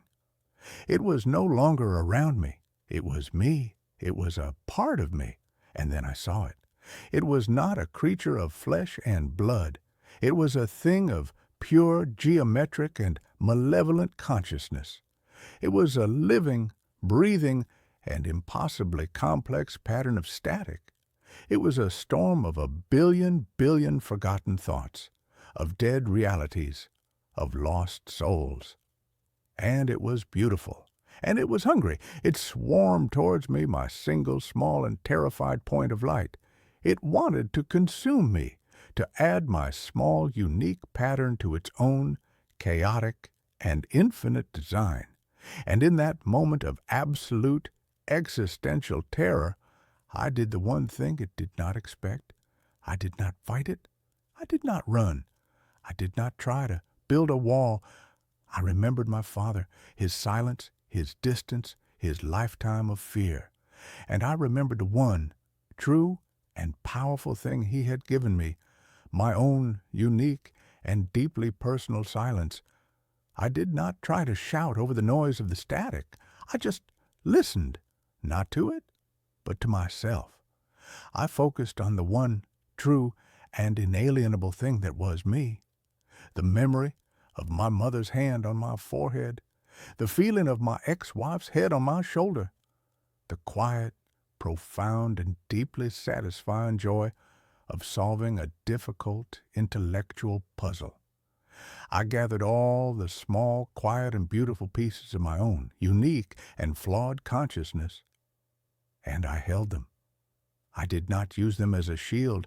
I used them as an anchor. The static swirled around me, a hurricane of alien thoughts and dead memories, but it could not find a purchase.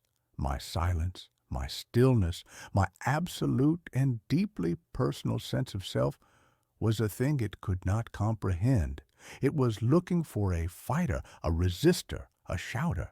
It was not prepared for a listener, and in the heart of its storm, I found its own deep and profound secret.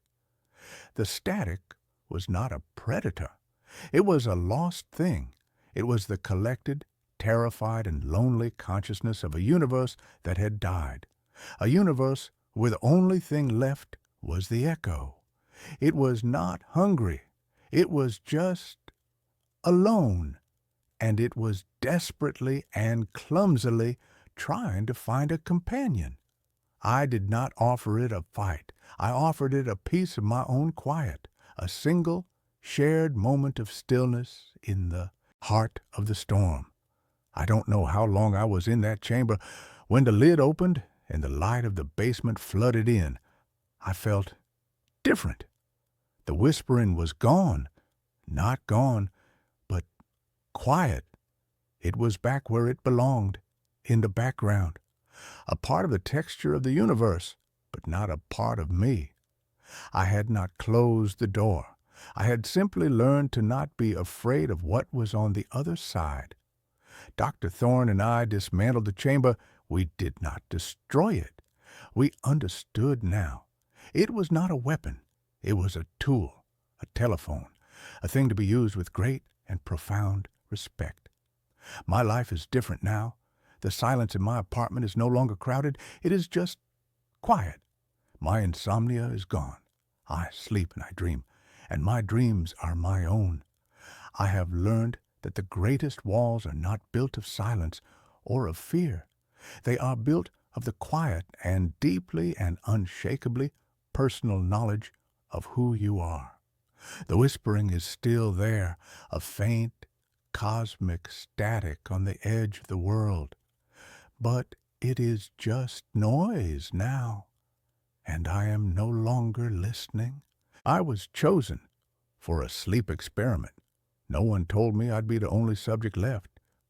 The advertisement was unassuming, tucked between a plea for plasma donors and a gig for a part-time dog walker. It was printed in the bland sans serif font of institutional efficiency. Volunteers needed for paid somnology study. Participants must be in good health, age 21-35, with no history of sleep disorders. Compensation, $15,000 for a 2-week commitment. 15 grand. To a freelance graphic designer like me, neck deep in student loans and living off ramen that tasted of salty despair, that number wasn't just compensation. It was a lifeline. It was 2 months' rent, a down payment on a reliable car, a chance to breathe. All I had to do was sleep. It sounded like the easiest money I would ever make. My name is Leo, and my capacity for optimism has always been my most dangerous flaw. The intake process took place in a sterile downtown office building that smelled of lemon-scented cleaner and quiet desperation. I sat on a plastic chair, filling out a questionnaire that probed every corner of my life, from my childhood fears to my current caffeine intake. One by one, we were called back to meet the man in charge, Dr. Alastair Finch. He was a man who seemed to have been carved from a block of granite and then polished to a high sheen. He had a perfectly trimmed gray beard, sharp, intelligent eyes that seemed to see right through you, and a smile that was both reassuring and utterly devoid of warmth. "The purpose of Project Morpheus," he explained to me, his voice a smooth, confident baritone, "is to study the effect of a new neurostimulant, which we're calling somnolin. Our hypothesis is that it can dramatically enhance the restorative qualities of REM sleep, allowing the brain to achieve in 4 hours what it normally would in 8. Imagine the applications, Mr. Vance. Increased productivity, accelerated learning, even rapid trauma processing." He made it sound like we were on the cusp of curing the human condition itself. I nodded along, pretending to be fascinated by the science, but all I could see were dollar signs. There were 4 other subjects chosen alongside me. We were a motley crew, united by our shared need for a quick payday. There was Marcus, a former Marine, with a cynical smirk and a web of tattoos crawling up his neck. Chloe, a bubbly, perpetually cheerful art student with magenta-streaked hair. Ben, a quiet, socially awkward programmer who seemed to communicate better with his laptop than with people. And Zara, a high-strung grad student who jumped at every unexpected noise. The facility was located in the basement of the same office building, but it felt like a different world. A series of heavy soundproof doors led us into a self-contained habitat, a windowless bunker of stark white walls, soft gray carpet, and recessed lighting that mimicked a 24-hour cycle. The air was cool and tasted filtered, recycled. We were completely cut off from the outside world. No phones, no internet. Our home for the next 14 days. Each of us was assigned a small, comfortable room. It contained a single bed embedded with a latticework of sensors, a small desk, and a camera mounted in the upper corner of the ceiling, a dispassionate, unblinking eye. Dr. Finch assured us it was only for monitoring our sleep patterns and ensuring our safety. A pleasant communal area with a kitchenette and a small library of pre-approved books and board games served as our living room. It was all designed to be calming, a sterile, controlled womb. But as that final door hissed shut behind us, locking us in, I felt a tremor of unease. It didn't feel like a womb. It felt like a tomb. The first few days were almost comically benign. We'd sleep in our sensor-laden beds and IV line taped to our arms, delivering what Finch called a microdose of somnolin. During our waking hours, which were strictly regulated, we underwent a battery of tests, memory games, logic puzzles, reaction time assessments. We'd fill out detailed questionnaires about our dreams, our moods, our energy levels. And at first, it was incredible. I'd never felt so rested. I would wake up feeling a profound sense of clarity, as if my mind had been decluttered and polished overnight.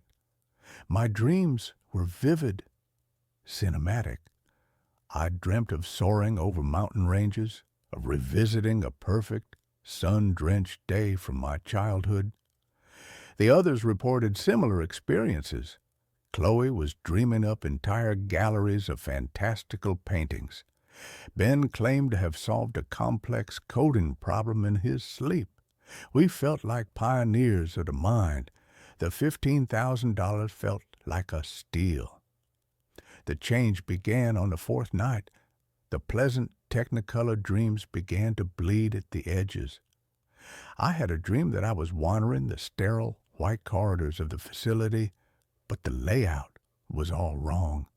Hallways stretched into impossible lengths, and doors opened into brick walls. I felt a gnawing sense of anxiety, a feeling of being watched. I woke up with a gasp, my heart pounding, a cold sweat slicking my skin. At breakfast, I noticed the shift in the others, too. Marcus was sullen and aggressive, snapping at Ben for chewing too loudly. Chloe, usually a font of incessant cheer, was quiet, her eyes distant. She had a sketchbook open on the table, and on the page was a disturbing abstract drawing of a tall, stick-thin figure made of swirling, chaotic lines. "I keep seeing him," she whispered, her voice trembling slightly. "At the edge of my dreams. He just watches." That night, my dream picked up where the last one left off. I was back in the twisting, labyrinthine corridors. But this time, I wasn't alone. I saw him, the figure from Chloe's drawing. He was at the far end of a long hallway, a gaunt, impossibly tall man in what looked like an old-fashioned tattered doctor's coat. His face was a blur of shadow, but I could feel his gaze on me, cold and malevolent. I woke up not with a gasp, but with a choked, silent scream. The waking world was becoming just as strange. I started to experience micro-hallucinations, a flicker of movement in my peripheral vision, the sound of my name whispered from an empty room. The puzzles Dr. Finch gave us were becoming more difficult, almost nonsensical, designed to frustrate and disorient. The first to break was Zara. During a particularly grueling cognitive test, she suddenly threw her tablet against the wall. "It's a trick!" she shrieked, her eyes wide with terror. "The questions are changing when I'm not looking. He's changing them." Dr. Finch and his assistant, a young, nervous-looking woman named Anya, rushed in. Zara was hysterical, clawing at her own arms. They injected her with a sedative. She has a pre-existing anxiety condition she failed to disclose, Finch announced to the rest of us, his voice a mask of clinical concern. For her own safety, she is being withdrawn from the study. They carried her out. The heavy door hissed shut, and then there were four. The atmosphere in the communal room turned toxic. Ben became convinced the cameras were recording our thoughts. He started speaking in whispers, covering his mouth with his hand. Marcus paced the floor like a caged animal, his eyes darting back and forth, his cynicism curdling into raw paranoia. We were lab rats, and we were beginning to realize that the maze we were in was far more complex than we had imagined. The next night, the dose of somnolin was increased. That night, I didn't just dream of the gaunt man. I met him. I was in a nightmarish version of my childhood home. He was there, standing in the living room, his shadowy face turned towards me. He didn't speak, but a voice echoed in my head, a dry, rasping sound like dead leaves skittering across pavement. "You don't belong here," it said. "This place is mine." I woke up swinging, my fist connecting with the wall beside my bed. The pain was a grounding, welcome sensation. Ben was next to go. He'd barricaded himself in his room, refusing to come out. We could hear him through the door, muttering about firewalls and corrupted code, convinced that the Watcher was trying to hack into his brain. It took Finch and 2 large orderlies he seemed to produce from nowhere to force the door open and drag him out, sedated and silent. "An unfortunate psychotic break," Finch explained, his expression unreadable. "The somnolent can have an amplifying effect on latent mental instabilities." Now there were 3. Fear was a constant metallic taste in my mouth. We were trapped with a man who was either a madman or a monster, and the line between the two was becoming increasingly blurry. Marcus, Chloe, and I huddled together in the communal room, a tribe of the terrified. Marcus was convinced the food was being drugged. Chloe wouldn't stop drawing the gaunt man, her sketchbook now a gallery of horrors. Pages and pages of the same stick-thin figure, his face always a void of shadow. "I saw a name," she whispered to me, her eyes wide and haunted. "In my dream last night. I was in Finch's office. There was a plaque on the wall, an old one. It said, 'In Memoriam, Dr. Elias Thorne, a pioneer who gave his life in the pursuit of knowledge.'"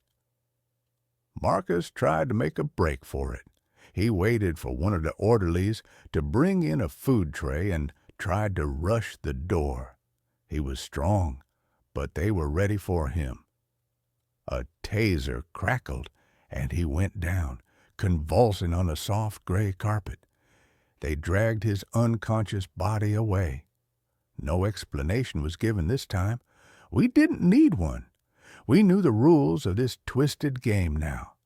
There was no escape. And then there were 2. Chloe and I were the only ones left. We were ghosts haunting the sterile white halls of our prison. We tried to stay awake, taking turns watching over each other, but the exhaustion was a physical weight crushing us. And the IV drips were mandatory. Anya, the assistant, would come in, her face pale and strained, and check the lines. I could see the pity in her eyes, but also the fear. She was as much a prisoner as we were. "He's getting stronger," Chloe mumbled, her head lolling against my shoulder. We were huddled on the sofa, a single blanket wrapped around us. "Thorne, I think he died here, in this facility. I think the experiment. It's not what Finch told us." That was the last coherent thing she said to me. The next time I saw her, she was asleep in her bed. But it wasn't a normal sleep. Her eyes were open, staring blankly at the ceiling. She was breathing, but she was gone, a shell. Anya came in to check on her and let out a small, strangled cry. Finch was right behind her. He showed no emotion as he shone a penlight into Chloe's unblinking eyes. "A catatonic state," he said, his voice as calm as if he were describing the weather. "A potential, though rare, side effect. It was all outlined in the consent form you signed." He turned his cold, analytical gaze on me. "Which means, Mr. Vance, that you are the last one, the most resilient, the perfect subject. The experiment can now proceed to its final stage." I was alone. the sole survivor of Project Morpheus. The full, crushing weight of that realization sent a shock wave of pure terror through me. I lunged for the IV in my arm, intending to rip it out, but an alarm blared through the facility, a piercing, deafening shriek. Finch's voice boomed from a hidden speaker. "I wouldn't do that, Leo, don't you see? We are on the verge of a monumental breakthrough. This was never about enhancing sleep. It was about mapping the landscape within sleep. Somnolin doesn't create dreams. It dissolves the barrier. It opens a door." His words hit me with the force of a physical blow. This wasn't a neurostimulant study. It was a cartography expedition into a haunted house. And we were the explorers sent in to map the darkness. The others weren't gone. They were lost. Their minds had been consumed by the landscape, by the dominant entity within it, the consciousness of Dr. Elias Thorne, a ghost in the machine. "He was the first," Finch's voice continued, a manic excitement creeping into his tone. "The original researcher. He tested his own formulas, pushed the boundaries too far. His consciousness became imprinted on the very fabric of this place, creating a stable, psychic echo, a new frontier. And you, Leo, you are my Vasco da Gama. You are going to step onto the shore." I knew with a sickening certainty that if I fell asleep again, I would not wake up. Thorne was waiting for me. Finch was waiting to observe. I was a tethered goat, and the tiger was circling. I spent the next cycle, I couldn't tell if it was day or night, pacing my room, splashing my face with cold water, pinching myself, anything to stay awake. But my body was betraying me. My eyelids were lead weights. The white walls of my room seemed to soften and waver at the edges. The barrier was already dissolving. I saw him, not in a dream, but in reality. He was standing in the doorway of my room, a shimmering heat-haze distortion in the air. The gaunt, skeletal figure of Elias Thorne. The dream was bleeding into the world, and in that moment of absolute terror, a strange, cold clarity washed over me. I couldn't fight Finch in the real world. I couldn't fight Thorne in this one. But if the barrier was gone, then the connection worked both ways. I couldn't run, but maybe I could fight back. I lay down on the bed. I let my eyes close. I let the crushing exhaustion pull me under. But this time, I didn't fall. I dove. I went into the dreamscape with a purpose. I found myself not in the corridors, but in what looked like an old, archaic laboratory. Beakers bubbled with black liquid, wires snaked across the floor like dead vines. And in the center of it all was Thorne. He was more solid here, more real. His face was a pale, skeletal mask of pain and rage. "You cannot win," the voice echoed in my head, a psychic roar. "I am this world." "Then your world is about to end," I thought back, focusing all my will, all my identity, into a single point of resistance. Finch wanted a show. I would give him one. I stopped fighting Thorne's influence and instead focused on the environment. I remembered the happiest day of my life, a trip to the beach with my family when I was a kid. I flooded the dark, musty lab with the memory, the brilliant, blinding sunlight, the sound of crashing waves, the smell of salt and sunscreen. The dreamscape recoiled. Thorne shrieked, clutching his shadowy head as the light burned him. The dark lab flickered, the beakers and wires replaced by sand and seashells. "This is my mind," I projected, pouring all my anger, my fear, my desperate will to live into the thought. "My dream, and you are not welcome here." I focused on the machines, the sophisticated monitoring equipment I knew was attached to me in the real world. In the dream, I imagined them overloading. I visualized the main console in Finch's control room, the one I had only glimpsed on a schematic. I pictured the screens cracking, the wires sparking, the whole thing erupting in a shower of electrical fire. I poured every ounce of my focus into that single, destructive image. A sound jolted me, a real sound, an alarm, the smell of smoke. My eyes snapped open. I was back in my room. The facility's emergency lights were flashing, casting the white walls in a hellish red glow. The speaker on the wall was crackling with static. I had done it. I had created a feedback loop, my mental projection of destruction causing a real-world overload. My door hissed open. Anya stood there, her face white with terror and resolve. "Go!" she screamed. "The main breaker blew. The system locks are failing. Go now!" I didn't hesitate. I scrambled out of the room, my legs weak and trembling. The corridor was filled with acrid smoke. As I ran, I glanced through the reinforced window into the control room. It was chaos. Sparks rained down from a burned-out console, and in the middle of it all stood Dr. Finch. He wasn't panicking. He wasn't trying to put out the fire. He was staring at his monitors, at the chaotic spiking lines of my EEG, and he was smiling, an ecstatic, triumphant smile. I didn't look back again. I ran through the labyrinth of corridors, following Anya's frantic gestures, until we reached the final door. She swiped a card, and it opened onto a grimy service staircase. The air that hit me was stale and damp, but it was real air. It was the air of the world. I burst out of a nondescript metal door into a back alley. The gray early morning light was the most beautiful thing I had ever seen. I was free. That was 6 months ago. I have the money. It was wired to my account the day I was admitted, as promised. But I lost everything else. I live in a different city under a different name, and I don't sleep. Not really.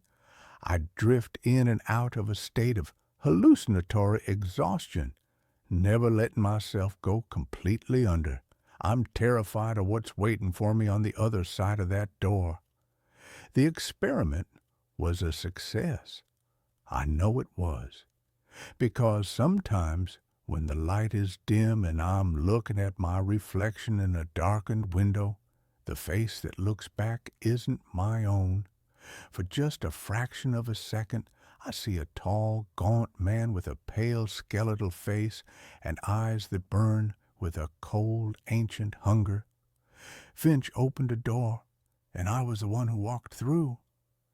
But I'm beginning to understand the terrifying truth. I didn't come back alone. I woke up in a hospital. The staff won't tell me what year it is. The first sensation was the hum, a low, soft, persistent thrum that seemed to vibrate not just in my ears, but in the very marrow of my bones. It was the sound of a perfectly functioning, utterly sterile machine. The second sensation was the smell, antiseptic, clean to the point of being aggressive, a scent so devoid of organic life it felt like the opposite of breathing. My eyes opened. The world was a uniform, shadowless, milky white. The ceiling, the walls, the thin synthetic blanket covering me, all the same shade of clinical non-color. My name is Mark Thorne. I knew this with a sudden crystalline certainty. I was 34 years old. I was an architect. I was engaged to a woman named Anna, a woman whose laugh sounded like wind chimes and whose hair smelled of lavender and sunshine, and I had been in a car accident. The memory came back in a jagged, violent flash, the screech of tires on wet asphalt, the blinding glare of headlights where they shouldn't be, the sickening concussive crunch of metal, and Anna's hand, suddenly weightless in my own. Panic, cold and sharp, clawed its way up my throat. I tried to sit up, but my body refused to obey. It felt like a borrowed suit, heavy and disconnected. A soft, pleasant chime sounded somewhere in the room, and a woman appeared at my bedside. She was dressed in the same seamless white as the room, her features calm and symmetrical, her smile gentle but utterly unreadable. A name tag on her chest read, Elara, Cognitive Support. "Welcome back, Mark," she said, her voice as smooth and placid as a still lake. "It's good to see you awake. Please, do not be alarmed. You are safe." "Anna," I rasped, my throat feeling like sandpaper. "My fiancée. Was she—" Elara's smile didn't waver. "All will be made clear in time. For now, your focus must be on recovery. Your body has been dormant for a significant period. We must reestablish your baseline functions." Her words were like pillows, soft and designed to smother any hard, sharp questions. But one question pushed its way through the fog of my confusion. It felt like the most important question in the world, the anchor I needed to tether myself to reality. "How long?" I asked. "How long have I been out?"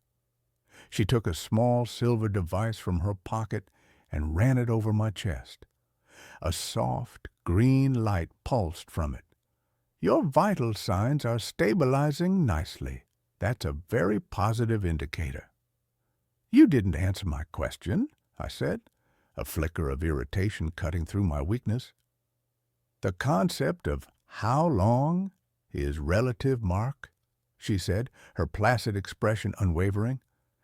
"Temporal awareness can be disorienting after a significant trauma. Our priority is your cognitive and physiological well-being. We will address all your questions during your scheduled sessions." She tapped a small, almost invisible panel on the wall, and a tray slid out, holding a small bowl of a thick beige paste. "Your nutrient intake is critical at this stage. Please consume this. It has everything your body needs." I stared at the paste, then back at her. Her refusal to answer was so deliberate, so unnatural. It wasn't that she didn't know. It was that she wouldn't say. A new, colder fear began to snake its way around the hot core of my grief for Anna. "What year is it?" I asked, the words stark and loud in the quiet room. Elara's smile finally faltered, just for a fraction of a second. A tiny micro-expression of something. Annoyance? Pity? It was gone as quickly as it came. "That is not a productive question at this stage of your recovery, Mark. We find that focusing on the present moment yields the best results. Now, please, your nutrients." She left the room as silently as she had entered. I was alone with the humming, the antiseptic smell, the beige paste, and a profound, terrifying sense of dislocation. It was the first day of my new life, a life in which the simple act of asking for the date was considered an unproductive question. The days that followed blurred into a monotonous, disorienting routine, a life lived in a white box. My physical strength returned with an almost unnatural speed. The nutrient paste, which tasted of nothing at all, seemed to repair my atrophied muscles at a cellular level. A man named Coyle, a physical therapist with the same calm, detached demeanor as Elara, would guide me through exercises that felt both alien and familiar. My body remembered how to move, but it was a distant, echoic memory. My real work, they told me, was in the cognitive sessions with Elara. We would sit in two white chairs in my white room, and she would ask me questions. She'd show me images on a tablet, a tree, a house, a dog, and ask me to identify them. At first, it felt like a test for a toddler, but the questions grew more complex, more personal. "Tell me about your childhood home, Mark," she'd say, her pen poised over a data pad. "It was a two-story colonial on Maple Street," I'd begin. "A big oak tree in the front yard with a tire swing." She would listen patiently, and then she would gently correct me. "Our records indicate it was a single-story ranch house on Elm Avenue. The tree was a sycamore. The memory of a tire swing is a common confabulation, a memory echo from a piece of media you likely consumed." It was maddening. Every detail I provided, every memory I held dear, was met with a calm, clinical refutation. They had a file on me, a complete and total record of the life of Mark Thorne. And it was all wrong. My father was a carpenter, not an accountant. My first pet was a cat named Mittens, not a goldfish named Bubbles. Anna and I met in a coffee shop during a rainstorm, not through a university-sponsored social mixer. "The trauma of your accident was significant, Mark," Elara explained, her voice dripping with synthetic sympathy. "It has created inconsistencies in your neural pathways. Think of your memory as a corrupted file. We are simply helping you restore the original uncorrupted data. We are helping you find yourself again." They were trying to gaslight me into a different life. But why? The more I clung to my own memories, the more they increased the frequency of the sessions. The more they insisted my past was a fiction. My grief for Anna was the one thing I held on to with a white-knuckled grip. It was my proof. My pain was real. Our love was real. They wanted to take that away, too. They called it emotional trauma, an anomaly to be corrected. The hospital, I had no other word for it, was a labyrinth of identical white corridors. There were no windows, not a single one. There was no way to see the sun, the sky, the outside world. There was no way to know if it was day or night. The soft, ambient light in the ceiling never changed. The staff, there were perhaps a dozen of them that I saw, moved with a silent, synchronized efficiency. They all wore the same white uniforms, the same placid smiles. They were like a hive of well-meaning, soulless insects. I never saw another patient. My repeated questions about this were met with the same frustratingly vague responses about individualized recovery protocols. The need to know the year became an obsession, a gnawing, desperate hunger. It was the key. It was the one piece of information that would unlock this whole nightmare. I tried every tactic I could think of. I tried pleading. I tried demanding. I tried feigning a breakdown. Nothing worked. They would simply sedate me with a small, painless injection, and I would wake up in my bed, the lost hours, a terrifying blank space in my mind. The first crack in their perfect white wall came in the form of a child's drawing. I had been permitted a recreational period in a room that was slightly larger than my own, filled with simple geometric objects that were meant to be stimulating. A maintenance panel in the wall was slightly ajar. My curiosity, the one part of me they hadn't managed to sedate, took over. I glanced at the camera in a corner, then quickly pried the panel open. Inside was a tangle of fiber optic cables, and tucked away in a corner, a folded piece of paper. My hands trembled as I unfolded it. It was a drawing done in the clumsy, earnest style of a young child. It depicted a family of stick figures standing under a sky that was a violent, angry shade of orange-red, cracked with jagged black lines. Beneath the drawing, in shaky block letters, was a single phrase, "Before the broken sky." The broken sky. The phrase echoed in my mind, resonating with a deep, primal sense of dread. I tucked the drawing into the waistband of my uniform, my heart pounding. It was a piece of the puzzle. It was proof that something had happened, something terrible, something that they were trying to erase. That night, I faked taking my mandatory sedative.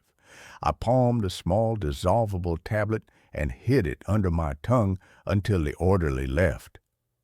For the first time, I was awake when I was supposed to be asleep. The humming of the facility seemed louder in the artificial night. I slid out of bed and crept to my door. I had no plan, just a desperate need to see something other than the four white walls of my room. The corridor was empty, bathed in the same eternal soft light. I began to walk, my bare feet silent on a cool, seamless floor. I didn't know what I was looking for. A window, a clock, an exit. A soft, scraping sound from a room down the hall made me freeze. I pressed myself against the wall, my breath held tight in my chest. The door was slightly ajar. I peered through the crack. Inside, an old man was on his hands and knees, trying to pry up a floor tile with a spoon he must have stolen from a meal tray. He was gaunt and wild-eyed, his white hair a chaotic halo around his head. He saw me. His eyes widened in terror, and he scrambled back, holding the spoon like a weapon. "Shh," I whispered, holding up my hands. "I'm not one of them." He watched me for a long moment, his chest heaving. Then he seemed to make a decision. "You're new," he rasped, his voice dry and cracked. "The architect.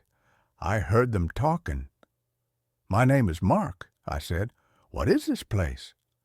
"This place is a lie," he said, his eyes darting toward the door. "They're trying to correct you, aren't they? Trying to make you forget. Don't let them. The memories are all we have left of what it was like. Before." "Before what?" I asked, my voice barely a whisper. "Before the broken sky." The old man's face went slack with shock. "Where did you hear that?" I showed him the drawing. He stared at it, a single tear tracing a path through the grime on his cheek.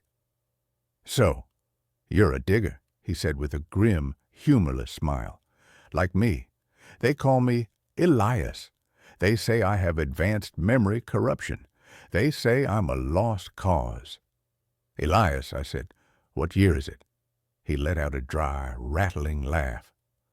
"That's the one thing you can't ask, the one thing they protect above all else, because the number is so big it would break your mind, because it would prove that everything you were, everyone you knew, is dust." "What happened?" I pleaded. "The accident." "There was no accident," Elias said, his voice dropping to a conspiratorial whisper. "Not for most of us. We were chosen. The chrysalis protocol. They put us to sleep, the ones with the skills they thought they'd need to rebuild. Architects, doctors, engineers. We were supposed to be the seed of the new world. But something went wrong. The great silence, they call it. The world outside. It died, and we just kept sleeping. For a long, long time." His words were the ravings of a madman, but they resonated with a terrifying, intuitive truth. This place wasn't a hospital. It was a bunker, a tomb, and we were the sleeping inhabitants, being woken up one by one. "The ones running this place?" I asked. "Who are they?" "The Watchers," he said, his eyes wide. "The descendants of the original staff. They were born here, in the white. They've never seen the sun. They've never felt the rain. The world before is a myth to them, a dangerous, corrupted file, and we are the last living copies of that file. They're trying to wipe us clean, to make us like them before they integrate us. A chime sounded down the hall. Elias scrambled to his feet, his face a mask of terror. "You have to go. They're coming." He pressed the spoon into my hand. "Keep digging, architect," he whispered. "Don't let them win." I fled back to my room, my mind a maelstrom of horrifying new realities. I was a relic, an artifact from a dead world. My memories weren't corrupted. They were history, and the staff of this hospital were book burners trying to erase it. The fight for my past was no longer just a fight for my sanity. It was a fight for the memory of the entire human race. My relationship with my captors changed. I became a model patient. I pretended to accept their corrections. I parroted back the fabricated details of my new life. I ate the paste. I did the exercises. I smiled the same placid, empty smile as them. But beneath the surface, I was a saboteur. I was mapping the corridors in my mind, noting the patrol patterns of the orderlies, looking for a weakness in their perfect white prison. Elias and I began to communicate in secret. We would leave messages for each other behind the loose maintenance panels using a simple code we'd devised. He told me more about the facility, which he called the Janus Cradle. He told me there were different levels. We were in the integration wing. Below us was the hibernation bay, where hundreds, maybe thousands more were still sleeping. Above us was command, where the watchers lived, and somewhere there was an exit, a door to the outside world. Our goal was simple and insane. We had to get out. We had to see the broken sky for ourselves. Elias had a plan. He had been here for years and had managed to steal a low-level key card from a careless orderly. It wouldn't get us to command, but it might get us into the maintenance tunnels that honeycombed the facility. Our chance came during a system-wide diagnostic, a monthly event where the surveillance system was briefly rebooted, leaving small gaps in the camera coverage. The escape was a heart-stopping, terrifying blur. Under the cover of the reboot, we slipped out of our rooms and met in a deserted corridor. Elias swiped the card, and a nearly invisible seam in the wall hissed open, revealing a dark, narrow shaft.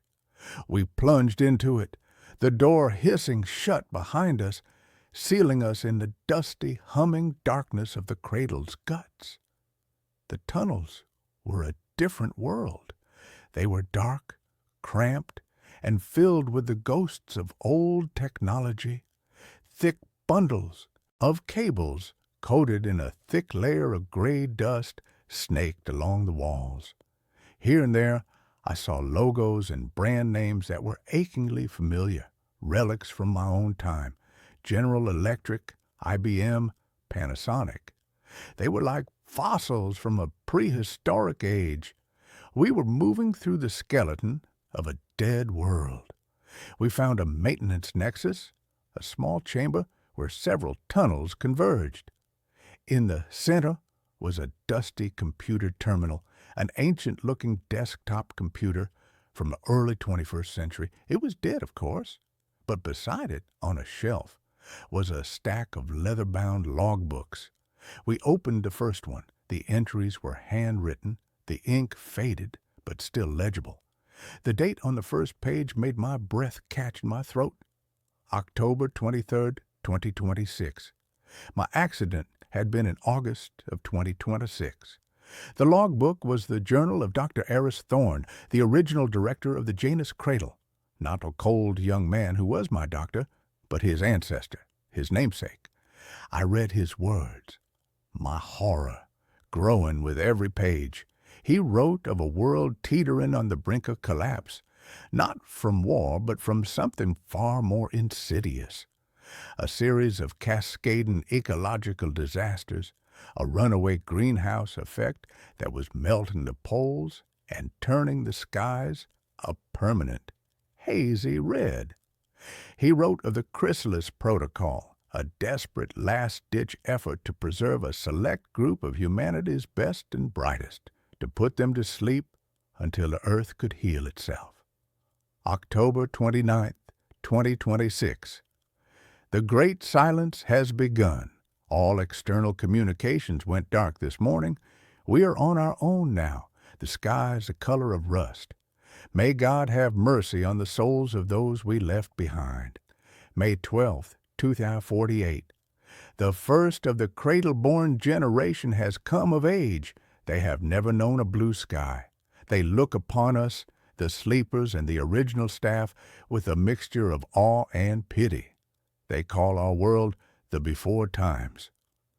July 3rd, 2091. I am the last of the originals. The others are gone. The cradle-born run this place now. They are good, pragmatic people, but they fear the past. They see the memories of the sleepers not as a history to be preserved, but as a sickness to be cured. They have begun what they call cognitive correction. They believe they are doing a kindness, sparing the newly awakened the grief of a world that is gone forever. I have tried to argue with them, but to them I'm just a sad old man clinging to ghosts. The last entry was dated a week later. The writing was shaky, almost illegible. They are wrong. Memory is not a sickness.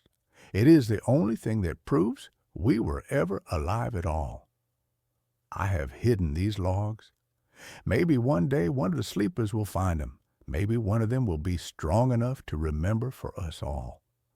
I looked up from the book, my eyes stinging. 100 years. 200. The number didn't matter. Elias was right. The world I knew, the world of Anna, of Maple Street, of blue skies and rainstorms, was not just gone. It was ancient history. A noise from the tunnel behind us made us jump. The sound of footsteps. They knew we were gone. We had to move. We grabbed the logbooks and plunged deeper into the labyrinth. We were lost for what felt like days. We survived on the emergency nutrient packs we found in a forgotten storage closet. The Watchers were hunting us. We could hear their calm, dispassionate voices echoing through the tunnels, calling our names, assuring us that they only wanted to help. It was during our flight that we stumbled upon the nursery. It was a large circular room, filled with rows upon rows of cryogenic pods, far smaller than the ones in the hibernation bay. These were for children, but the most horrifying part was a large glass-walled observation room. Inside, a group of cradle-born children, no older than 5 or 6, were sitting at desks, watching a large screen. On the screen was a pastoral scene from the before times, a family having a picnic in a sunny green field. "Look, children," a soft, synthesized voice was saying, "this is a memory echo. It is a simulation of the corrupted data that the sleepers carry. See how bright the light is? It is unnatural. See how the people laugh? It is a symptom of emotional dysregulation. We must be grateful for the calm, for the balance that we have achieved." They weren't just erasing our memories. They were inoculating their own children against them, teaching them to fear the very concept of our world, to fear happiness, to fear the sun. Elias, his mind already fragile, couldn't take it. He let out a strangled, grief-stricken cry and collapsed, sobbing. The sound alerted our pursuers. They were on us in seconds. They dragged Elias away, his eyes locking with mine in a final, desperate plea. Remember, his eyes said, I managed to escape back into the maze of tunnels. I was alone again, hunted with the weight of a dead world on my shoulders. I knew I couldn't stay in the tunnels forever. My only chance was to go up, to get to command, to find the door. Elias had managed to slip me his stolen key card before they took him. It was a desperate gamble, but I found a sealed access ladder that his card miraculously opened. It led straight up, into the heart of the beast. The command level was a stark contrast to the rest of the cradle. The walls were a dark, polished gray. The air was warmer. This was where the watchers lived. I crept through the corridors, my heart in my throat. I saw their living quarters, as Spartan and minimalist as my own room. I saw their food synthesizers, their communal learning centers. It was a life of perfect, sterile, passionless order. I found my way to the central control room. It was a vast, circular chamber. The walls were a single panoramic screen, currently displaying the vital signs of the thousands of souls still sleeping in the hibernation bay. In the center of the room, a young man was sitting at a console. It was the man I knew as Dr. Eris. He wasn't in his white uniform. He was wearing a simple gray tunic. He didn't seem surprised to see me. "Mark Thorne," he said, his voice as calm as ever. "The architect. I must admit, you have been our most resilient subject." "Where is Elias?" I demanded, my voice raw. "He has been returned to hibernation," Aris said. "His memory file was too deeply corrupted. Perhaps in a few more generations our techniques will be advanced enough to help him, to cure him." "He wasn't sick," I snarled. "He was remembering." "Remembering a world of chaos, of pain, of uncontrolled emotions that led to its own destruction," Aris countered, his gaze unwavering. "We are offering you a gift, a second chance, a life of purpose, of balance. You can help us build the new world, but first you must let go of the old one." "My world had love," I said, my voice thick with emotion. "It had art. It had Anna." For the first time, I saw a flicker of something in Aris's eyes. It wasn't pity. It was a deep, almost academic curiosity. "Anna," he mused. "The primary emotional trauma, the core of the corruption. Her file is fascinating. The depth of the codependent pathology is unlike anything we have on record." He gestured to the main screen. The vital signs were replaced by a photograph. It was a picture of me and Anna on a beach, laughing, the sun in our hair. The sight of it was a physical blow.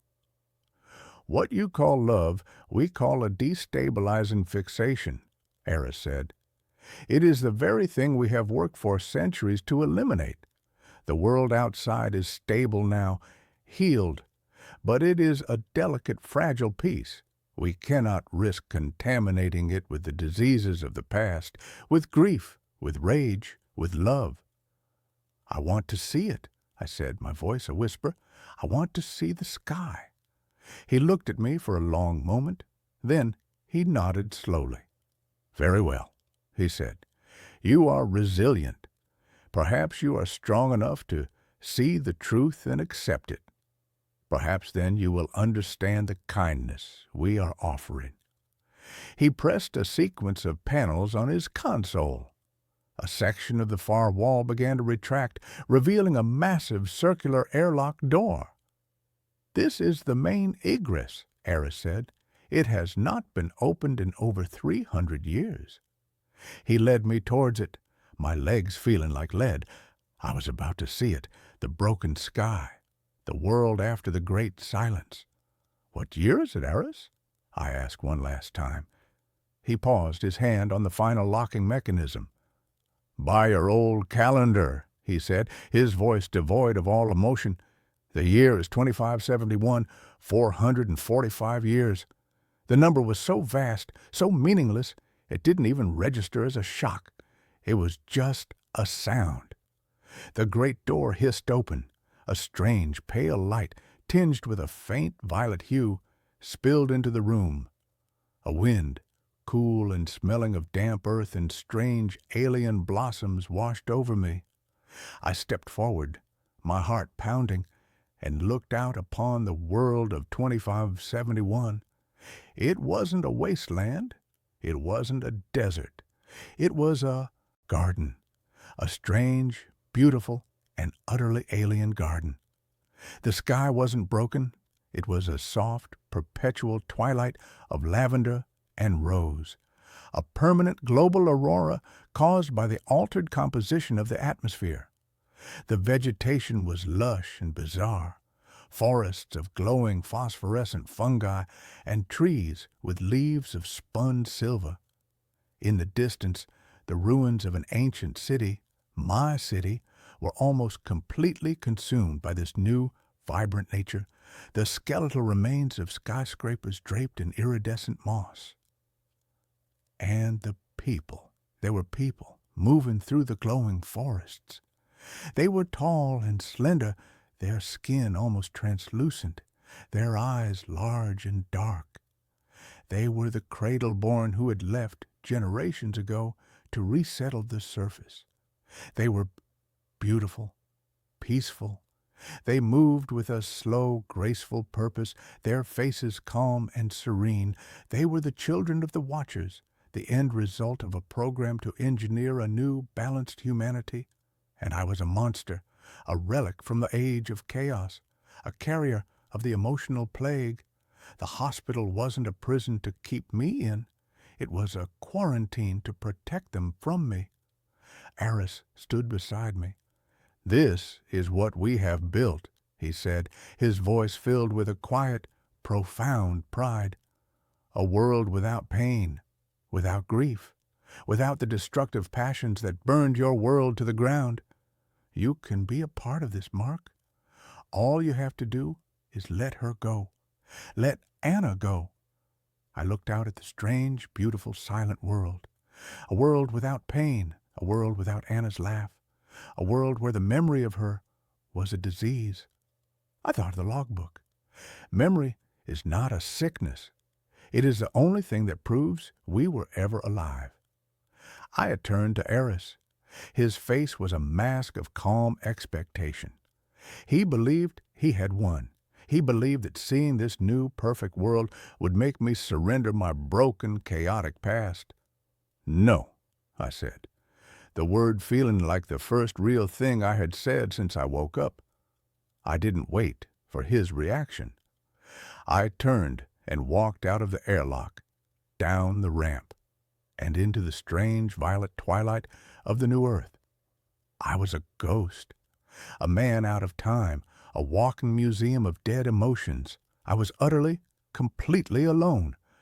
But for the first time since I had opened my eyes in that white room, I was free. I didn't know where I was going or what I would do.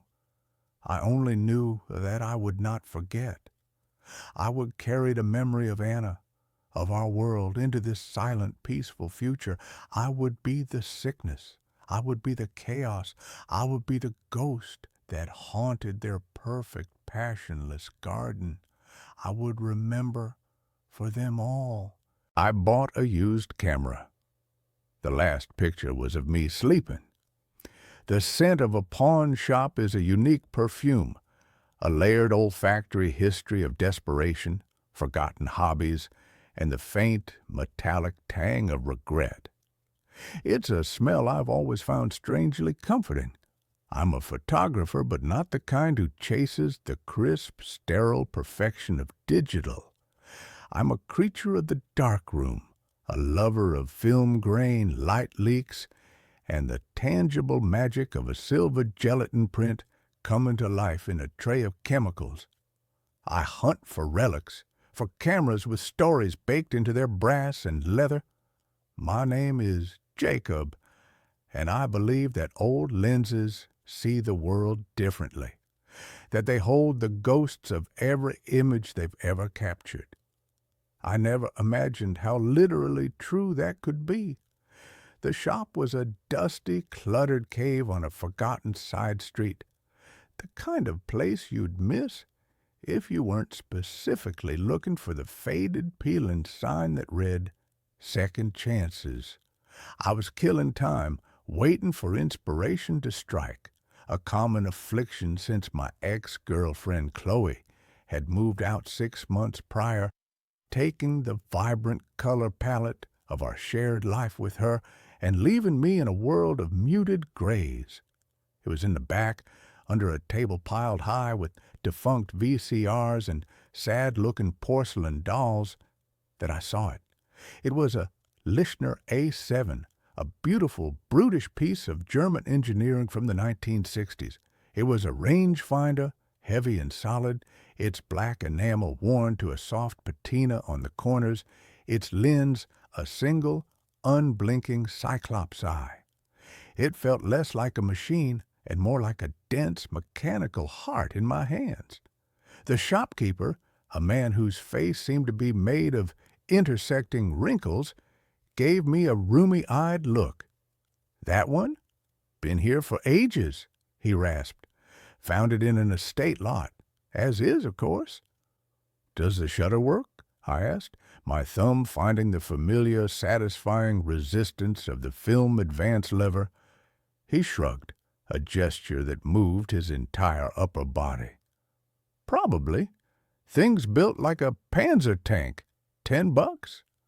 It was the kind of deal that makes your heart beat a little faster." I paid the man, feeling a thrill of discovery, a brief, bright spark in the monochrome landscape of my recent life.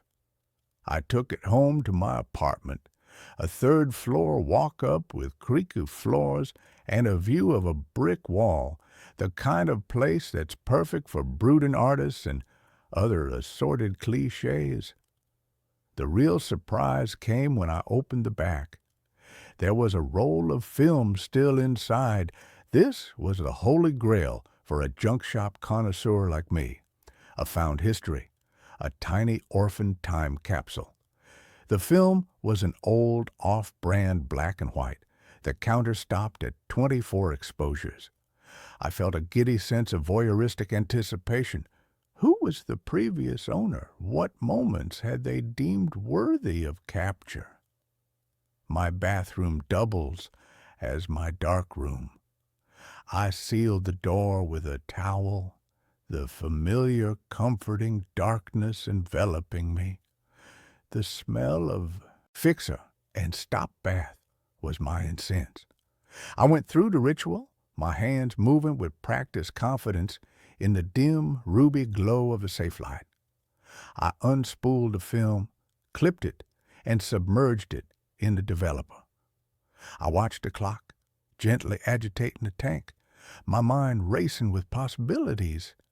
An hour later, the negatives were hanging to dry, a glistening celluloid ribbon of someone else's life. I held them up to the light, my heart pounding with a mixture of excitement and a strange, almost reverent respect. The first 23 pictures were unremarkable. They were the anonymous, slightly melancholic photos of a life lived, a blurry shot of a child on a swing, a close-up of a cat's face, a rain-slicked street at night, the streetlights blooming like soft, ethereal flowers, several overexposed photos of what looked like the interior of an old, cluttered house. They were competent, but lonely. The compositions were slightly off, the subjects always distant. They felt like the work of a ghost, someone observing the world without ever truly participating in it. Then I looked at the last frame, number 24. My breath hitched in my chest. A cold, sharp icicle of dread seemed to pierce my sternum and travel down my spine. I took the negative strip and put it in the enlarger, needing to see it in stark, undeniable black and white. I focused the image, my hand suddenly clumsy and slick with a sweat I hadn't noticed. The image bloomed into life on the photographic paper in the developing tray, a ghost emerging from the chemical ether. It was a picture of me, sleeping, in my bed, in my apartment. The angle was from the foot of the bed, looking towards the headboard. I was on my side, my face half buried in the pillow. The details were so horrifically, intimately correct that my mind buckled under the weight of them. The specific, rumpled way my comforter was bunched up. The book on my nightstand, a collection of poetry Chloe had left behind, its cover clearly legible. The glass of water beside it, even the shadow cast on the wall by my bedside lamp, was perfect, a familiar nightly silhouette. My first thought was that it was a prank, an incredibly elaborate, cruel prank. My mind immediately went to Chloe, but this wasn't her style. She was practical, grounded. She wouldn't know the first thing about developing film, let alone staging something so violating. And we hadn't spoken in months. My other friends? None of them had a key. My second thought was more technical, a double exposure, a bizarre one-in-a-million fluke where my face had been superimposed over an image of an empty bed. I was a photographer. I knew the science. I could debunk this. I grabbed my loupe and examined the negative again, my heart thumping a frantic, panicked rhythm against my ribs. The grain was consistent. The light source was singular. The shadows were perfect. It was a single, unmodified, horrifyingly real photograph. My apartment, which had always felt like a sanctuary, a shell I could retreat into, suddenly felt violated, porous. The air itself felt thick with a hostile presence. I walked into my bedroom and stood at the foot of the bed, my eyes darting around the room. The perspective matched perfectly. The photographer had been standing right here, in my room, while I slept. Who had owned this camera? And how, in the name of all that was sane and logical, had they taken a picture of me before I had even bought it? The film had been in the camera when I found it. The thought was a paradox, a Mobius strip of impossibility that my rational mind couldn't navigate. That night, sleep was a foreign country I couldn't find a visa for. I sat on my sofa, the lights on, the Lichner A7 on the coffee table in front of me. It wasn't just a camera anymore. It was a witness, an accomplice. It seemed to watch me with its single glass eye, its black body absorbing the light, giving nothing back. I felt a primal, superstitious urge to smash it, to shatter its lens and exorcise whatever malevolent history it held. But I was also a photographer.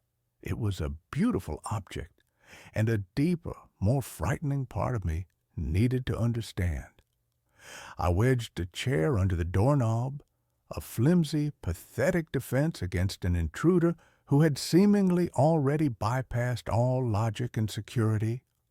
Every creak of the old building, every siren in the distant city was the sound of them coming back. I must have eventually drifted off because I woke up with a jolt, my neck stiff. The gray, unforgiving light of dawn filtering through the blinds. The first thing I did was check the chair. It was still there. I was alone. But the feeling of being watched didn't leave with the night.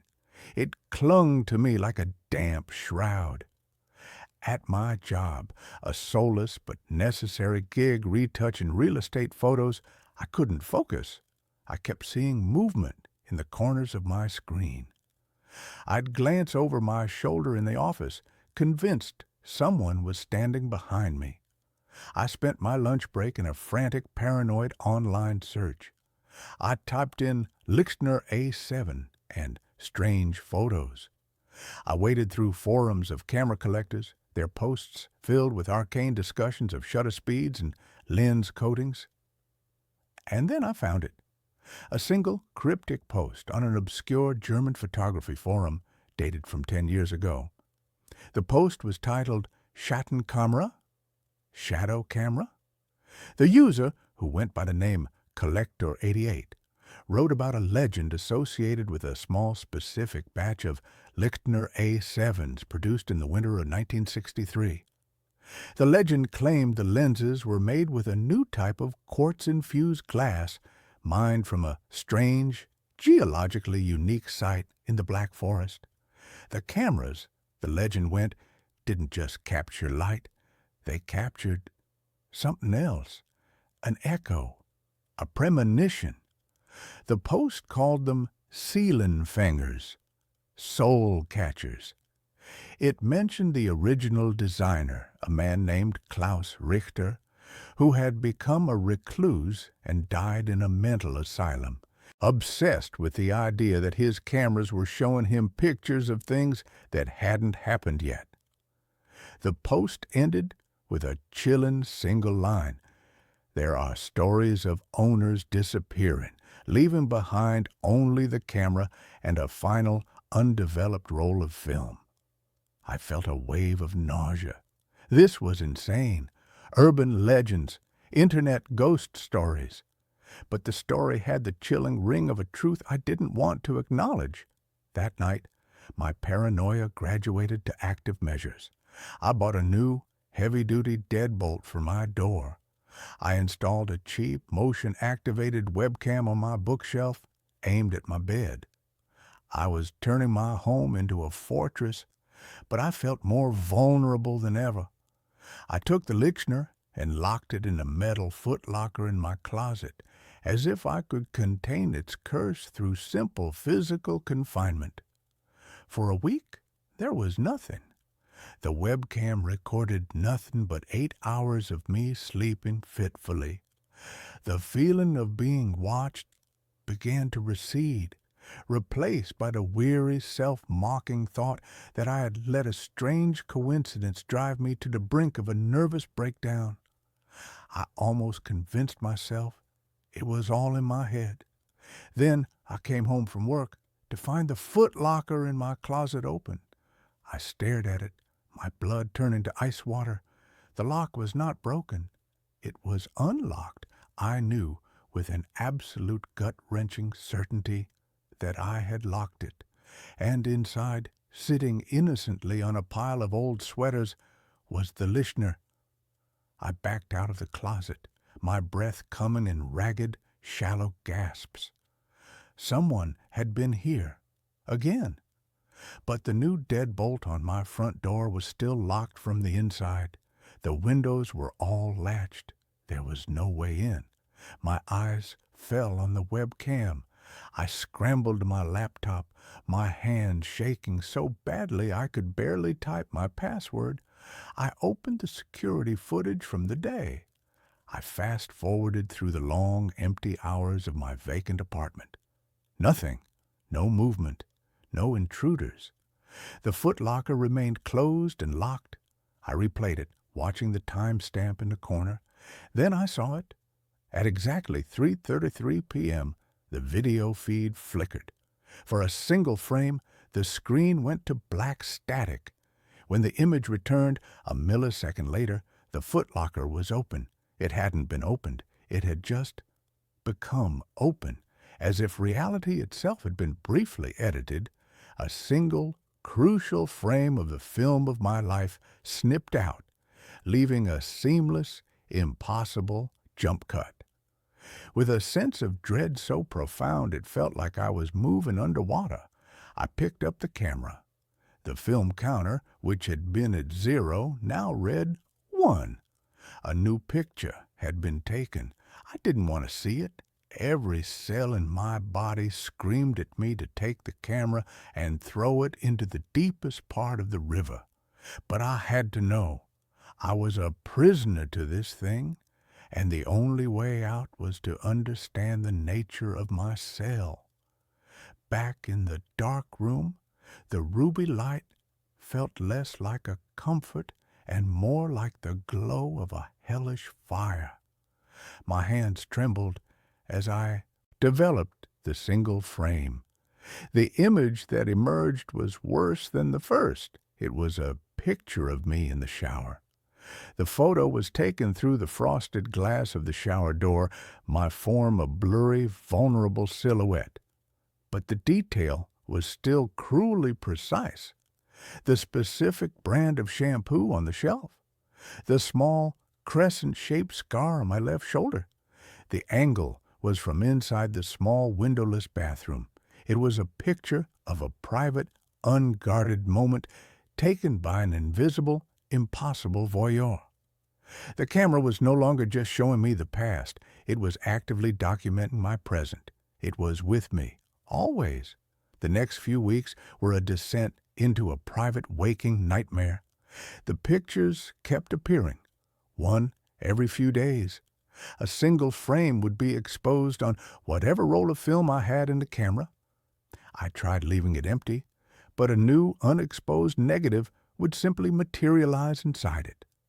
A picture of me at my desk at work, taken from over my shoulder. A picture of me buying groceries, taken from the other end of the aisle.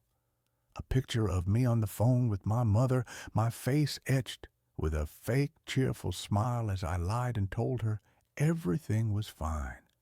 Each one was a new violation, a new piece of evidence that my life was no longer my own.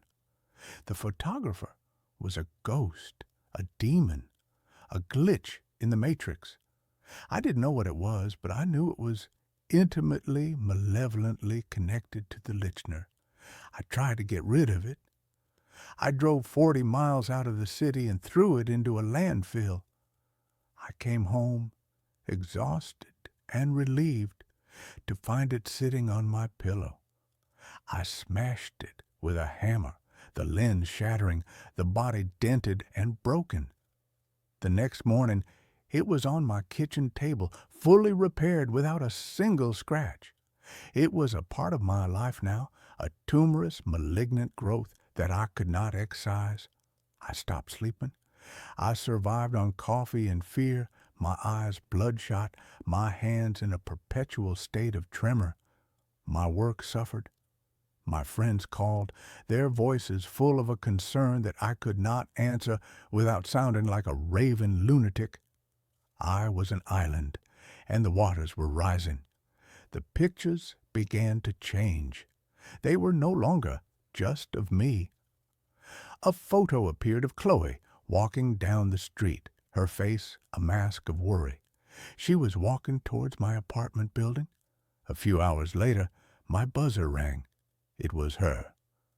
"Jacob, I've been calling you for a week," she said, her voice tight with a mixture of anger and concern. "Are you okay? You look terrible." I couldn't let her in. I spoke to her through the intercom, my voice a ragged croak, telling her I had the flu, that I was fine, that she should go. The hurt in her eyes, even through the tiny, distorted camera, was a physical blow. The camera wasn't just tormenting me. It was using the people I cared about to do it. It was isolating me, turning me into the monster they would all remember. And then the pictures began to show the future. It started with a photo of a broken plate on my kitchen floor, shattered into a dozen pieces. I spent the entire day in a state of high alert, refusing to go near my kitchen cabinets. That evening, as I was making coffee, a sudden, inexplicable tremor shook the building.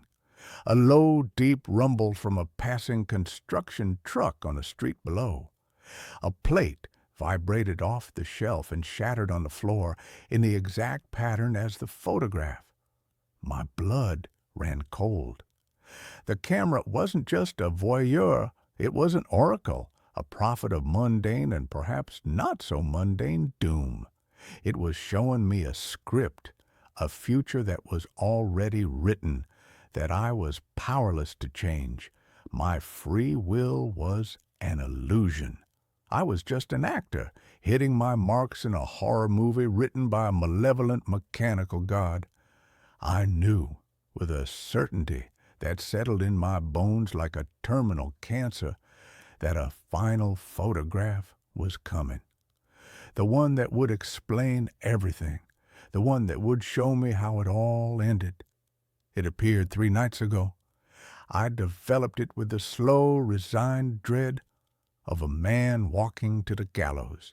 The image that emerged from the developer was a culmination of all my fears, a perfect, monochrome distillation of the horror that had consumed my life. The perspective was my own. It was a photo taken from my point of view. My own hands were visible in the bottom of the frame, holding the Lixner camera. The camera was pointed down at the floor of my living room. Chloe was lying there, her eyes wide and staring at the ceiling, a dark, spreading stain on the front of her white blouse. In the corner of the frame, I could see the tip of my own shoe, and next to it, on the floor, was a knife. I stared at the photograph, a low, keening sound of pure despair escaping my lips. It wasn't going to just kill me. It was going to use me. It was going to turn me into a murderer. It was going to take the last person I had ever loved and make me destroy her. And it was going to document the act with its cold, passionless, quartz-infused eye. The final photograph wouldn't just be of a death, it would be my confession. I called her. My voice was a frantic, broken thing. Chloe, listen to me. Don't come here. Whatever you do, do not come to my apartment. I don't care what you hear. I don't care if I call you and beg. Stay away. Jacob, what's wrong? She cried. You're scaring me. Let me come over. Let me help you. No, I screamed, and I slammed the phone down. I threw it against the wall, shattering it. I had to break the chain of prophecy. For 2 days, I sat in my apartment, a prisoner of a future I was desperately trying to avoid. I boarded up the door with a hammer and nails. I sat on the floor in the dark, the Lixner in my lap, its cold weight a constant, terrible reminder. I waited. Last night I heard a pounding on my door. Jacob, it's me. The landlord let me into the building. I know you're in there. Please, just let me see you're okay. It was Chloe. My frantic, insane warnings had, of course, had the opposite effect. They had convinced her I was in danger and that she needed to save me. The prophecy was fulfilling itself. The final act was beginning. I could feel it then, a cold, alien sensation seeping into my arms, into my hands. The camera in my lap felt like it was humming, vibrating with a low, hungry energy. An impulse that was not my own told me to stand up, to go to the door, to let her in. I am writing this now, scrawling these words on the back of old photographic prints with a piece of charcoal from my art supplies, because I don't have much time. I can feel my will eroding, my own thoughts being drowned out by a cold, quiet, calculating intelligence that is not mine. It wants the picture. It has been building to this moment, to this perfect, tragic composition. Chloe is still outside my door. She's been talking to me for hours, her voice growing hoarse, pleading with me. And the other voice, the one inside my head, is getting stronger. It's telling me how beautiful the final print will be, the chiaroscuro of the shadows in the room, the tragic, poetic horror of the scene. It's a masterpiece, it tells me, the greatest photograph ever taken. The camera is in my hands now. It feels so heavy. My fingers are moving towards the nails I hammered into the door. I don't want to do it. I am screaming inside my own mind, a silent, unheard shriek. But my body is beginning to move. It's a slow, jerky, puppet-like motion, my muscles obeying a will that is not my own. The entity that lives in this camera, the ghost of Klaus Richter, or whatever ancient, hungry thing he woke up in that forest, it doesn't just capture moments. It creates them. It feeds on them. It feeds on despair. Chloe is calling my name, the name of the man I used to be. My hand is on the first nail. It's cold, sharp. I can see the final picture in my mind's eye, as clear as if it were already developed and hanging on a gallery wall. It is a work of undeniable soul-destroying art, and it will be my last testament. I don't know if I can stop it. I am raising the hammer. All I know is that the shutter is about to click. I found my missing dog. But it wasn't my dog anymore. Buster was more than a dog. He was my anchor. In the 3 years since I'd moved into the old farmhouse, with its creaking floors and the vast whispering woods that pressed in on all sides, he had been the steady, thumping heartbeat of my quiet life. He was 100 pounds of goofy, slobbery, unconditionally loving golden retriever, a walking antidote to the silence that had settled in after my divorce. His disappearance wasn't a gradual thing. It was a violent tearing in the fabric of my reality. One moment, he was there, chasing a squirrel at the edge of the property line where the manicured lawn gave way to the tangled, primeval dark of the forest. The next, he was gone. There was no yelp, no bark, just a sudden, deafening silence. The weeks that followed were a special kind of hell, a blurry montage of sleepless nights and frantic, desperate days. I plastered every telephone pole, every community bulletin board, every gas station window for a 30-mile radius with his smiling, dopey face. "Missing!"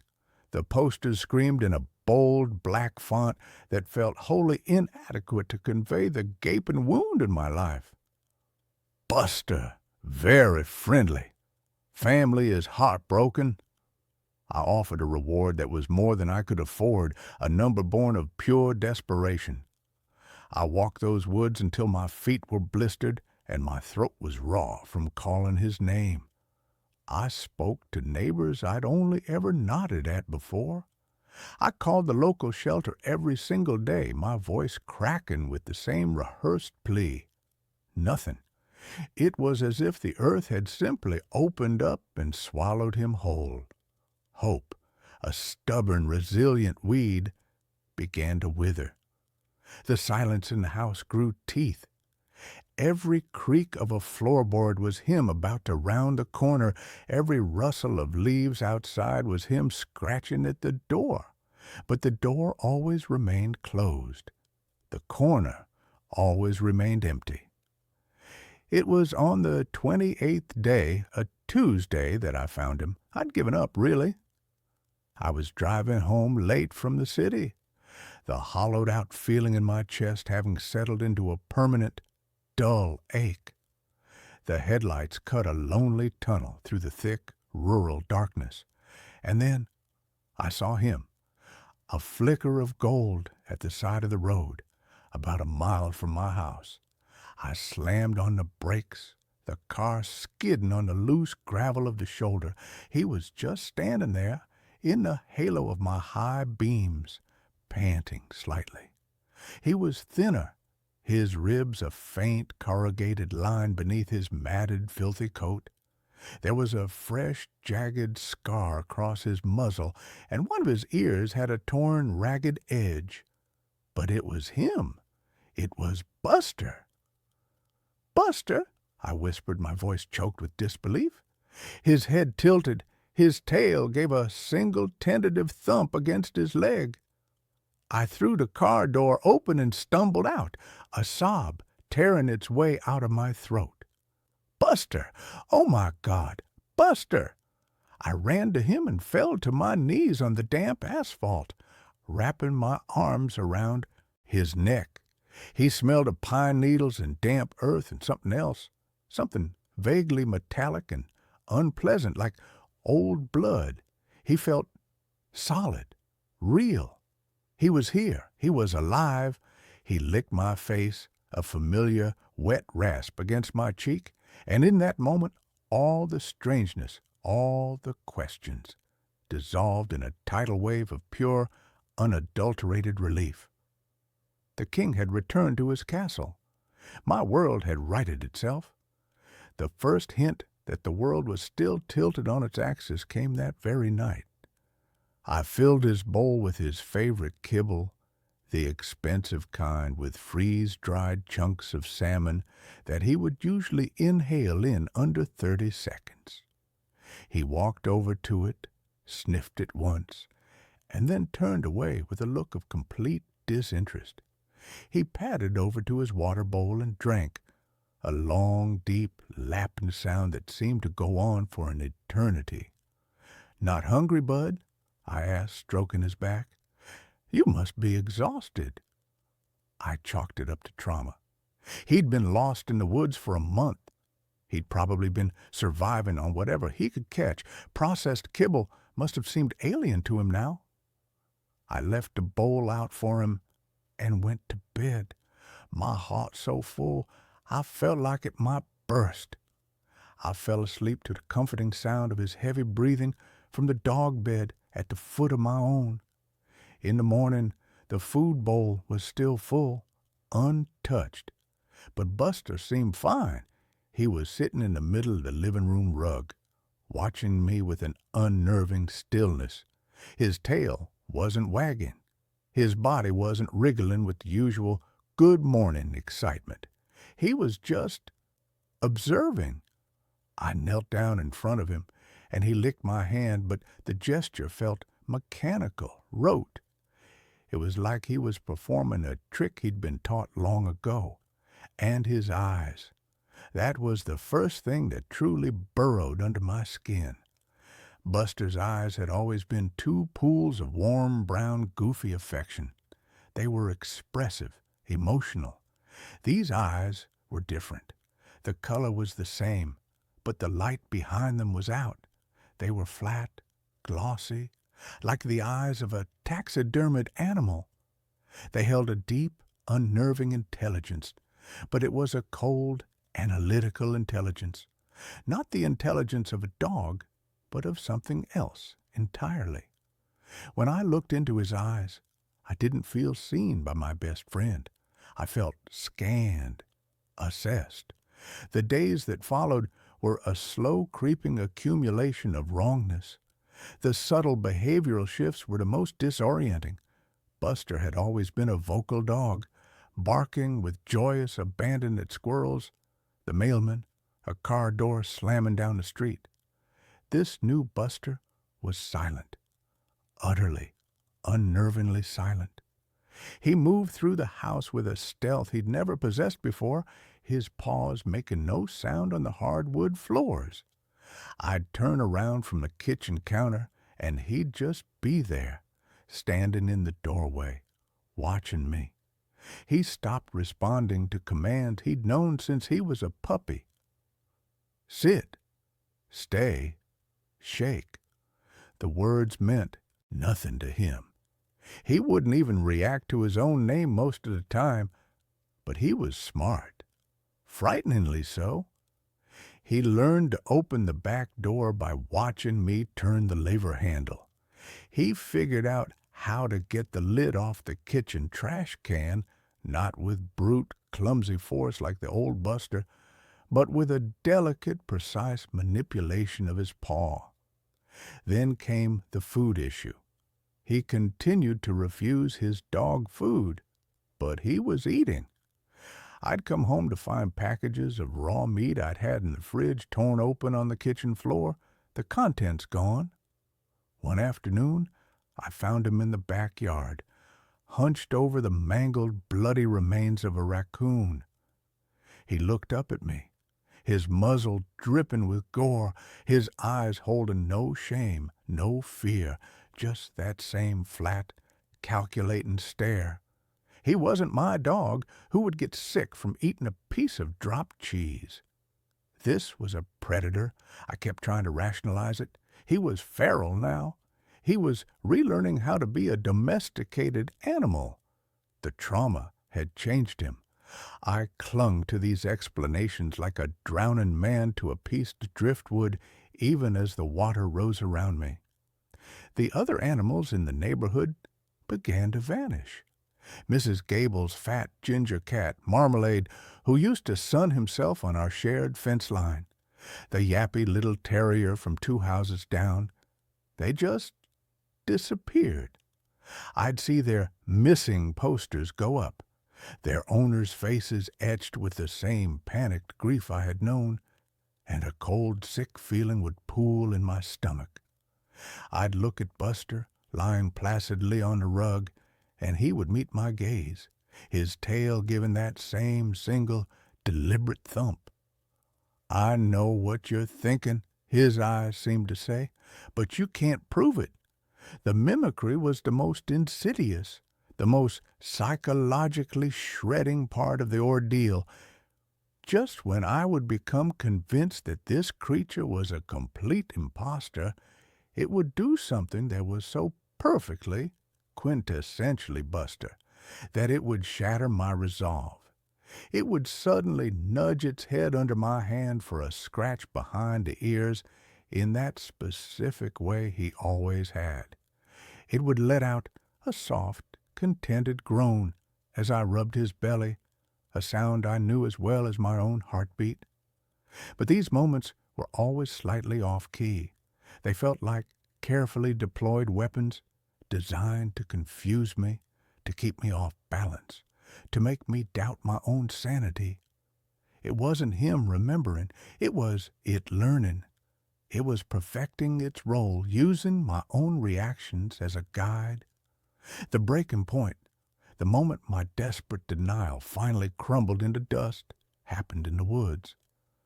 I'd been hearing strange noises from the forest at night, a high-pitched, chittering sound, almost insect-like.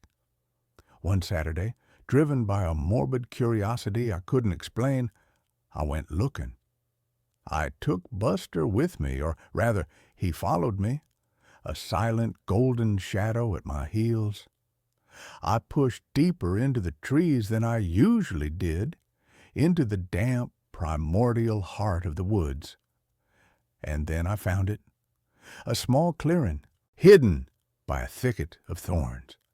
In the center was a shallow pit, and in the pit were bones, animal bones mostly.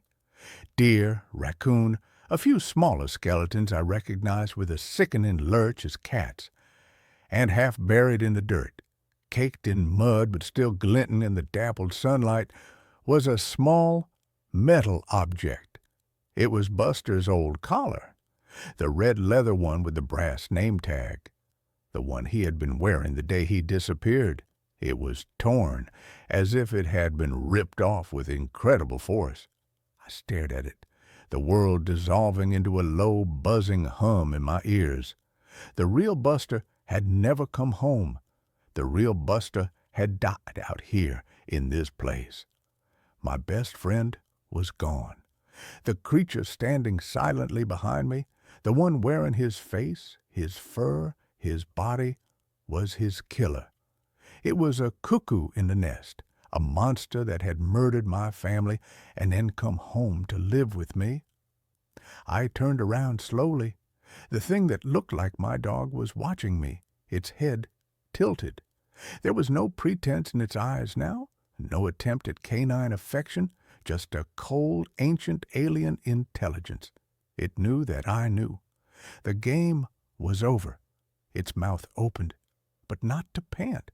The jaw unhinged, stretching wider than any dog's jaw should, revealing rows of needle-sharp, almost shark-like teeth. And from deep within its throat came a sound, a wet, clicking, multi-toned sound that was a grotesque mimicry of my own voice. "Alex," it rasped, the name broken and distorted. Good boy. I didn't scream. The sound was trapped behind a wall of pure, paralyzing terror. I just backed away, step by agonizing step, my eyes locked on the abomination in front of me. It took a step forward, and its form seemed to shift, to ripple. Its front legs elongated, the joints cracking and reforming, becoming more like arms. Its spine lengthened, and it began to rise unsteadily onto its hind legs. It was a thing of impossible angles and fluid, unnatural movement, a half-formed nightmare struggling out of a familiar, comforting disguise. That's when I ran. I turned and sprinted through the woods, branches whipping at my face, my lungs burning. I didn't look back, but I could hear it behind me. It wasn't the sound of a running dog. It was a heavier, faster, loping gait, accompanied by that horrible, chittering click. It was toying with me. It could have caught me at any second. I burst out of the woods and didn't stop. I ran into my house, slammed and bolted the door, my hands shaking so violently I could barely work the lock. I stood there panting, my back pressed against the wood, listening. Silence. Then a soft, familiar scratching sound at the door. A plaintive, heartbreaking whimper, a perfect imitation of Buster when he wanted to be let in. "Alex," the whimper seemed to say, "let me in. I'm your best friend." I fled. I grabbed my keys and my wallet and nothing else.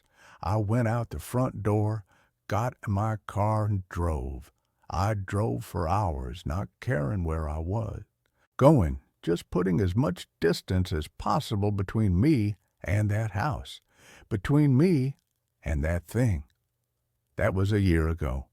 I live in a city now, a high-rise apartment on the 32nd floor, surrounded by the comforting, anonymous noise of millions of people.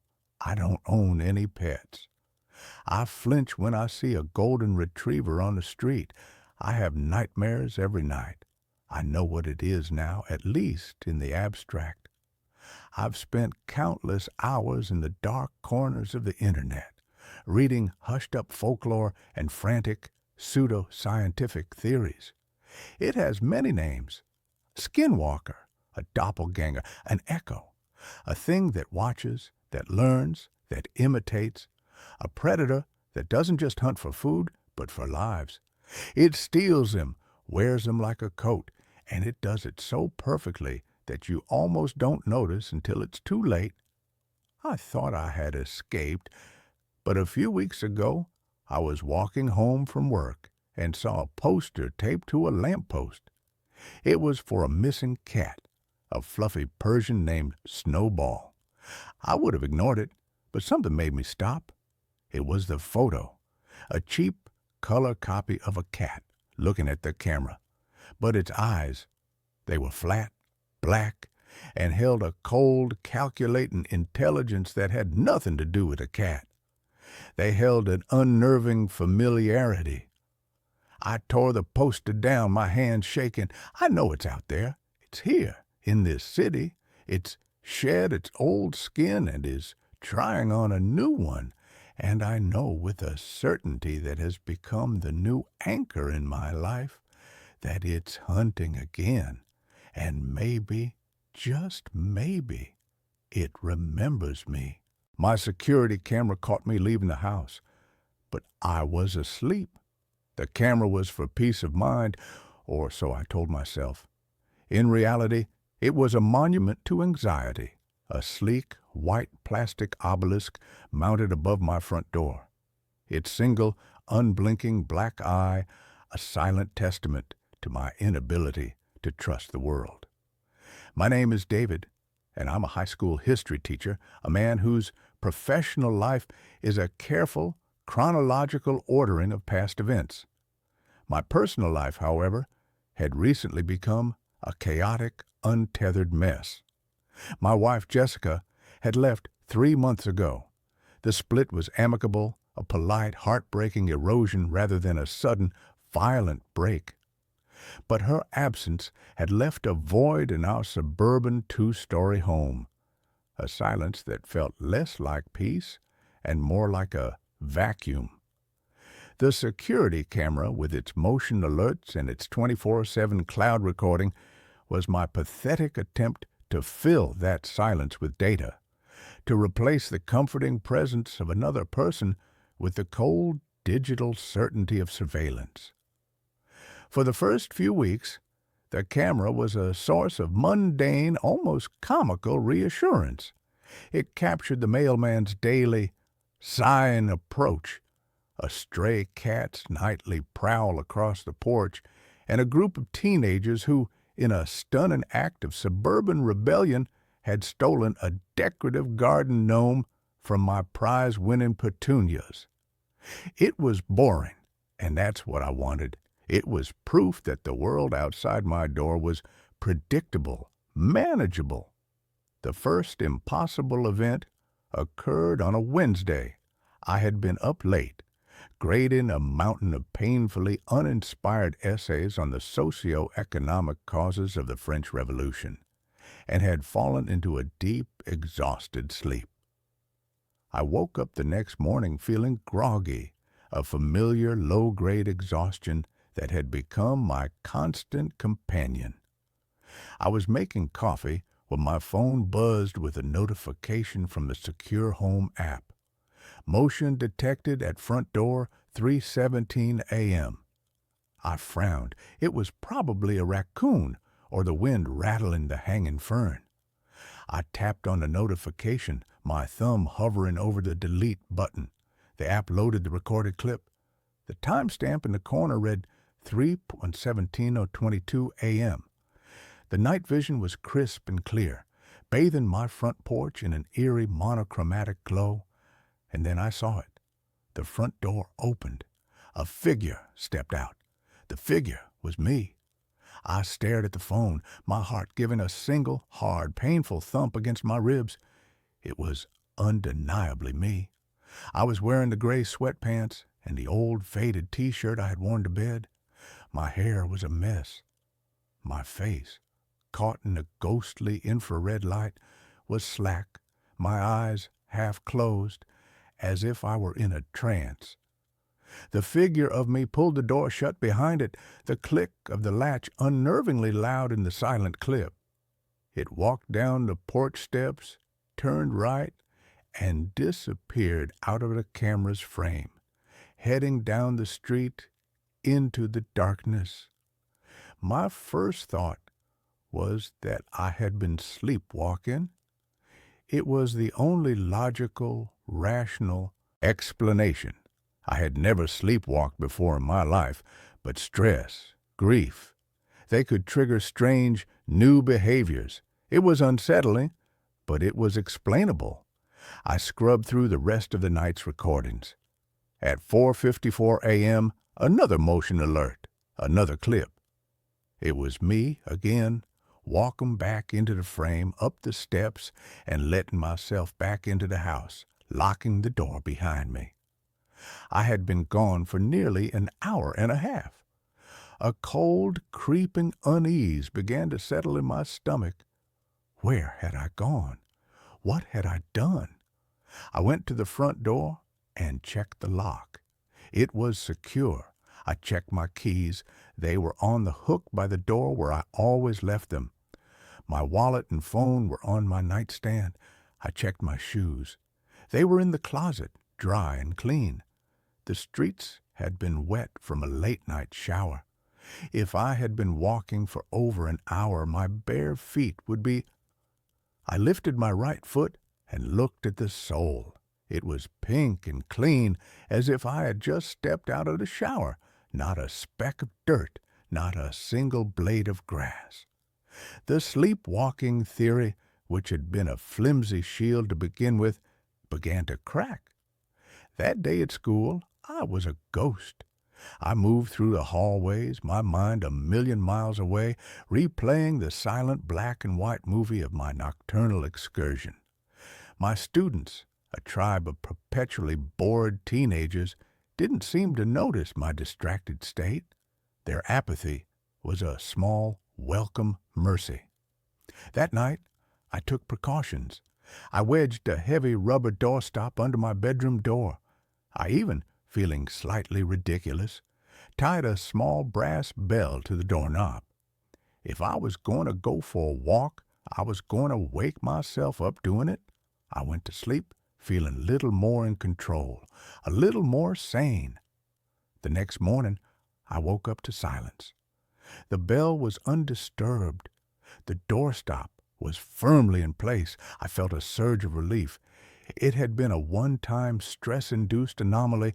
I was fine. Then I checked the app. Motion detected at front door, 2:48 a.m. My blood ran cold. I opened the clip, my hand trembling. The front door opened. The figure of me stepped out. It was wearing the same clothes. It had the same blank, somnambulistic expression. It closed the door and walked off into the night. An hour later, at 4:02 a.m., it returned. I flew out of my bed, my heart pounding. The bell on my bedroom door was silent, the doorstop untouched. He hadn't come from my room.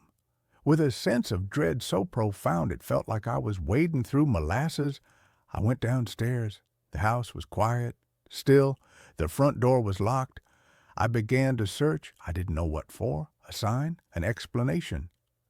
In the living room, on the plush beige carpet in front of the cold, dark fireplace, I found it. A single, muddy footprint.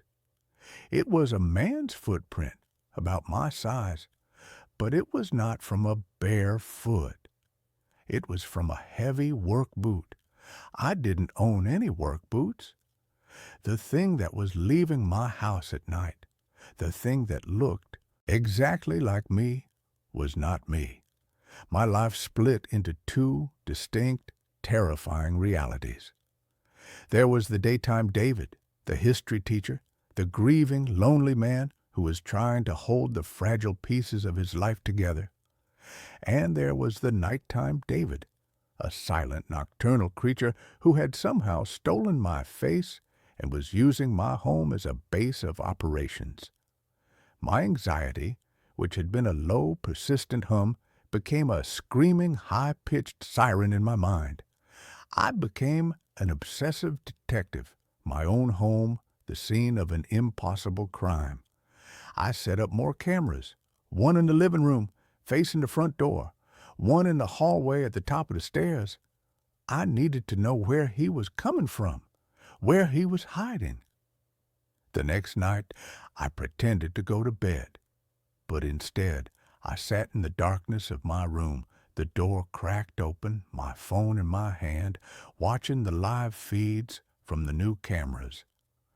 For hours, there was nothing but the silent, empty, monochromatic landscape of my own home. I was starting to drift off, my head lolling against the wall, when the camera in the living room registered movement. I sat bolt upright, my eyes glued to the screen. It wasn't coming from upstairs. It wasn't coming from the basement. It was coming from inside the living room, from the wall behind the sofa. I watched, my breath held tight in my chest as a section of the wall seemed to ripple, to shimmer like a heat haze on a summer road. And then he stepped out of it. He stepped directly out of the solid plaster wall as if he were walking through a curtain. It was me, but it wasn't me. His movements were different, fluid, economical, precise. He walked to the front door, unlocked it, and stepped out onto the porch, right into the view of the original camera. He was gone. I stared at the phone, my mind completely, utterly broken. I was not being haunted by a ghost. I was not being stalked by a doppelganger. I was sharing my house with a creature that could walk through walls, a creature that had chosen for some unknown, malevolent reason to wear my face. My investigation became more frantic, more desperate. I needed to know what was on the other side of that wall. It was the main wall of the living room, the one that backed onto the garage. The garage was my space, my workshop, filled with woodworking tools and half-finished projects that I hadn't had the heart to touch since Jessica had left. The next day, I went into the garage. The wall was solid, covered in pegboard where I hung my tools. There was no shimmering, no ripple, just solid, dependable wood and plaster. I took a hammer, and with a trembling hand, I knocked a hole in the plaster. I tore away the drywall with my bare hands, my fingers raw and bleeding, and I found nothing. Just the wooden studs of the frame, the pink fiberglass insulation, the electrical wiring. There was no portal. There was no door. I was being gaslit by my own house. The creature I had started calling it the other was becoming bolder. It was no longer just leaving the house. It was interacting with it. One night, I watched on the camera as it came back inside, not at 4 a.m., but at midnight. It walked into the kitchen and opened the refrigerator. It stood there for a long moment, bathed in the cold, white light. And then it began to eat. It took out a carton of milk and drank directly from it. It took a raw, packaged steak and tore it open with its teeth, devouring it, uncooked. Its movements were feral, animalistic. It was not me. I was a vegetarian. The fear was beginning to paralyze me. I was a prisoner in my own home, a zookeeper for a monster that looked like me. I was terrified to go to sleep, but I was also terrified of what I would see if I stayed awake. I was losing my grip. I called in sick to work. I stopped answering my phone. The outside world, with its neat, historical timelines, felt a million miles away. I knew I needed help, but who could I go to? The police? "Officer, there's a man who looks just like me who comes out of my wall and eats my raw meat." They would have me in a padded room before I could finish the sentence. My one desperate hope was my brother-in-law, Mark. He was Jessica's older brother, a skeptical, pragmatic, no-nonsense electrical engineer. He was a kind of man who believed that every problem had a logical, solvable solution. I hadn't spoken to him since the split, but I was desperate. I called him. My voice was a wreck, a frantic, paranoid mess. I didn't tell him the whole truth. I couldn't.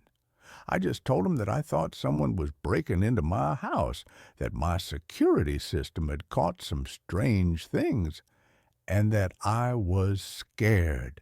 I asked him if he could come over, if he could just be there. He was hesitant, but the raw, naked terror in my voice must have cut through his skepticism. He agreed to come that evening. His arrival was a brief, welcome injection of normalcy into my surreal nightmare. He walked through the house, checking the locks, the windows. He was a calming physical presence in a house that had become a landscape of psychological horror.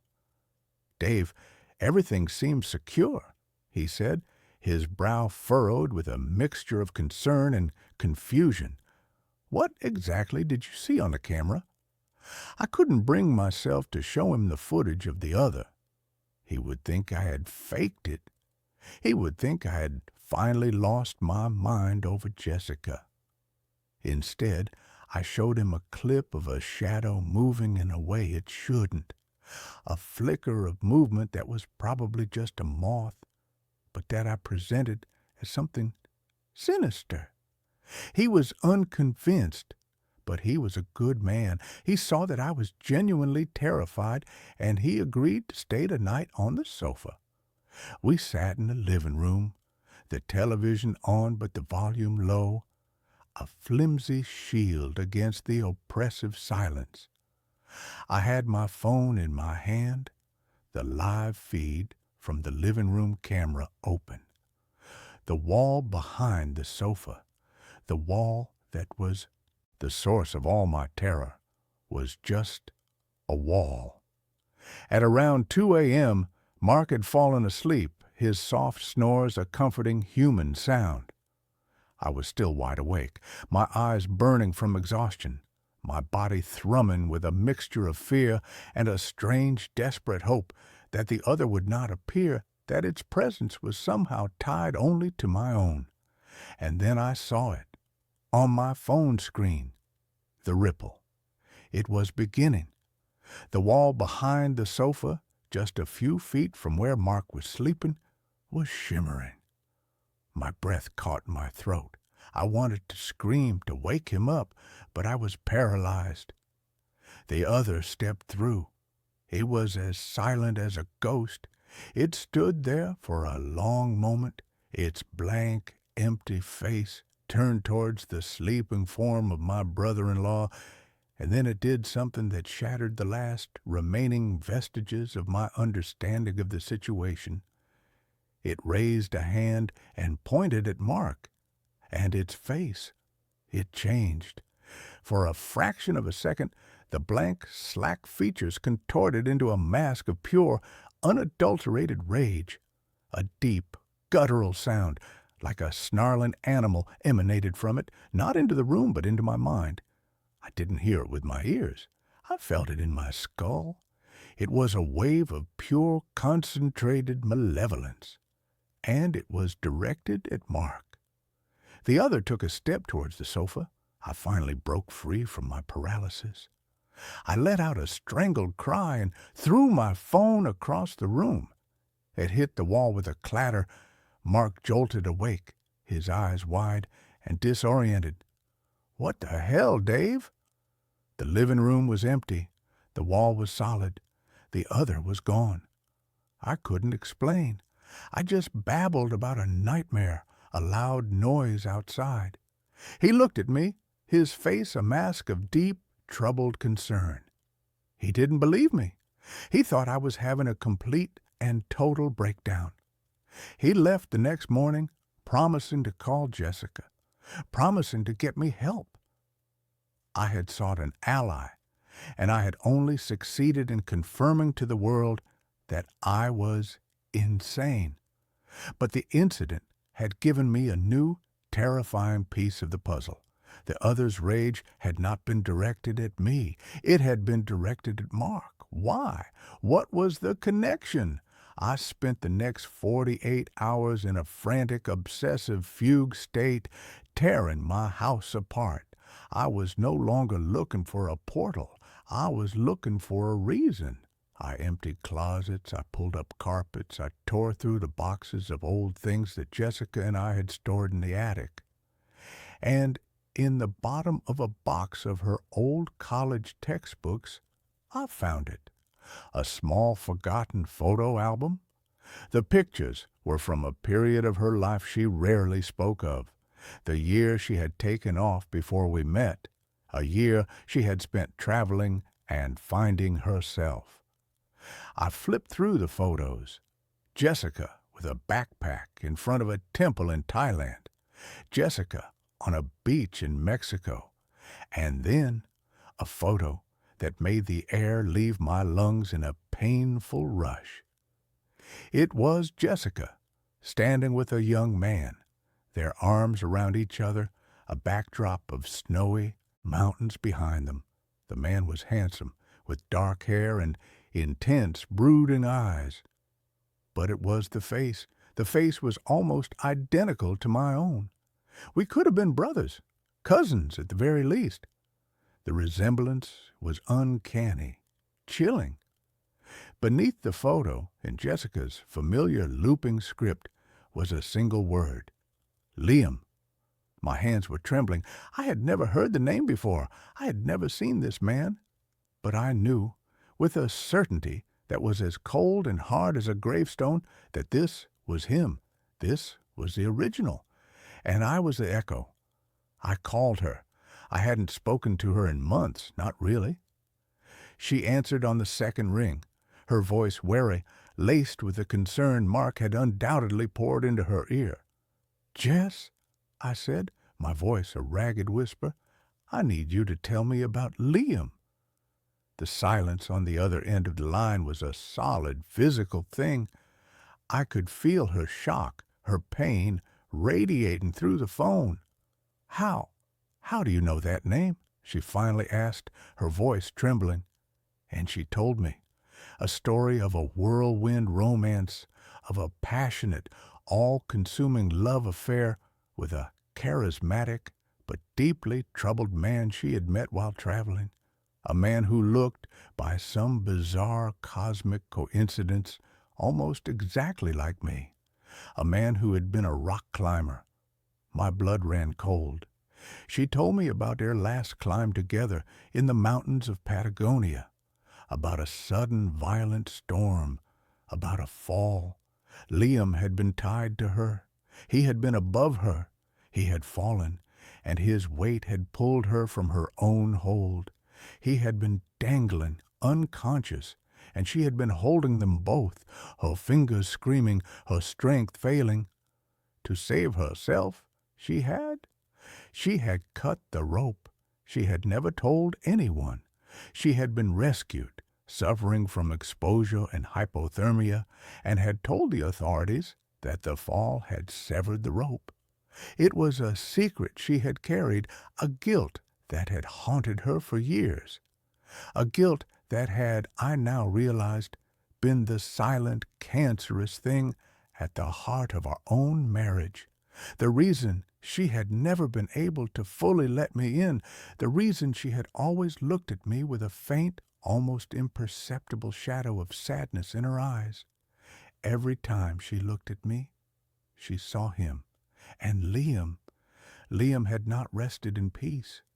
His ghost, his rage, his profound sense of betrayal had not stayed in the mountains of Patagonia. It had followed the one person it was still connected to. It had followed Jessica. It had followed her to our home, and it had found a vessel. Me, a man who looked like him, who slept in his bed, who lived the life he had been denied. The other was not a doppelganger. It was a ghost, a tormented, vengeful ghost that had, through some supernatural psychological alchemy, imprinted itself upon me. It was wearing my face, but the rage, the hunger, the methodical, silent comings and goings, they were his. He was coming out of the walls of the home he believed was his, a home he had been cheated out of. And his rage at Mark, it was the rage of a man for the brother of the woman who had let him fall. I understood then. I was not the one being haunted. I was the one doing the haunting. My body was the house, and the ghost of Liam was the unwelcome tenant. And I knew, with a chilling certainty, that he was not going to leave until he had what he wanted. He wanted revenge. He wanted Jessica. I told her to run, to pack a bag and leave her apartment, to go somewhere I couldn't find her, somewhere he couldn't find her through me. She thought I was having a psychotic break, that my grief and her confession had shattered my mind. But the raw, primal terror in my voice convinced her. And then I waited. I was the bait. This was my house, my body, and I was not going to let him have it any more. I set up the cameras again, all of them focused on the living room wall. I sat in a chair directly opposite, a single, heavy iron fire poker in my lap. I was not going to sleep. I was going to wait for him to come out. And this time, I was going to be ready. He came, as always, in the dead of night. The wall rippled. He stepped through. He looked at me sitting in the chair, and for the first time, his blank face showed an emotion. Surprise. He had not expected me to be waiting. He had not expected me to be armed. "She is gone," he said in my mind, his voice a snarl of pure frustration. Where is she? She is not for you, I said, my own voice a low, trembling thing. This life is not for you. This body is not for you. You are a memory, a ghost, and it's time for you to leave. He laughed, a dry, rasping sound that was full of a cold, ancient hatred.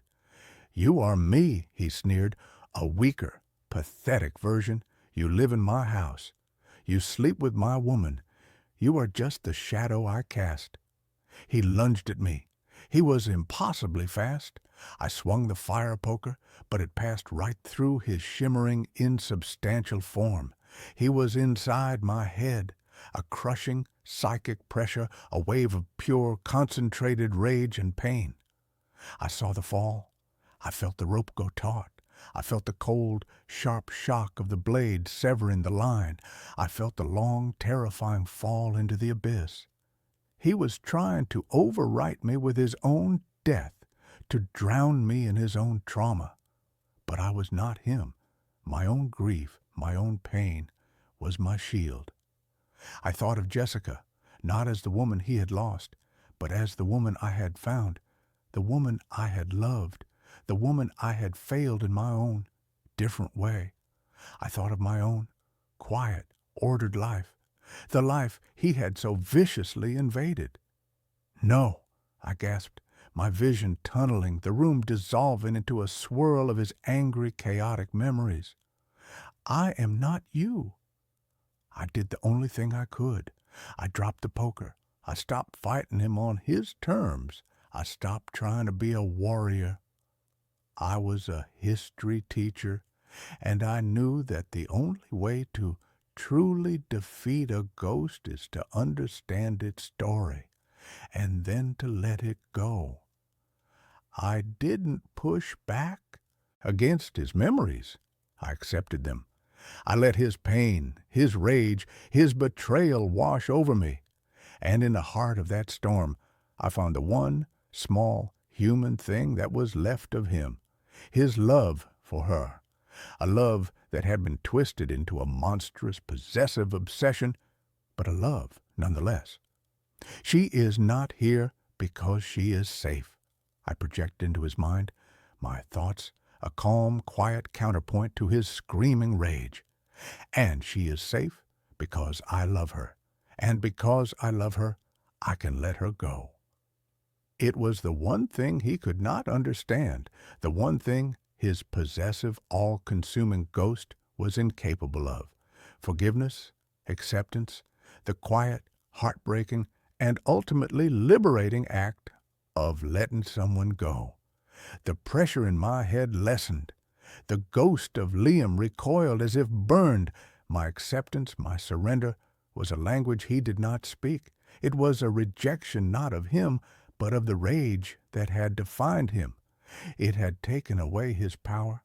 He flickered, his form wavering, becoming more translucent. He looked at me one last time, his face a mask of confusion, of a pain that was no longer angry, but just sad. And then he was gone. The ripple in the wall faded. He was not defeated. He was just released. The house was quiet, but it was a different quiet, a clean quiet. The vacuum had been filled. The haunting was over. I sold the house. I couldn't stay there. It held too many ghosts, both his and my own. I moved to a small, anonymous apartment in a different city. I don't have a security camera anymore. I am learning to live with the quiet, to trust the silence. Jessica and I are talking. It's slow and it's painful. There are too many ghosts between us. I don't know if we can ever rebuild what we had, but we are trying. We are two survivors of a haunting, each in our own way. Sometimes late at night, when I catch my own reflection in a dark window, I see a flicker of him in my eyes, a shadow of the man I might have been, the man she had loved first.